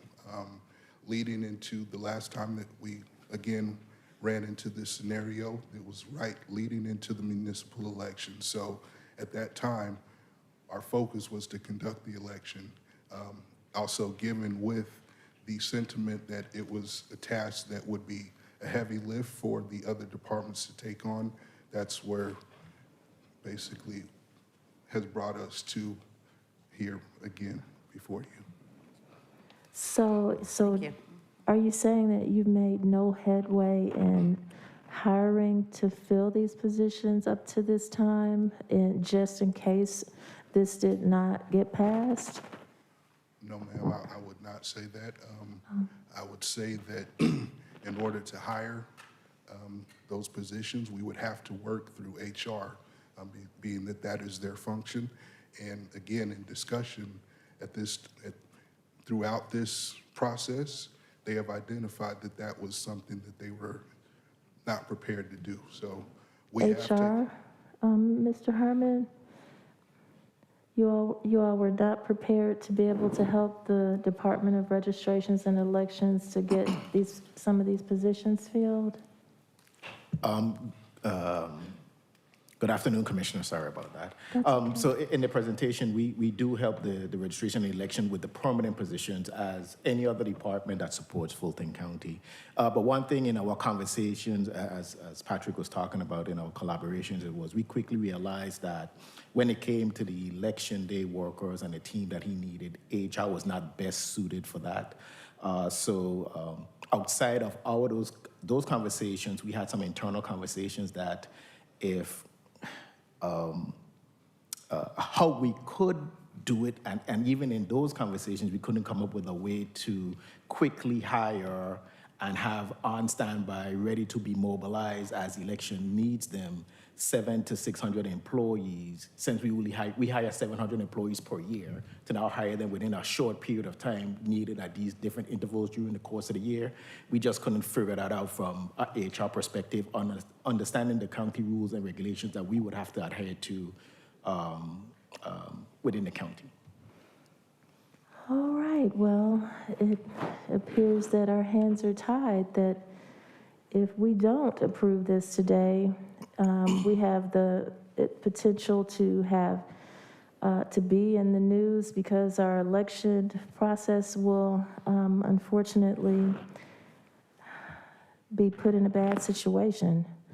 Thank you. Commissioner Ellis? What's that song? How long has this been going on? Man, I think it was originally written in 1928. Seems like this discussion has been going on since then, too. First off, I just want to thank all of the folks that came down and spoke in public comment this morning. I certainly, may not agree with everything they said, but everything that was said, but agree with many portions of things that was said. And also, do want to say I was disappointed that there were remarks directed at them from the DI. I think that was out of line and inappropriate for that to occur during the public comment period. I think public comment periods are not a time for us to chastise or debate those that come up here and speak. It's a time for the folks to be able to speak and be heard, and we listen. So I was a little bit disappointed in that. I'll just say, I'm very proud of the way this county has conducted itself and improved itself in many areas and things that we've tackled head on and addressed going back several years. Where we were with public health and where that is today, I'm extremely proud of that and that change. Where we are with behavioral health today, the rigmarole and the challenges we went through with tax assessment and how difficult that was and how we rolled up our sleeves and addressed it, I'm extremely proud of it. However, I'm not proud of the way we've gone about and tried to address our challenges related to elections. When it comes to elections, I think it will always be the case that when there are close elections, people are going to raise allegations of fraud and shenanigans and that sort of stuff, whether it's a Democrat that loses the governorship, whether it's Democrat that doesn't win president or Republican that doesn't win president. I think that's probably always going to be with us. And my comments, I wanted to be very clear, have nothing to do with those kinds of sentiment that will probably always be with us. They relate to the quality and effectiveness of Fulton County elections. And some of these have nothing to do with some of the folks that are standing right here before us. This is all just took place before you got here.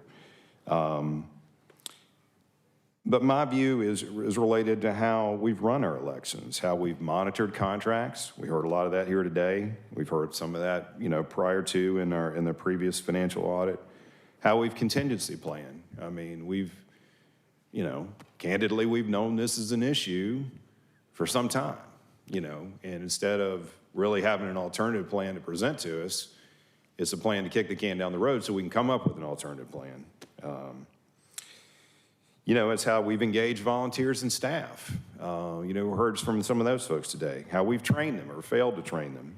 I've personally heard from folks that just, very qualified folks, done this stuff before, who just walked away exasperated with kind of just the experience and the stress of working on Election Day. It's how we've responded to criticisms and failures or how we haven't responded to them at times. And it's how we've exposed ourselves to employment litigation, how we failed to have adequate procedures in place for Election Day setup, and how ultimately, we've created a certain level of distrust that sits there with the public right now by failing to make the changes swiftly. And instead, we perpetuated ineffectiveness. We sat here in June of 2020. I think it was one of the few meetings we had where we were in the chamber for the second half of the year, and it was right after those horrendous performance and by us with elections, and which can't certainly be denied. I mean, we look like a third world country, and we're the worst of the worst.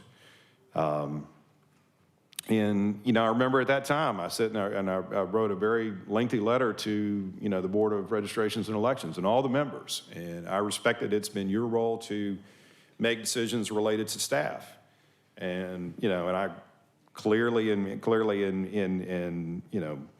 asked that changes to staff be considered and made.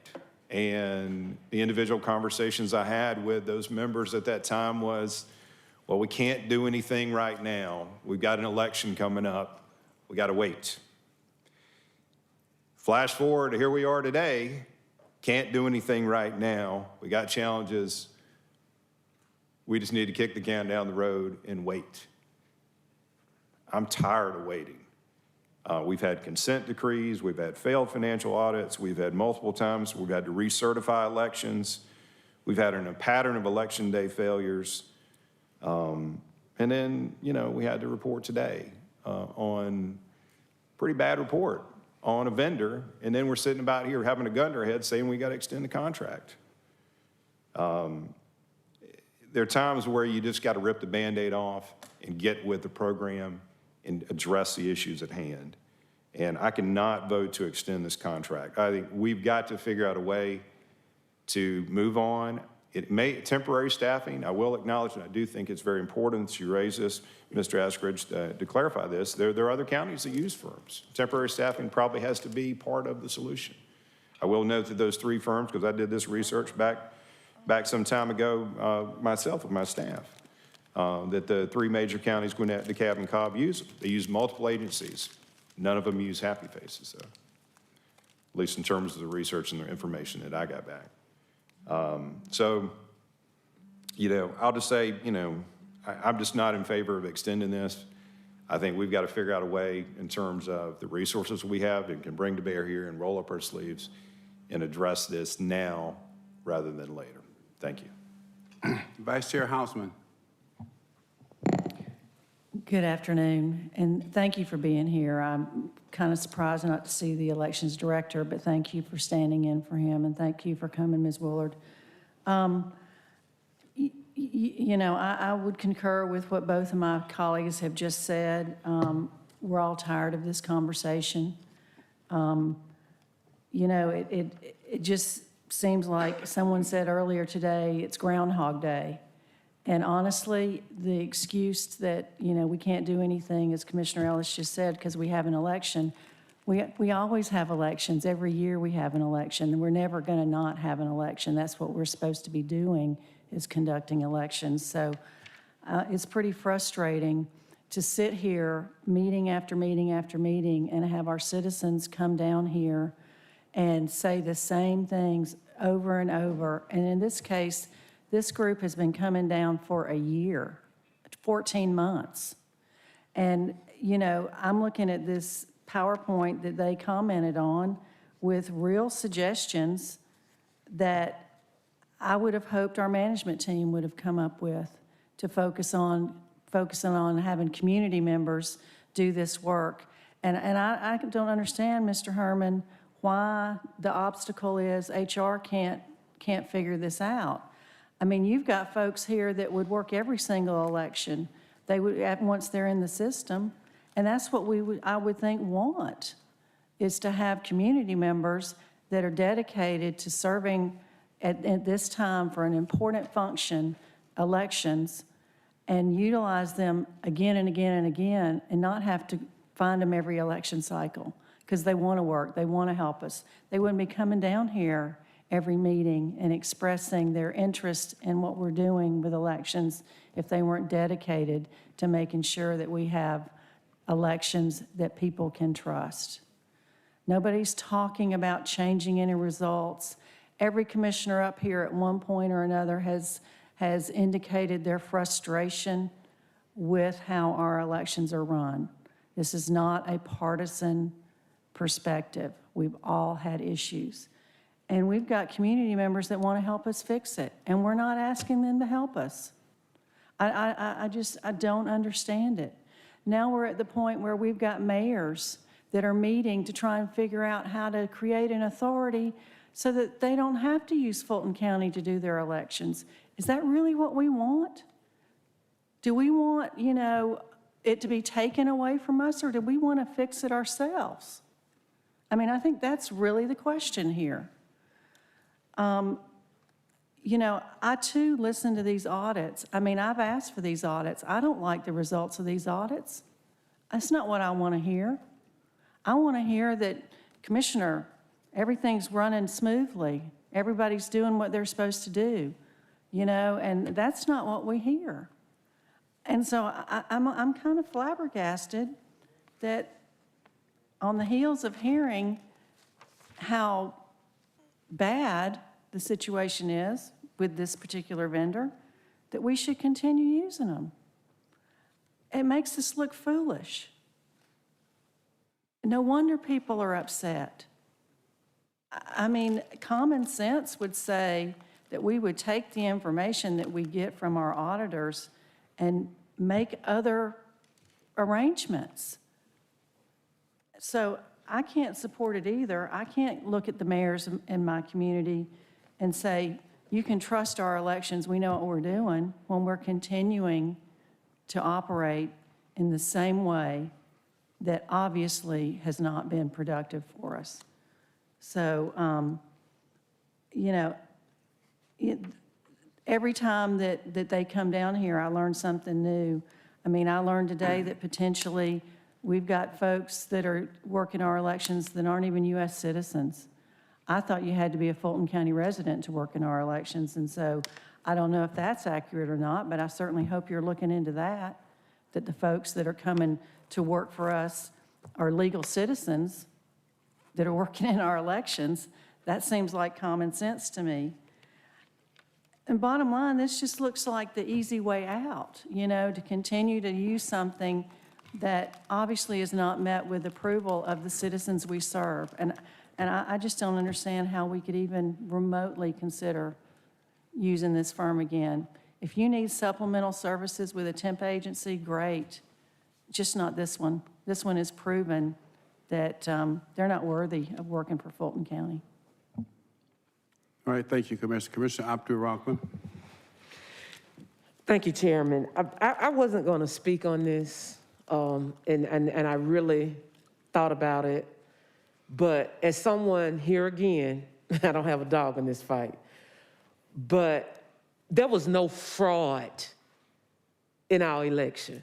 There was no fraud. The problem that I have is we get stuff convoluted. Processes that should be in place, things that we as a body, we as the county manager's office, we as human resources, you just heard human resources say that for whatever reason, not prepared, can't do it or whatever. And so as a legislator, we already got SB 202 looking at us. Now someone will look at this comment and say, well, if we got it, then we need to get rid of happy faces. But then where is the contingency plan? And so what I'm asking is for Fulton County. I'm not asking happy faces to step to task. I'm asking Fulton County to step to task because the whole year that I've been down here, over a year, what responsibility have we taken? It's so quick to put a finger at happy faces, but what have we done or not done?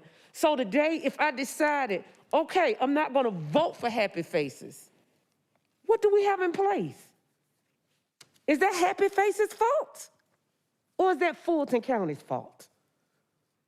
So all I'm saying again, we have a tendency, because everybody want red meat, Democrats want red meat, Republicans want red meat to feed off of. But we are one Fulton. When is somebody gonna stop this polarizing, going this direction, going this direction, because it benefits them? When are we gonna be one Fulton and step up to the plate and do what we need to do for this county? We're not perfect, but we're good at a lot of things. But I'm sitting here getting irritated because I keep hearing happy faces as though happy faces is responsible for what we're not doing. And I'm not gonna do that. I'm not gonna lay that at that contractor's feet or no other contractor's feet, because Fulton County must do better. When you have a legislator that's sitting here torn, and I know I'm gonna catch heat, but I'm used to catching heat.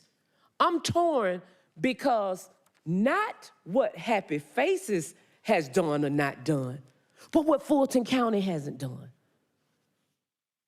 We must do better if we're ever gonna rise to what we expect of our employees. We get so caught up in the political game. We get so caught up. You heard Commissioner Hall say, that's it. What other choice do we have? We should be ashamed to sit up here in front of the public and say, what other choice do we have? So all I'm asking is my colleagues, and let me not, because this is not no beat up Fulton County problem. We have a great team here, but there are symptoms of some bigger issues that we have down here that we've got to correct before we start convoluting, before we start saying that there's illegal immigrants working, handling our votes. Let's not do that. Let's not do that. Let's not do the disservice to the working people of Fulton County. Let's do what we need to do, which is to look at ourselves and see what we are or not doing, and let's move forward. That's all I'm asking. Where's the contingency plan? Mr. Herman, I think you do a great job, but if we're not equipped, how do we become equipped? Let's have the conversations, County Manager. What do we need to do? So if that's the case, let's move forward and not polarize this issue. Let's not polarize this issue. Let's grow out of what mistakes that are perceived that we made, what Happy Faces made. And I would be remiss if I didn't say, okay, we're talking about elections, but should Happy Face leave for senior services? Should they leave for community development? Have we had that conversation? So I'm just asking, let's stop polarizing, let's stop making this political, and let's do right by the Fulton County taxpayers. I'm apologizing to the mayors again. I apologize to the mayors at the mayor's meeting, and I will apologize again because it is our fault. Thank you. Commissioner Arrington. It was the best of times. It was the worst of times. A tale of two cities. A tale of two counties. Me, for one, I'm proud of Fulton County and our service during elections. I'm proud of the work that our employees have done. I'm proud of the elections that we've had in Fulton County. I was born in Fulton County in 1971. We've had numerous elections in Fulton County throughout my life. We've elected both Democrats and Republicans alike. We have not, and I'm trying to understand how we get to this point where people want to question the integrity of the system that has elected Democrats, Republicans, independents, blacks, whites, Latinos, straight, LGBTQ, whatever you want, you can do it right here in Fulton County. There's no valid or solid reason to question the integrity of our elections. There is no valid or solid reason to question the integrity of our Fulton County employees who perform miraculously in the largest county in the state of Georgia over the last 50 years that I've been alive. It is preposterous. It is unthinkable, unimaginable that people will come in here and talk about questioning the integrity of the election process. There's nothing wrong with the integrity of the election process in Fulton County or the state of Georgia or in the United States of America. We have systems in place. The problem is democracy. Democracy is a tool to make sure you get the government that you deserve. Fulton County government is run by people. I'm pretty good, but I'm not perfect. I don't know about you. I don't know about any of y'all. Raise your hand if you're perfect. Raise your hand if you never made a mistake. We have a government that's in place, and the reason, colleagues, that we have problems with the policies and procedures are because of the bureaucracy and the red tape of the form of government that we have that brings people in every 4 years and sends people home every 4 years. You lose institutional knowledge. When you send someone home and you bring someone new, you lose the knowledge that the person had when they were there. When you send Richard Barrett home, you lose all the knowledge that he had. The problem is and guess what? All of these problems, good people, that people are talking about with our elections department, we have the same damn problems in every department down here in Fulton County. The same damn problems in every department. Up and down the ladder. It's not elections. It's not the integrity of the elections. It's the damn form of government. It's the way people come in and go out. It's the way people get fired. It's the way people get hired. We're the #1, the largest county in the state. Of course we're going to have more problems. We got more people voting. Nobody else that has 1 million+ people voting. And out of 1 million people voting, you're going to have more complaints. But I've never seen us so divided. In all my 50 years, I've never seen us so divided. Donald Trump gets elected. I don't question the integrity of the system. I don't question the votes. I voted for somebody else. I lost. I gotta suck it up and wait for the next time. But no, we want to change the rules. We want to question the integrity of the whole system. Well, let's just burn the whole damn system down. If we're going to question the integrity of the elections process in Fulton County, let's just not have no elections. Let's not have no elections, because the people aren't perfect. The workers are not perfect. They're not going to ever do everything right. The contractors are not perfect. They're not going to ever do everything right. There are going to be mistakes. And so to sit here and to blame us, I'm proud of our employees. I'm proud of the work that we've done. And if they don't want to use us to run their elections, then they don't have to use us to run their elections. I don't care. This is all a part of a big lie. The big lie is that there's a problem with election integrity in Fulton County and the state of Georgia, and it is a lie. It is a lie. Stop giving it oxygen. The more oxygen you give to a fire, the bigger the fire gets. Shut it down. Shut it down. Keep giving all this oxygen to this stuff. It doesn't, this is the system. This is America that we live in. It's not perfect, but it's all we got.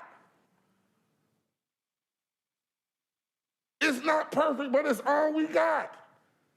We, Democrats, Republicans, get to go vote and elect new people every year. And we're not gonna always like the person that gets elected. We're not gonna always like the outcome of the election. But you don't just question the integrity of the election because you don't like the outcome. SB 202 is unconstitutional. We need to be doing everything we can right now. You cannot apply a law retroactively. It is unconstitutional.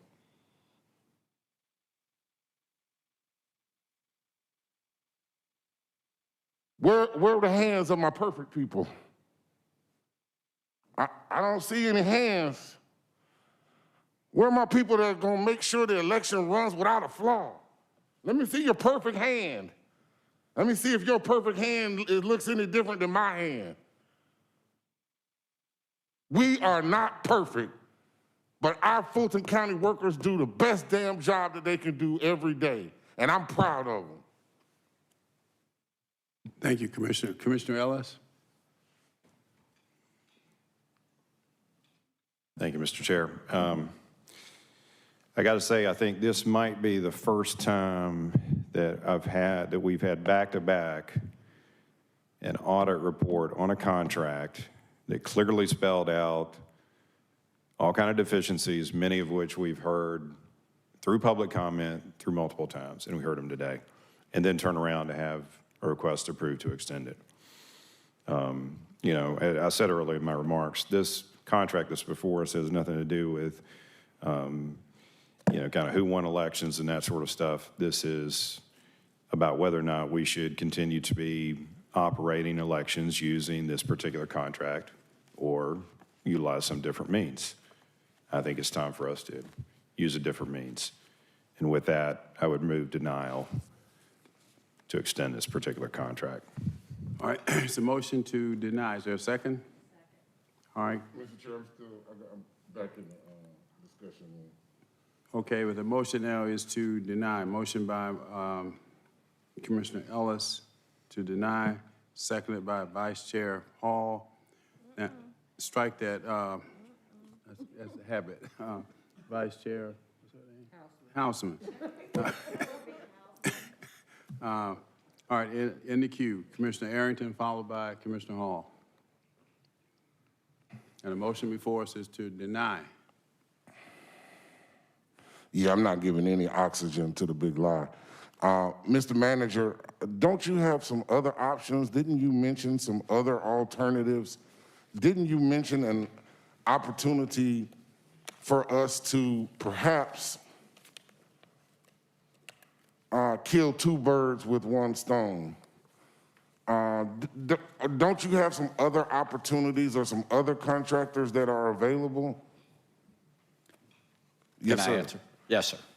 So, and I'm not sure how we have lost track of what was being recommended. If you'll look at the chart that's before you now, it is the next steps along a path that would, I'll say it in simple terms, try to feather in alternatives to our temporary staffing needs. Some of that would be attempting to hire 50 to 100 folks, and there are steps on that chart as to what we would do to pursue that. There are approximately 5 firms, I think, on state contract, which we are temporary staffing firms that we could take advantage of, some of which we have used before during this course of time when all this discussion's been taking place.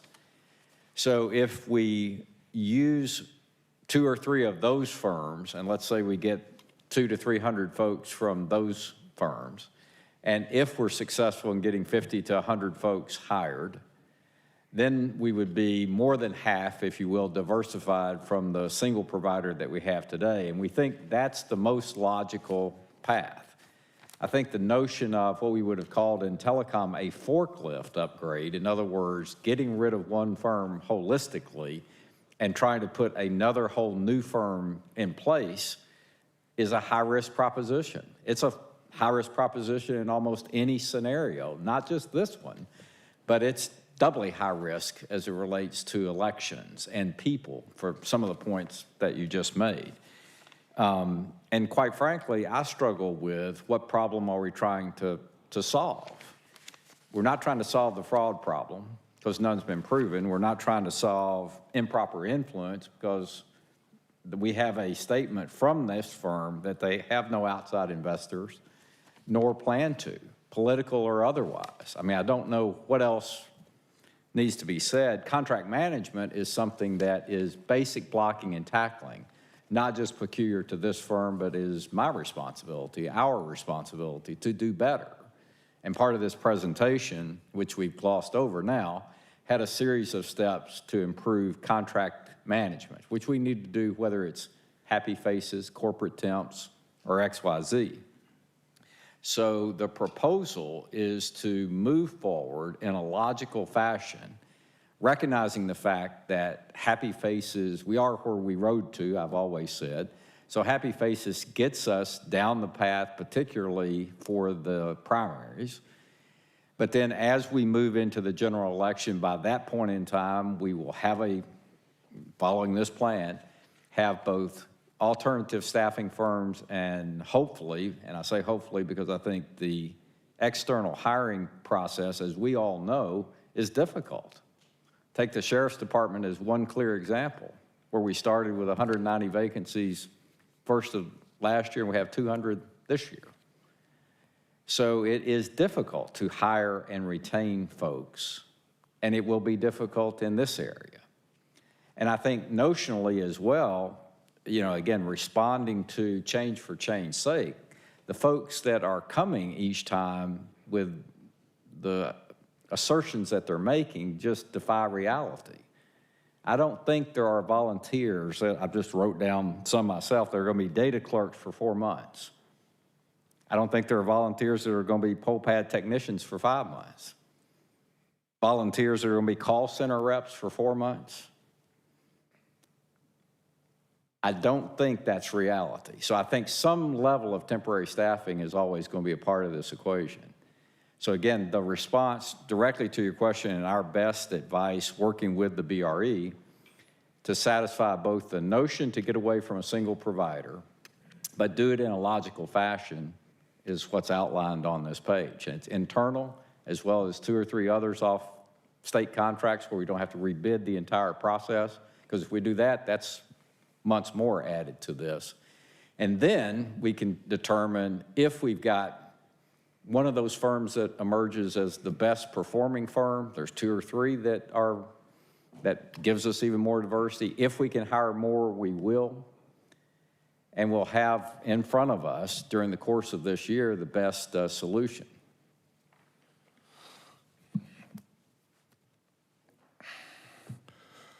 Thank you. So what you're saying is it's just not practical to get rid of happy faces at this point, but that you have developed a plan which will diversify or add additional contractors over time Yes, sir.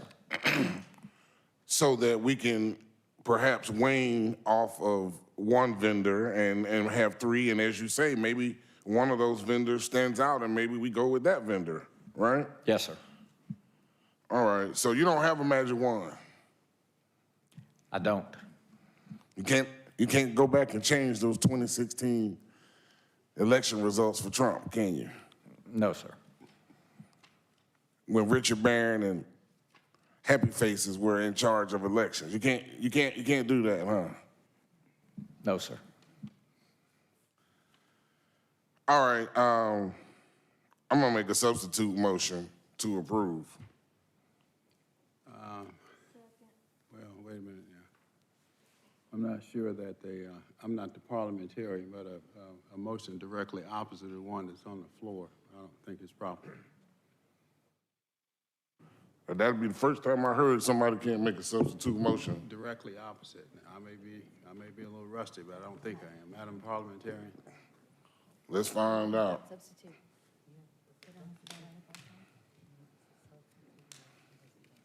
My suggestion would be to, if you want to fire, Commissioner Hall seconded my motion. Yes, it has been seconded. If it has been seconded, that substitute motion can be made and voted upon.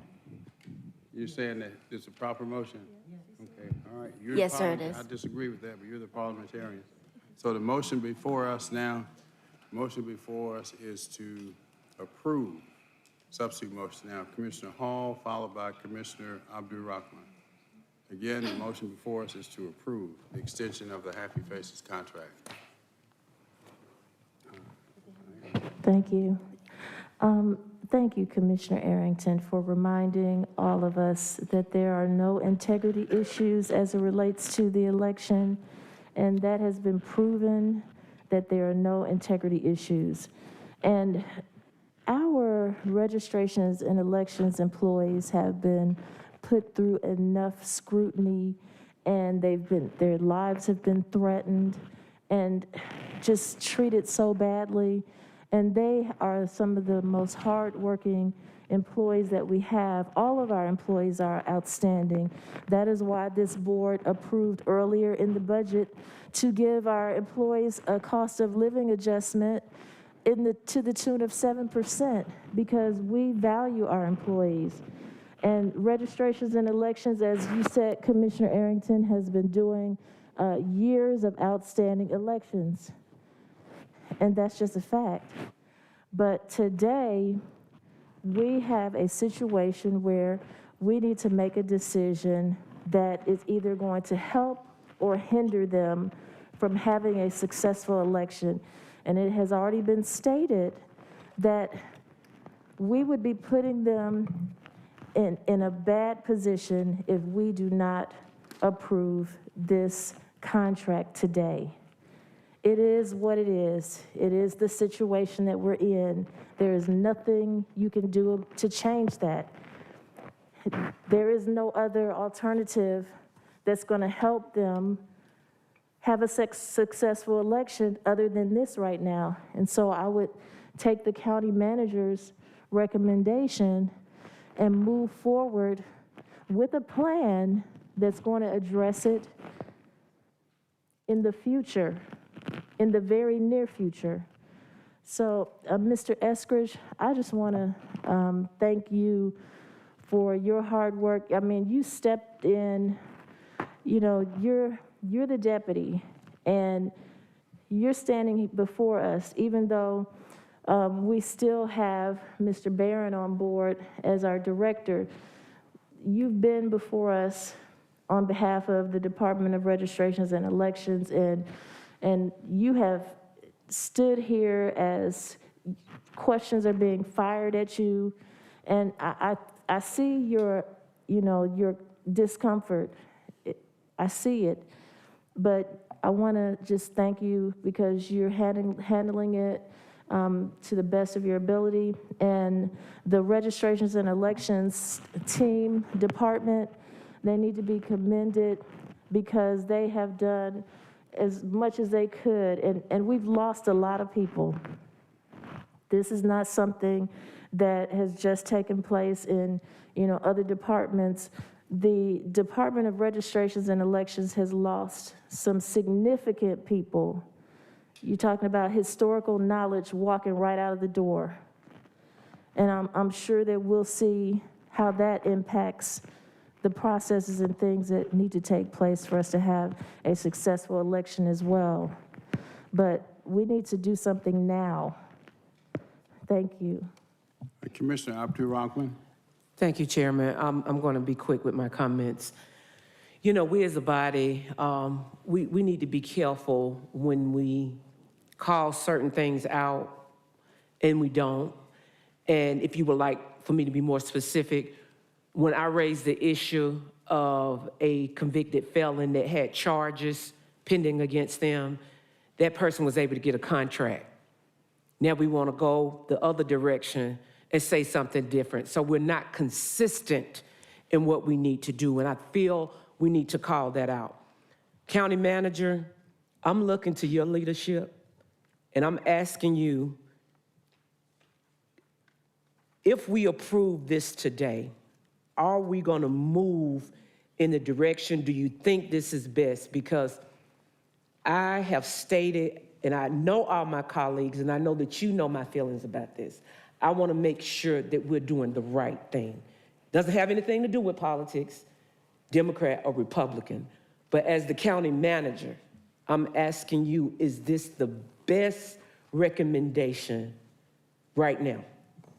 Yes, ma'am. I think a logical move away from happy faces is our best recommendation, but it's not a flipping the light switch approach. It needs to be hiring, it needs to be finding other providers, and feathering all of that in during the course of this election.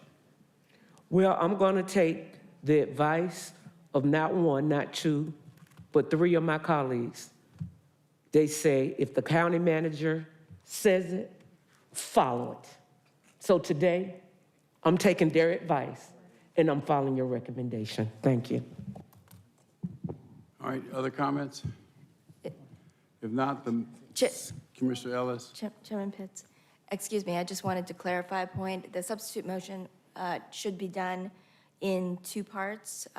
Initially, a motion to substitute should be entertained, and then if that passes, and then the substitute motion may be considered.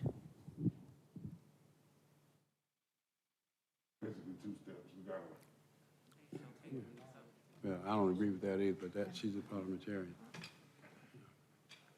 Okay, go ahead. Just be brief. We'll perfect the motion. I want to thank, Commissioner. yeah, I want to thank Mr. Esters for coming down here and speaking as well. And I think it also highlights the fact that, you've been stuck up here, trying to respond to things that probably shouldn't be. And it highlights the fact that our elections department has been rudderless and lacked leadership for some time. And I really want to encourage our Board of Elections to get more engaged and own this problem. I'm tired of talking about it. It should not be us that are owning it. I respect our manager a great deal, but this is not his role to manage elections. That's not his scope. And I don't disagree. I don't agree with all of his remarks that were made today about alternatives.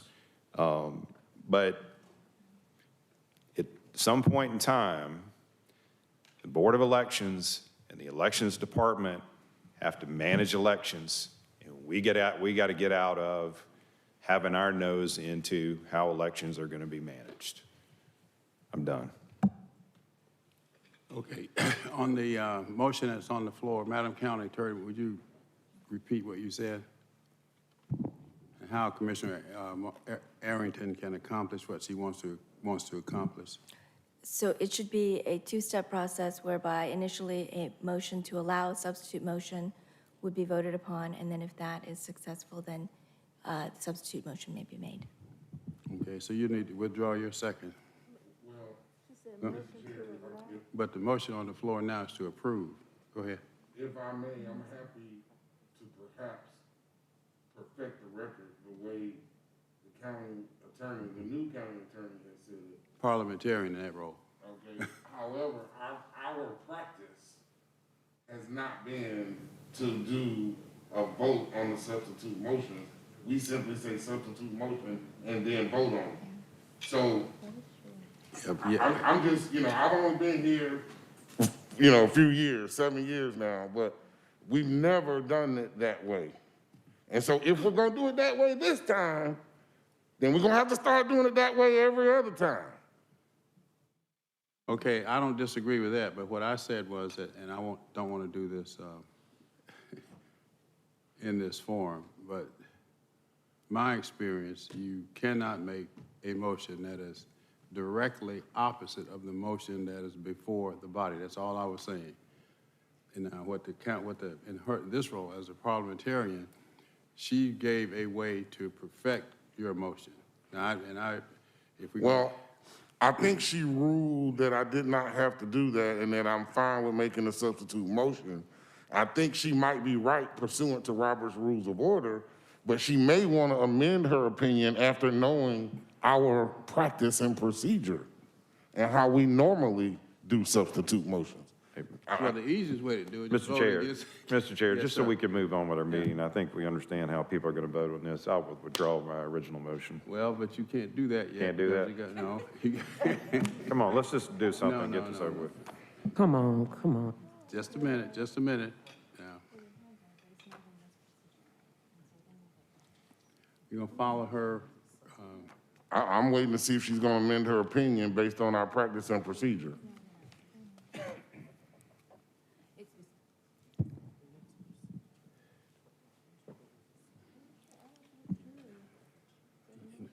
he can't withdraw his, he has to get back to it. He's asking me if I meant. Yeah.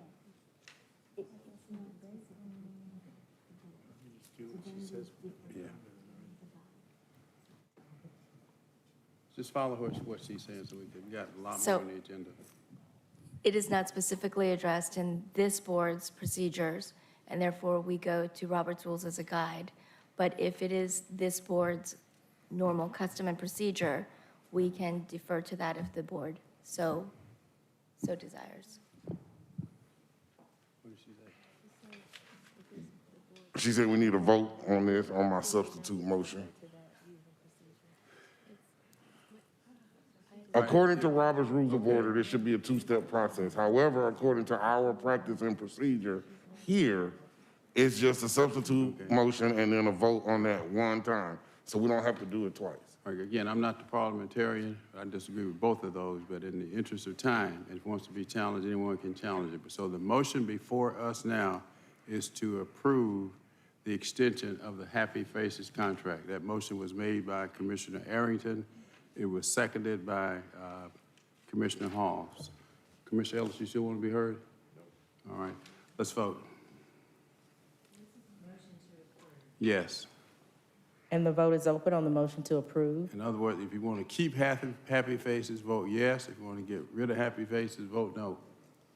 With the recommendation of the county manager.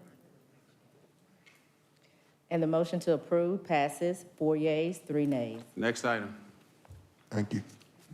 Page 6, 22-0056, Information Technology, request approval to renew existing contracts for specialty computing devices. All right, motion to approve by Commissioner Hall, seconded by Commissioner Abdul-Rahman. Let's vote. Oh, wait a minute. I was in the Question? queue to speak. Go back. I was in the queue to speak. I have a couple questions. Commissioner Hall has the floor. Thank you, Mr. Chair. Okay, so I have a couple of questions, Glenn, because we had a conversation about the PC refresh and the actual computers that we are purchasing. And when I looked at this, I do see that you added the specialty computing devices that we spoke about because, I asked you about standardizing equipment based on the employee base and what their needs are. And some people need Macs instead of, Dells and other items. But what I'm questioning in this is, are we still purchasing the same inadequate PCs that we were purchasing before? And what I mean by that is, I had a problem with the first computer that I had, because the speakers are on the bottom of the computer. And now we're in a situation where we do everything virtual. So we're literally sitting at the computer, Zooming and doing Microsoft Teams and other StreamYard and other virtual apps. And so having the speakers on the bottom doesn't allow the sound to come through on the meetings like it should.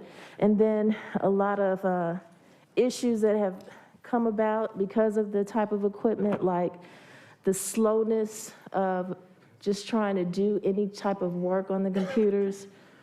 So are we still purchasing those same type of PCs, or have you selected an upgrade? Thank you, Commissioner. Glenn Melendez, Chief Information Officer. Per our discussion, we went out and surveyed the organization.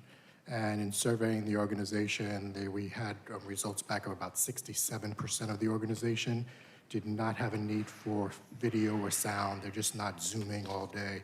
So for that population of the organization, we did go with Dell as a recommendation. That's what the competitive bid yielded. But for the remainder of the organization, the other 33%, we have the option of going to specialty devices and getting whatever it is that they need and works for them.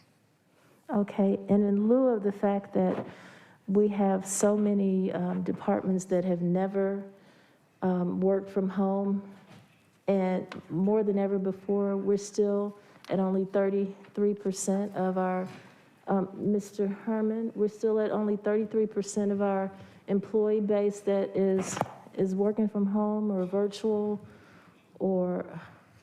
So if I may clarify, Yes, I'm Commissioner? sorry. So it doesn't mean that they're not working from home. It means that just based on their roles and responsibilities, that they may not be using Zoom and those kinds of features extensively. They may be in accounting and need to just work on spreadsheets during the course of the day. They may have various roles that just don't call for that function. Okay, all right, thank you for that. And so when I look at this, what is this page called? The contractor's performance report. In here, you address the quality of the equipment provided by Dell and said it was satisfactory based on the specs identified in the solicitation and the contract. But every time I talk about these computers and how bad they are and how slow they are and everything, I always get employees who email me or contact me after the board meeting and say, thank you for bringing that to the attention of the IT department, because they're not really reaching out and finding out how bad these computers are. And so this particular performance report, you based it on your specs and your contract, and I want to ask that you do more with contacting the users and getting the users' input about what we're actually providing them to do their work with. Because I have a whole list, and I've been keeping track of all the issues that we have been consistently addressing just in my office, and I know I've heard from other people. I heard Commissioner Hausman say one day that she was experiencing slowness, and then some of the other departments. So I just want to make sure that we're not putting ourselves in a situation where we're continuing to purchase inadequate computers, and we're really trying to be more advanced in our selection. Yeah, so I'll respond to that. So I guess in terms of the options, they do have an option to go to another option if we so choose, or if they so choose. We haven't allocated extensive dollars for that because we do want to have some standards in place. The flip side of that, I'll say this, is that we've been using those devices throughout the county. There are thousands of them deployed. And while we have had some issues, overall, we're providing services across the board successfully. I mean, we provide senior services support, we provide ERAP support, COVID relief. All of these services are provided to our citizens using these devices. So not to acknowledge that there aren't any issues, but to say that overall, there are thousands of devices out there in the field that are being used successfully to support our citizens. Okay, well, I just want to make sure you understand this. A person could have a very significant role in their organization, and even if that's one person out of 5,000, the importance of that person's job could impact this entire county in a negative way if their computer doesn't work. So we cannot look at it based on, well, you know, it's 67% are okay with their computer, because it's not based on that. It's based on people have a job that they need to get done. And I just want to make sure that we have the right equipment for everyone so that they can adequately do their job. And there is an option there that they can select a specialty device. All right, thank you so much. All right, the motion on the floor is to approve. Let's vote. And the vote is open.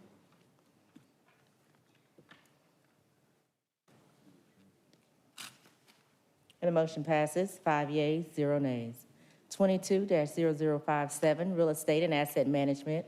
Request approval of the lowest responsible bidders to provide on-site door repair and preventive predictive maintenance services. All right, motion to approve by Commissioner Morris, seconded by Commissioner Abdul-Rahman. Please vote.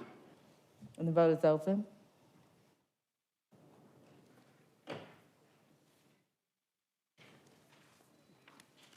And the motion passes, 5 yeas, 0 nays.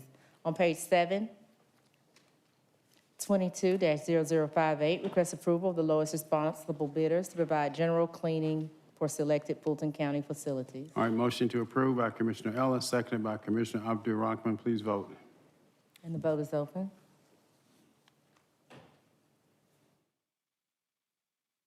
And the motion passes, 5 yeas, 0 nays. 22-0059, request approval to utilize cooperative purchasing to purchase mission-critical parts in support of Dream Building Construction and Facilities Maintenance Division. Motion to approve by Commissioner Abdul-Rahman, seconded by Commissioner Morris. Cast your vote. The vote is open.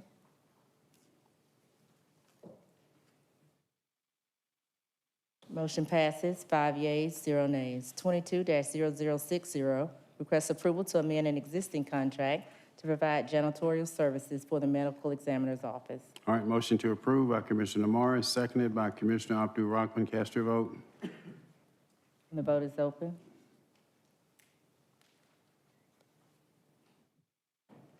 And the motion passes, 4 yeas, 0 nays. Under Arts and Libraries, 22-0061, Arts and Culture, request approval of a statewide contract to provide temporary staffing services. All right, is there a motion?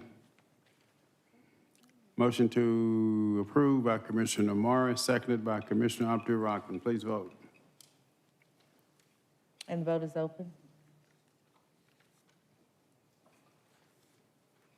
And the motion passes, 4 yeas, 0 nays. 22-0062, Library requests approval to renew an existing contract to continue to provide research-based education in the areas of agriculture and natural resources, family and consumer services. Motion on the floor is to approve by Commissioner Ellis, seconded by Commissioner Hall, I believe. Let's vote. And the vote is open. Motion passes, 5 yeas, 0 nays. On page 8, under Health and Human Services, 22-0063, Public Works, request approval of recommended proposal to provide a standby generator system during design and construction of the Big Creek Water Reclamation Facility. Motion to approve by Commissioner Ellis, seconded by Commissioner Hall. Please vote. And the vote is open. 12 mil. The motion passes, 5 yeas, 0 nays.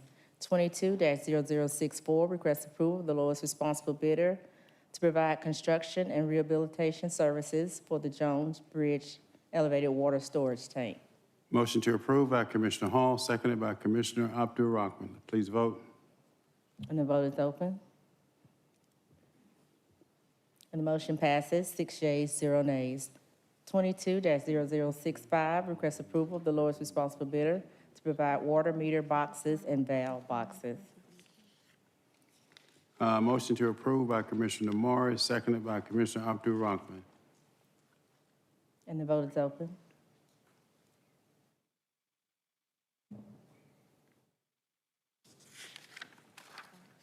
The motion passes unanimously. 22-066, request approval of the lowest responsible bidder to provide HDPE fusible PVC pipes. All right, again, a motion to approve by Commissioner Morris and seconded by Commissioner Hall. And the vote is open.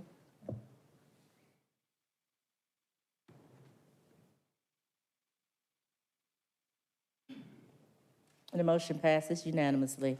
22-0067, Senior Services, request approval to increase spending authority to provide transportation services, ride sharing through Uber Lyft. Motion to approve by Commissioner Vice Chair Houseman, seconded by Commissioner Hall. The vote is open.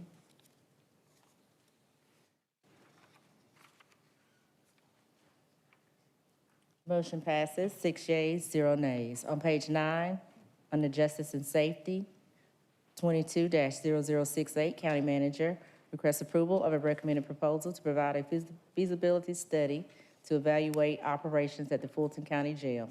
Motion to approve by Commissioner Abdul-Rahman, seconded by Commissioner Hall. I believe there is a presentation, Mr. Chairman, if you'd like me to go through it briefly. Yes, sir. Okay. Can you bring up the presentation, please?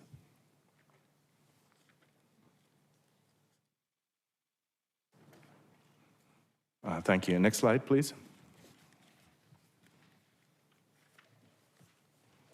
What I'd like to do is very briefly take you through an update. We made a presentation a few months ago asking for your approval to move forward with an RFP for vendors to present to us and bid on a jail study. And so we, in fact, have gone through that process. I'm going to take a couple of minutes just to refresh everyone's memory on the goal of the study and then present our recommended vendor as we move forward. Very quickly, the goal of the study really is to take a look at a potential new facility, given the maintenance, security, and challenges that we've had with our existing facility, which is more than 40 years old. Over that period of time, also the science and the art as it pertains to pretrial incarceration has changed significantly. It's not reflected in our current structure. The next slide talks specifically to the goals, objectives of the study. It will, in fact, they will go through and assess the space and service needs that are required in a modern jail. We expect innovative space design and programming options. It will determine the best location for a facility. We're expected to get cost and financing scenarios and expect very much a best practices approach in terms of the type of analysis and the recommendations that will be provided. Next page, please. In terms of the, if you could go back one. I think we jumped one. There we go. In terms of what we're looking for is, here again, specifics around cost, staffing, timing of options. We, in fact, when we set on the RFP, one of the key criteria were firms that, in fact, have experience in the analysis of large jails in an urban environment with the level of complexity that you have in the Fulton County Court and jail systems. And our target at that point in time was to come back to you January of this year with a recommendation to move forward. The next page, please. In terms of the vendor recommendations, the RFP process resulted in 3 qualified proposals. The team included representatives from the Sheriff's Department and from county staff as core members, and we also had technical advisors that included, even though they weren't part of the presentation, but technical advisor group that included the county manager, the sheriff, and our CFO, amongst others.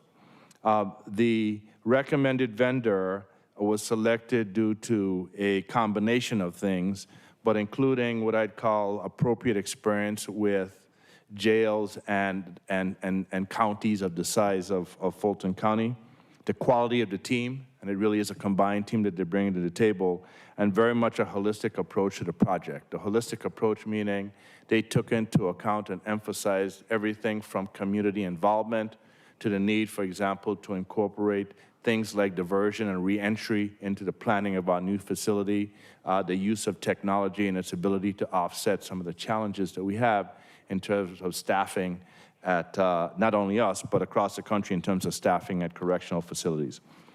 Amongst the key learnings that were consistent from each one of the three vendors were, one, that diversion and reentry need to be core components of the facility that we build.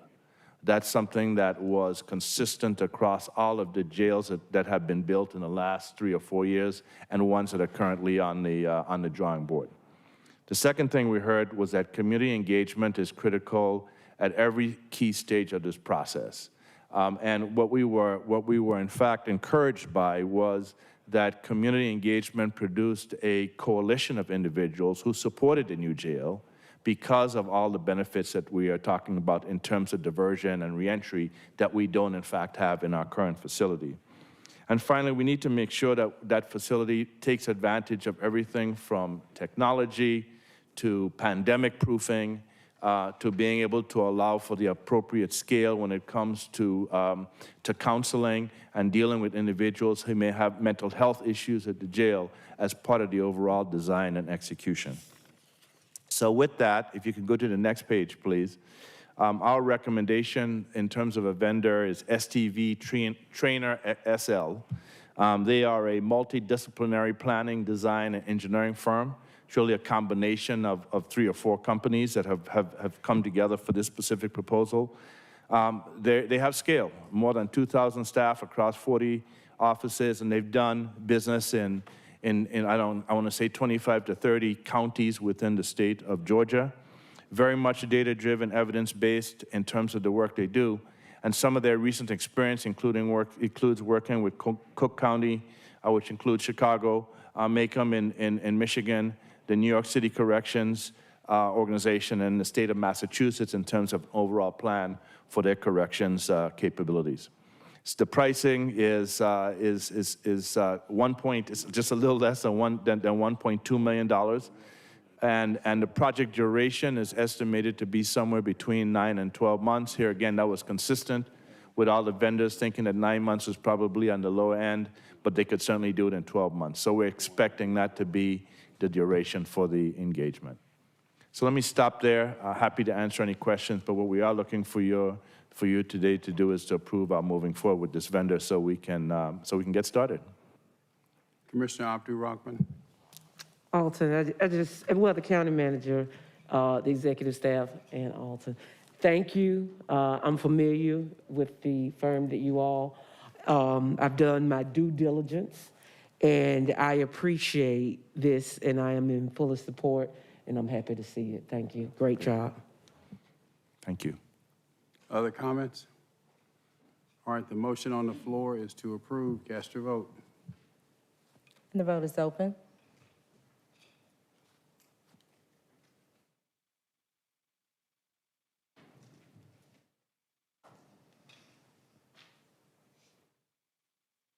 Madam Clerk. And the motion passes, 4 yeas, 0 nays. Motion passes. Next item. Commissioners' action items, 22-0069, as amended. Request approval of resolution by the Fulton County Board of Commissioners urging the support and passage in 2022 of state and federal laws that uphold, protect voters' rights and equal access to the ballot, and one man, one vote, and for other purposes. All right, is there a motion? Is there a motion? I'm making the motion that we adopt this resolution.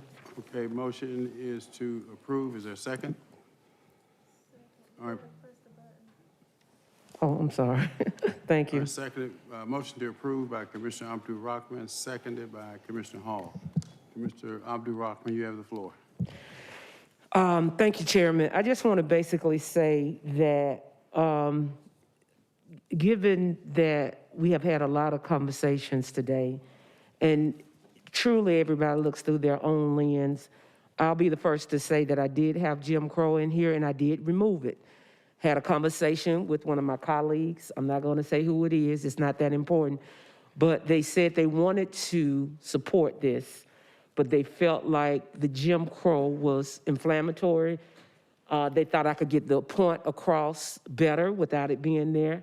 And I removed it as such because the goal of this is to make sure that Fulton County goes on record saying that we are going to make sure one man, one vote, make sure that there's no unfettered access or there's no fraud, and we're going to make sure we do everything in our power to make sure that we uphold the voting rights. We all know what's happening at the federal level.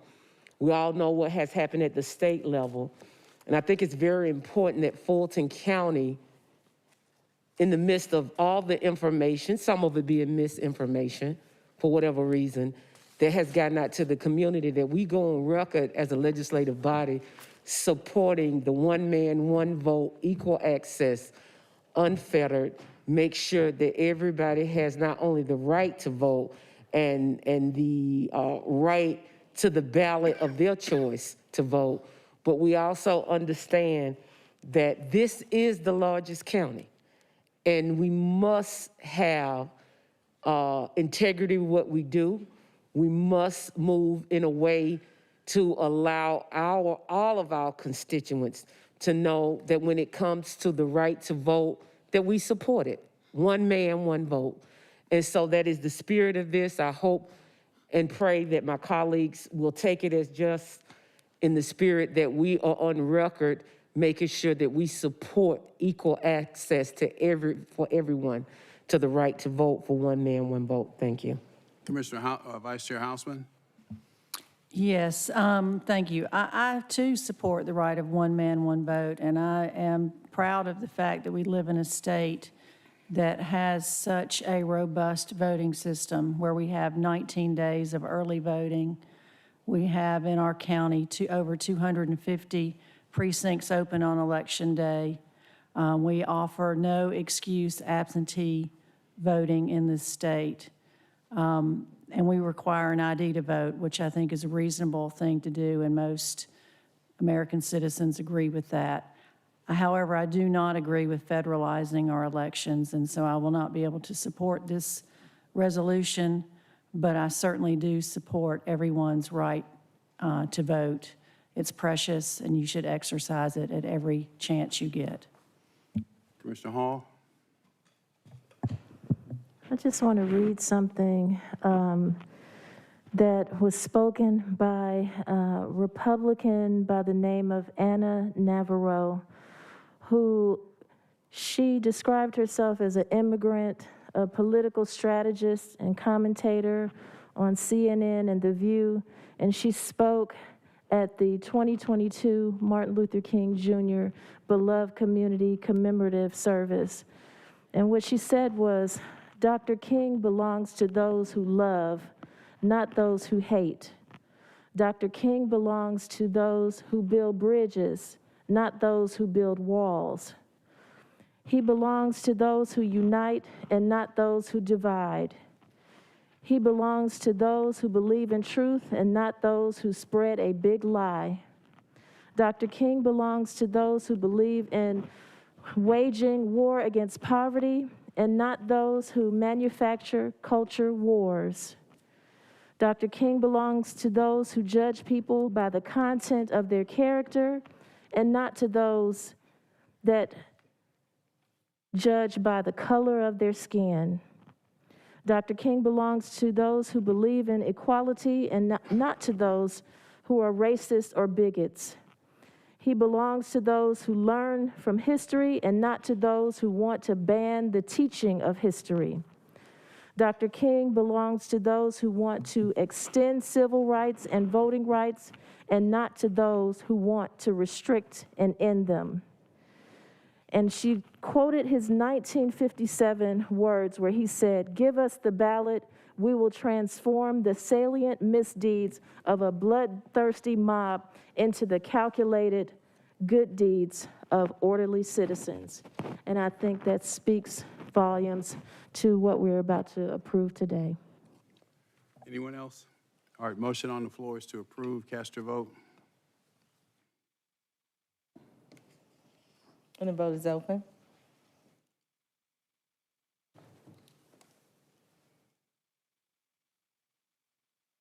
And the motion passes, 4 yeas, 1 nay. Commissioners' full board appointments, 22-0070, Board of Trustees of the Fulton County Employees Retirement System. Commissioner Ellis has nominated Commissioner Abdul Rahman for a full board reappointment to a term ending December 31st, 2022. Motion to approve by Commissioner Morris, seconded by Commissioner Hall. Vote, please. And the vote is open.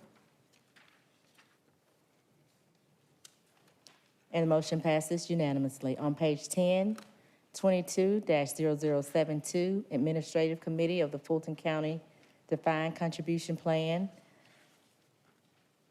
recommended Gina Rude for a full board appointment to a term ending December 31st, 2025. Motion to approve by Commissioner Abdul Rahman, seconded by Commissioner Morris. Please vote. And the vote is open. And the motion passes, 6 yeas, 0 nays. Unanimously with Commissioner Arrington. 22-0073, Board of Commissioners appointment of a citizen member to the 2021 T-SPLOST Citizens Oversight Council. So what are we approving? What? We don't have it, we'll bring it back. Hold it, just hold it. How did this get on the agenda without? Okay, continue, we'll hold it. Wait, no, I got a So I'm question. sorry, go ahead, Commissioner Ellis. I mean, do we have somebody here to speak to this whole T-SPLOST committee thing? I think it was raised during our mayor's meeting. I mean, and I thought the slate had to be done by the end of this month, January 31st. by January 31st. So this is our, Okay. and what who are we was doing? responsible for bringing forth a member? We have to have somebody appointed. How's this all going to work? Yeah, David Clark, Public Works Director for Fulton County. The IGA that Fulton County entered in with all of the cities has a role for the Citizen Oversight Council. Each city nominates their own individual representative to that, plus there's a spot for the Fulton County Board of Commissioners to appoint a citizen to. The IGA says that all of the cities and the county should appoint their members within 90 days of the vote, which would put it about January 31st, February 1st of this year, which is why I believe it was put on the agenda. Okay. Well, I wish we'd known about this, so Commissioner Ellis, you still have the floor. So is there a recommendation from the staff or who were to continuing our previous citizen member? Our previous citizen member was Anna Roach, who obviously is no longer with us. So the citizen member can be, what is the requirements of the citizen member? As far as I understand, just be a resident of Fulton County. Okay, so does the staff have a recommendation? I mean, y'all put this on the agenda, I thought. Yeah, Does the staff have a recommendation for a member that would fit that quality, since that was an approach we used the last time? Did Ms. Roach even be asked? She still lives in Fulton Could she County. continue to be a member? She certainly can be a member. Obviously, I haven't spoken with her, but I can certainly reach out. Could we technically, Well, let's do this. is there any objection to appointing her right now? If she rejects the appointment, then we can come back and we're within purview to replace, I'll correct? second that. Yeah, I have an objection because we don't know where, her role is now with the ARC. That may be in conflict with her job, with her day job. But if it is, we can, I think we need to meet, it sounds like we need to meet a deadline. Now, what I'm disappointed about is no one caught this and brought this to my attention, that we needed to have someone that there I was know a how to deadline. fix it. What? But I think that if there is a conflict with Ms. Roach, then that will give us an opportunity to act accordingly at our next meeting. But we will meet the deadline today since she was appointed before, and I'm comfortable with going with her, and if there's a problem, correct it at the next meeting. So Well, I guess my question, and I don't know if you relinquished the floor or not, Bob, but is if it could be a citizen, it could just as easily be any one of us. Doesn't citizen imply manager. non-elected? Or Dr. Rochelle, or Alton Not Adams. that I'm aware of, sir. What is y'all's recommendation? Yeah, I like to wait.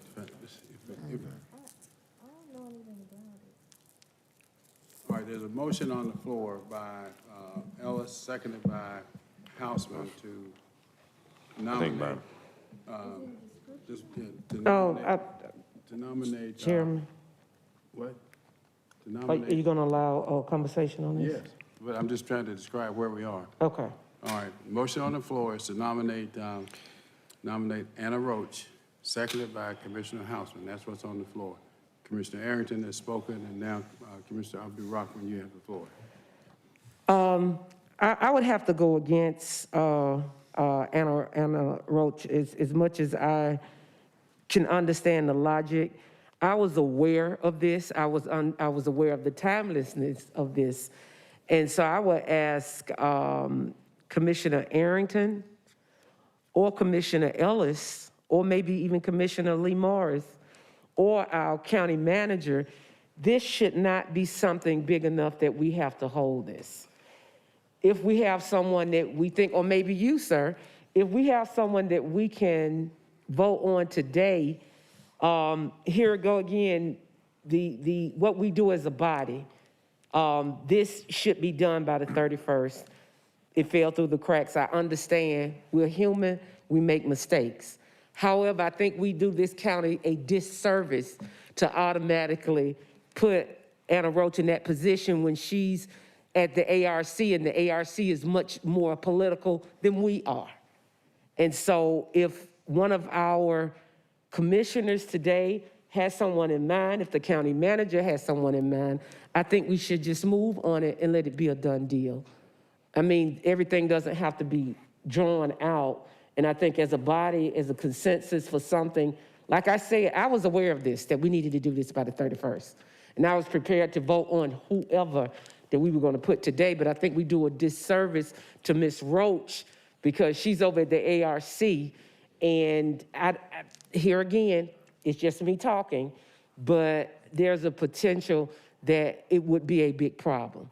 And so I would just ask Chairman, if we have someone today, let's put them forward. If we have someone in mind, let's put that person forward other than Ms. Roach. Thank you. Okay, Commissioner Ellis?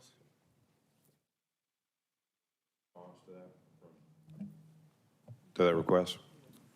So we received a text from Ms. Roach that she would like to not be considered. Okay. So a suggestion would be that the one that, your residence is Fulton County, right, David? No, no, sir. Don't tell me that. Alton Adams.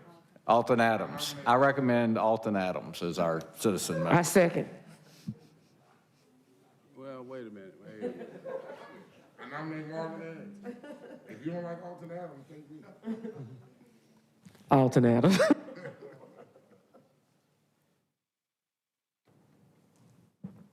T-Splosh Citizen Oversight.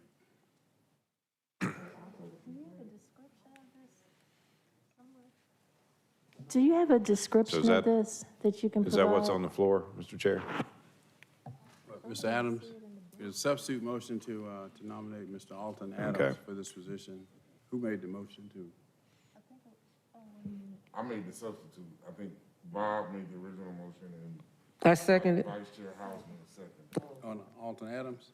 No, I made the substitute motion for Alton Adams. Okay, that's what I'm getting at, yeah. Who Okay. seconded it?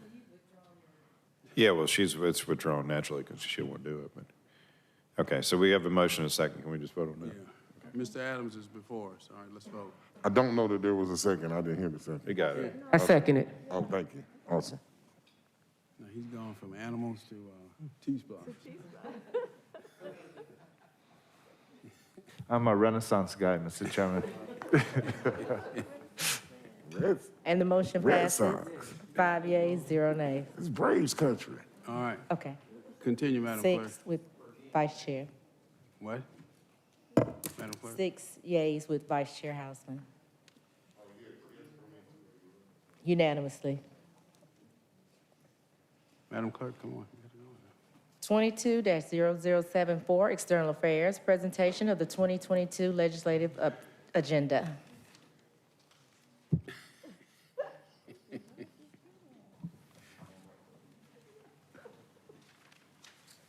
And good afternoon, Commissioners. We're excited to be with you again this afternoon.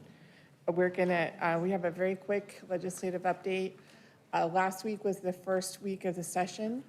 And just as a reminder, our legislative priorities are up on the screen. Next slide, please.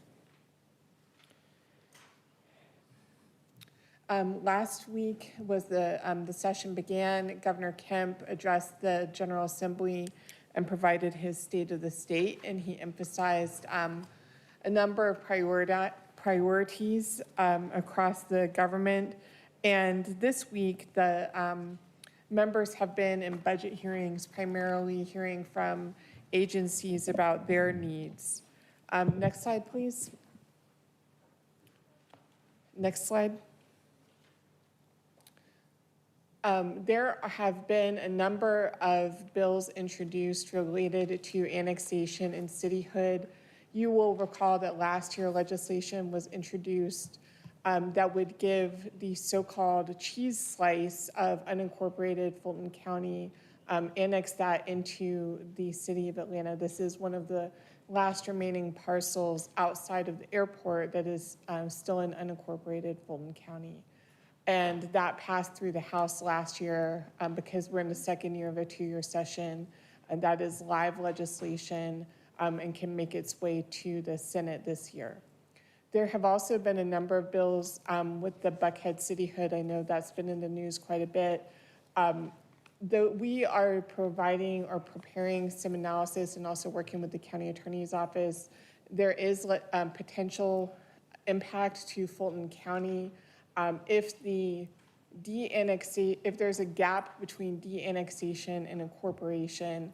In that gap time, the county would have responsibility for service delivery. And so we are preparing some analysis so the board would be better prepared to take a position unless you wish to do that now. Brand, do you have anything you want to add on that? No, that's fine. Thank you. Next slide, please. There, again, SB 202 or SB, last year we had a lot of legislation related to elections, and there's still more legislation related to elections. The elimination of drop boxes and non-citizen voting are two issues that have been introduced. The second is one that the Secretary of State has identified as one of his priorities, and that legislation is, has been introduced and on the slides. Next slide, please. These are some of the bills that have been introduced related to, one specifically related to COVID-19 disparities that a member of our delegation, Representative Schofield, is the primary sponsor, and it's creating a committee. So no, not an action item at this time, but one that we know the board has been interested in. Next slide, please. Constitutional carry is another area that the governor talked about, has talked about as one of his priorities, and legislation has been, I guess this is carryover legislation, but the governor has also talked about this issue. Next slide, please. Again, several bills related to taxation issues. I also, on the topic of taxation, I've sent you all a note this afternoon about a homestead exemption issue that's been raised by actually from a reporter. We know that homestead exemptions are one of the issues that the board has been very interested in.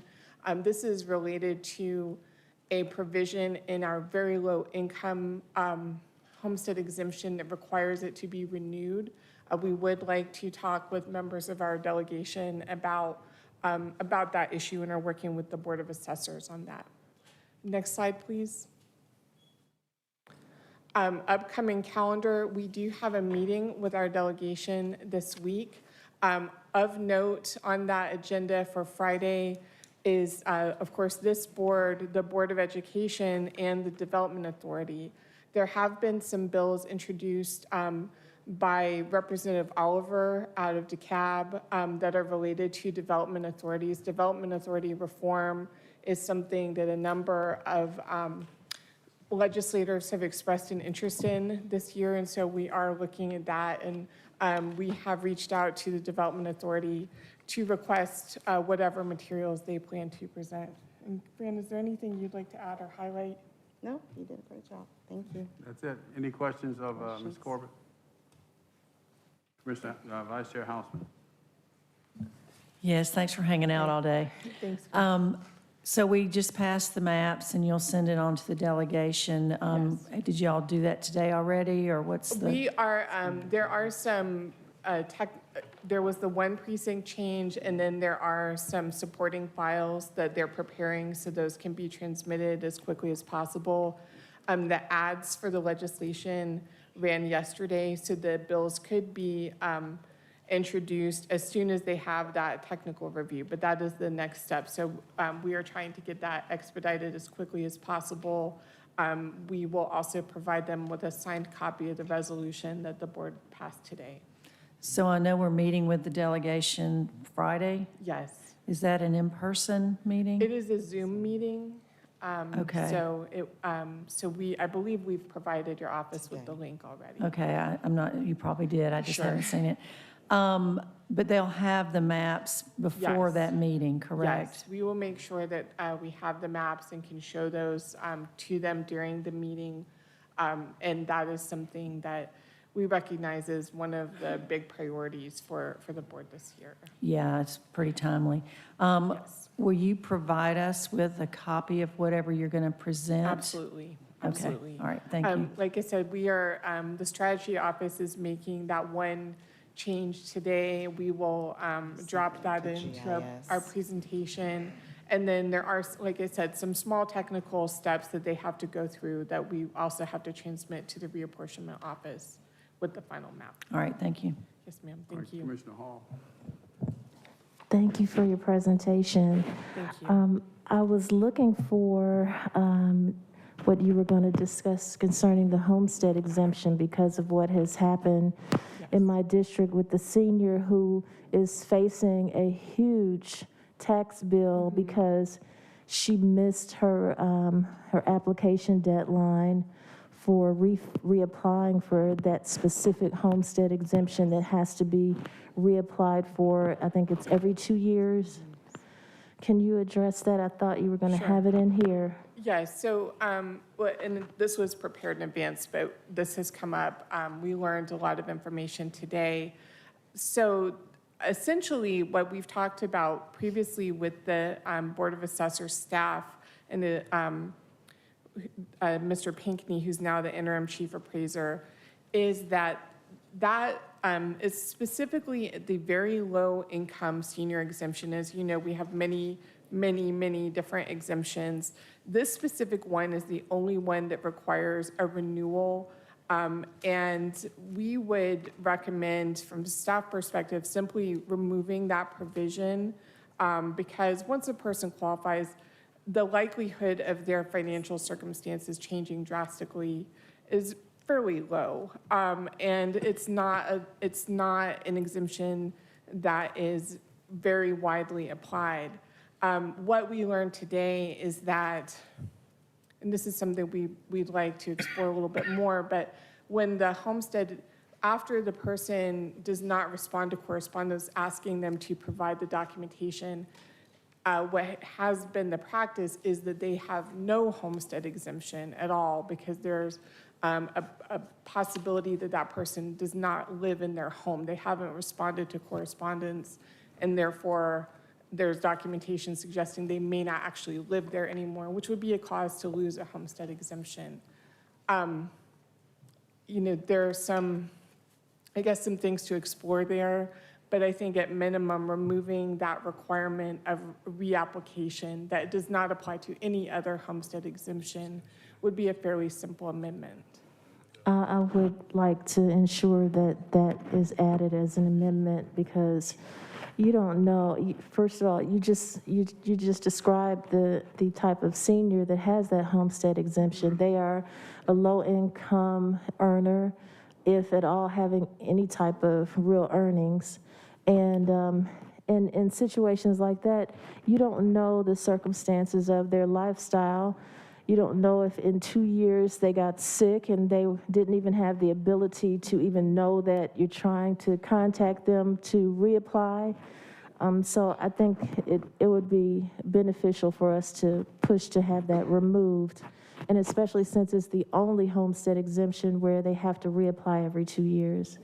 Yes. So thank you for that. And can you speak to something that was just recently assigned to the Judiciary Committee? It's HB 0894 as it relates to tenants and evictions during the COVID public health emergency. Good afternoon, Commissioner Hall. This is Fran Calhoun, Intergovernmental Affairs Manager. Yes, that bill was introduced by Representative Bodie, and it is a very short bill that says basically and provides that no applicant can be refused a rental agreement based on eviction that was due to non-payment of rent that occurred during the pandemic. And I don't have specific dates here in terms of the pandemic dates, so I guess we'd have to look at maybe the governor's emergency declaration, but it is in keeping with what has been an interest of yours and many of this board. Thank you so much for that. Yes, ma'am. Great job. Thank you.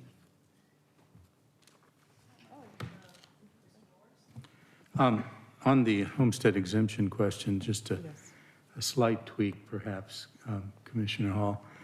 I recall a couple of years ago, 3 years ago, maybe Dwight Robinson telling me about a very wealthy developer who had a lot of taxable losses from depreciation and otherwise and had negative income that year, millions the year before, probably millions the next year.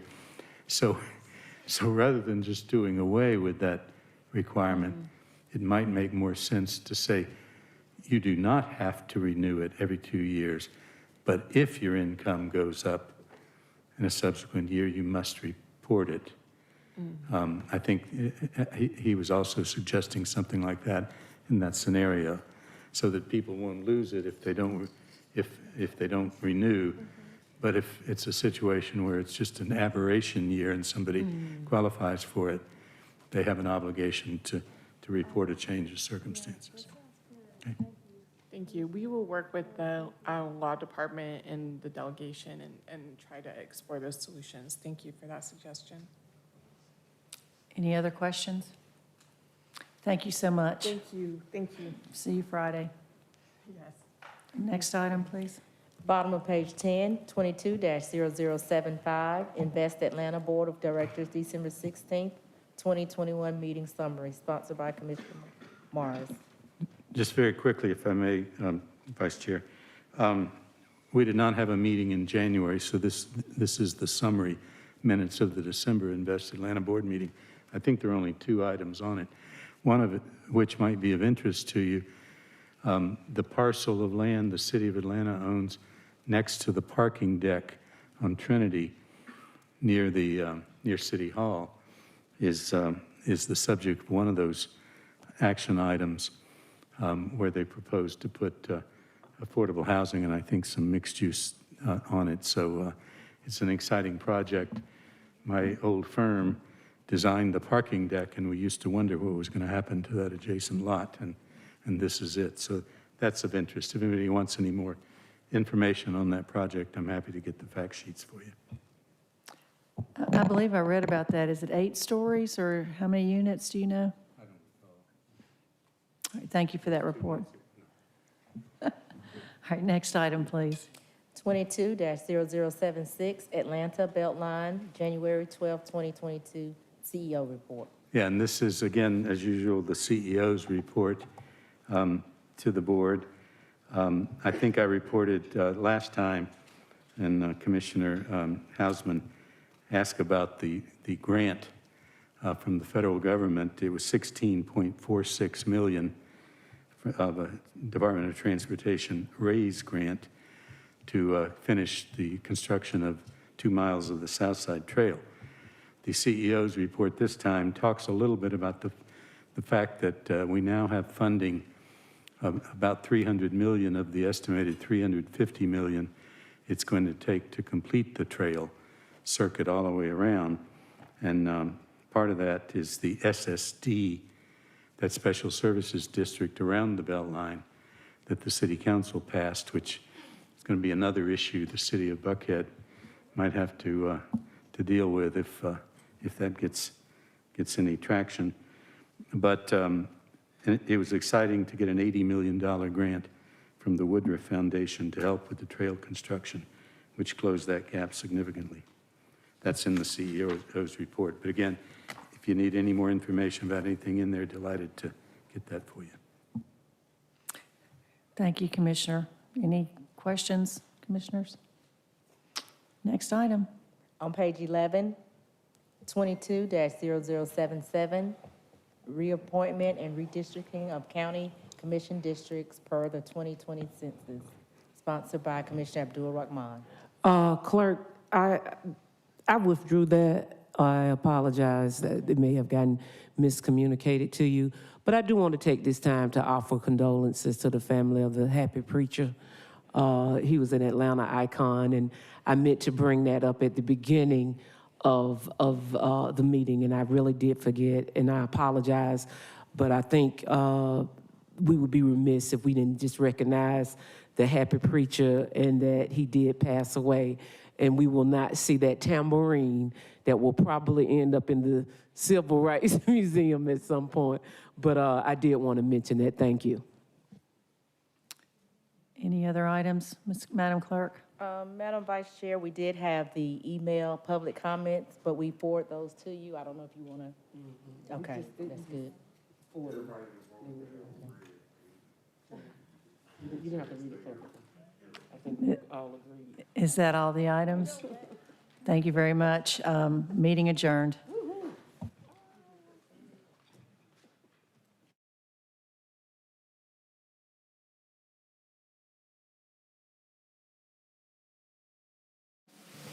For a written transcript of this meeting, or if you need reasonable accommodations, including this communication in an alternative format due to disability, please contact the Clerk to the Commission's office at 404-612-8232.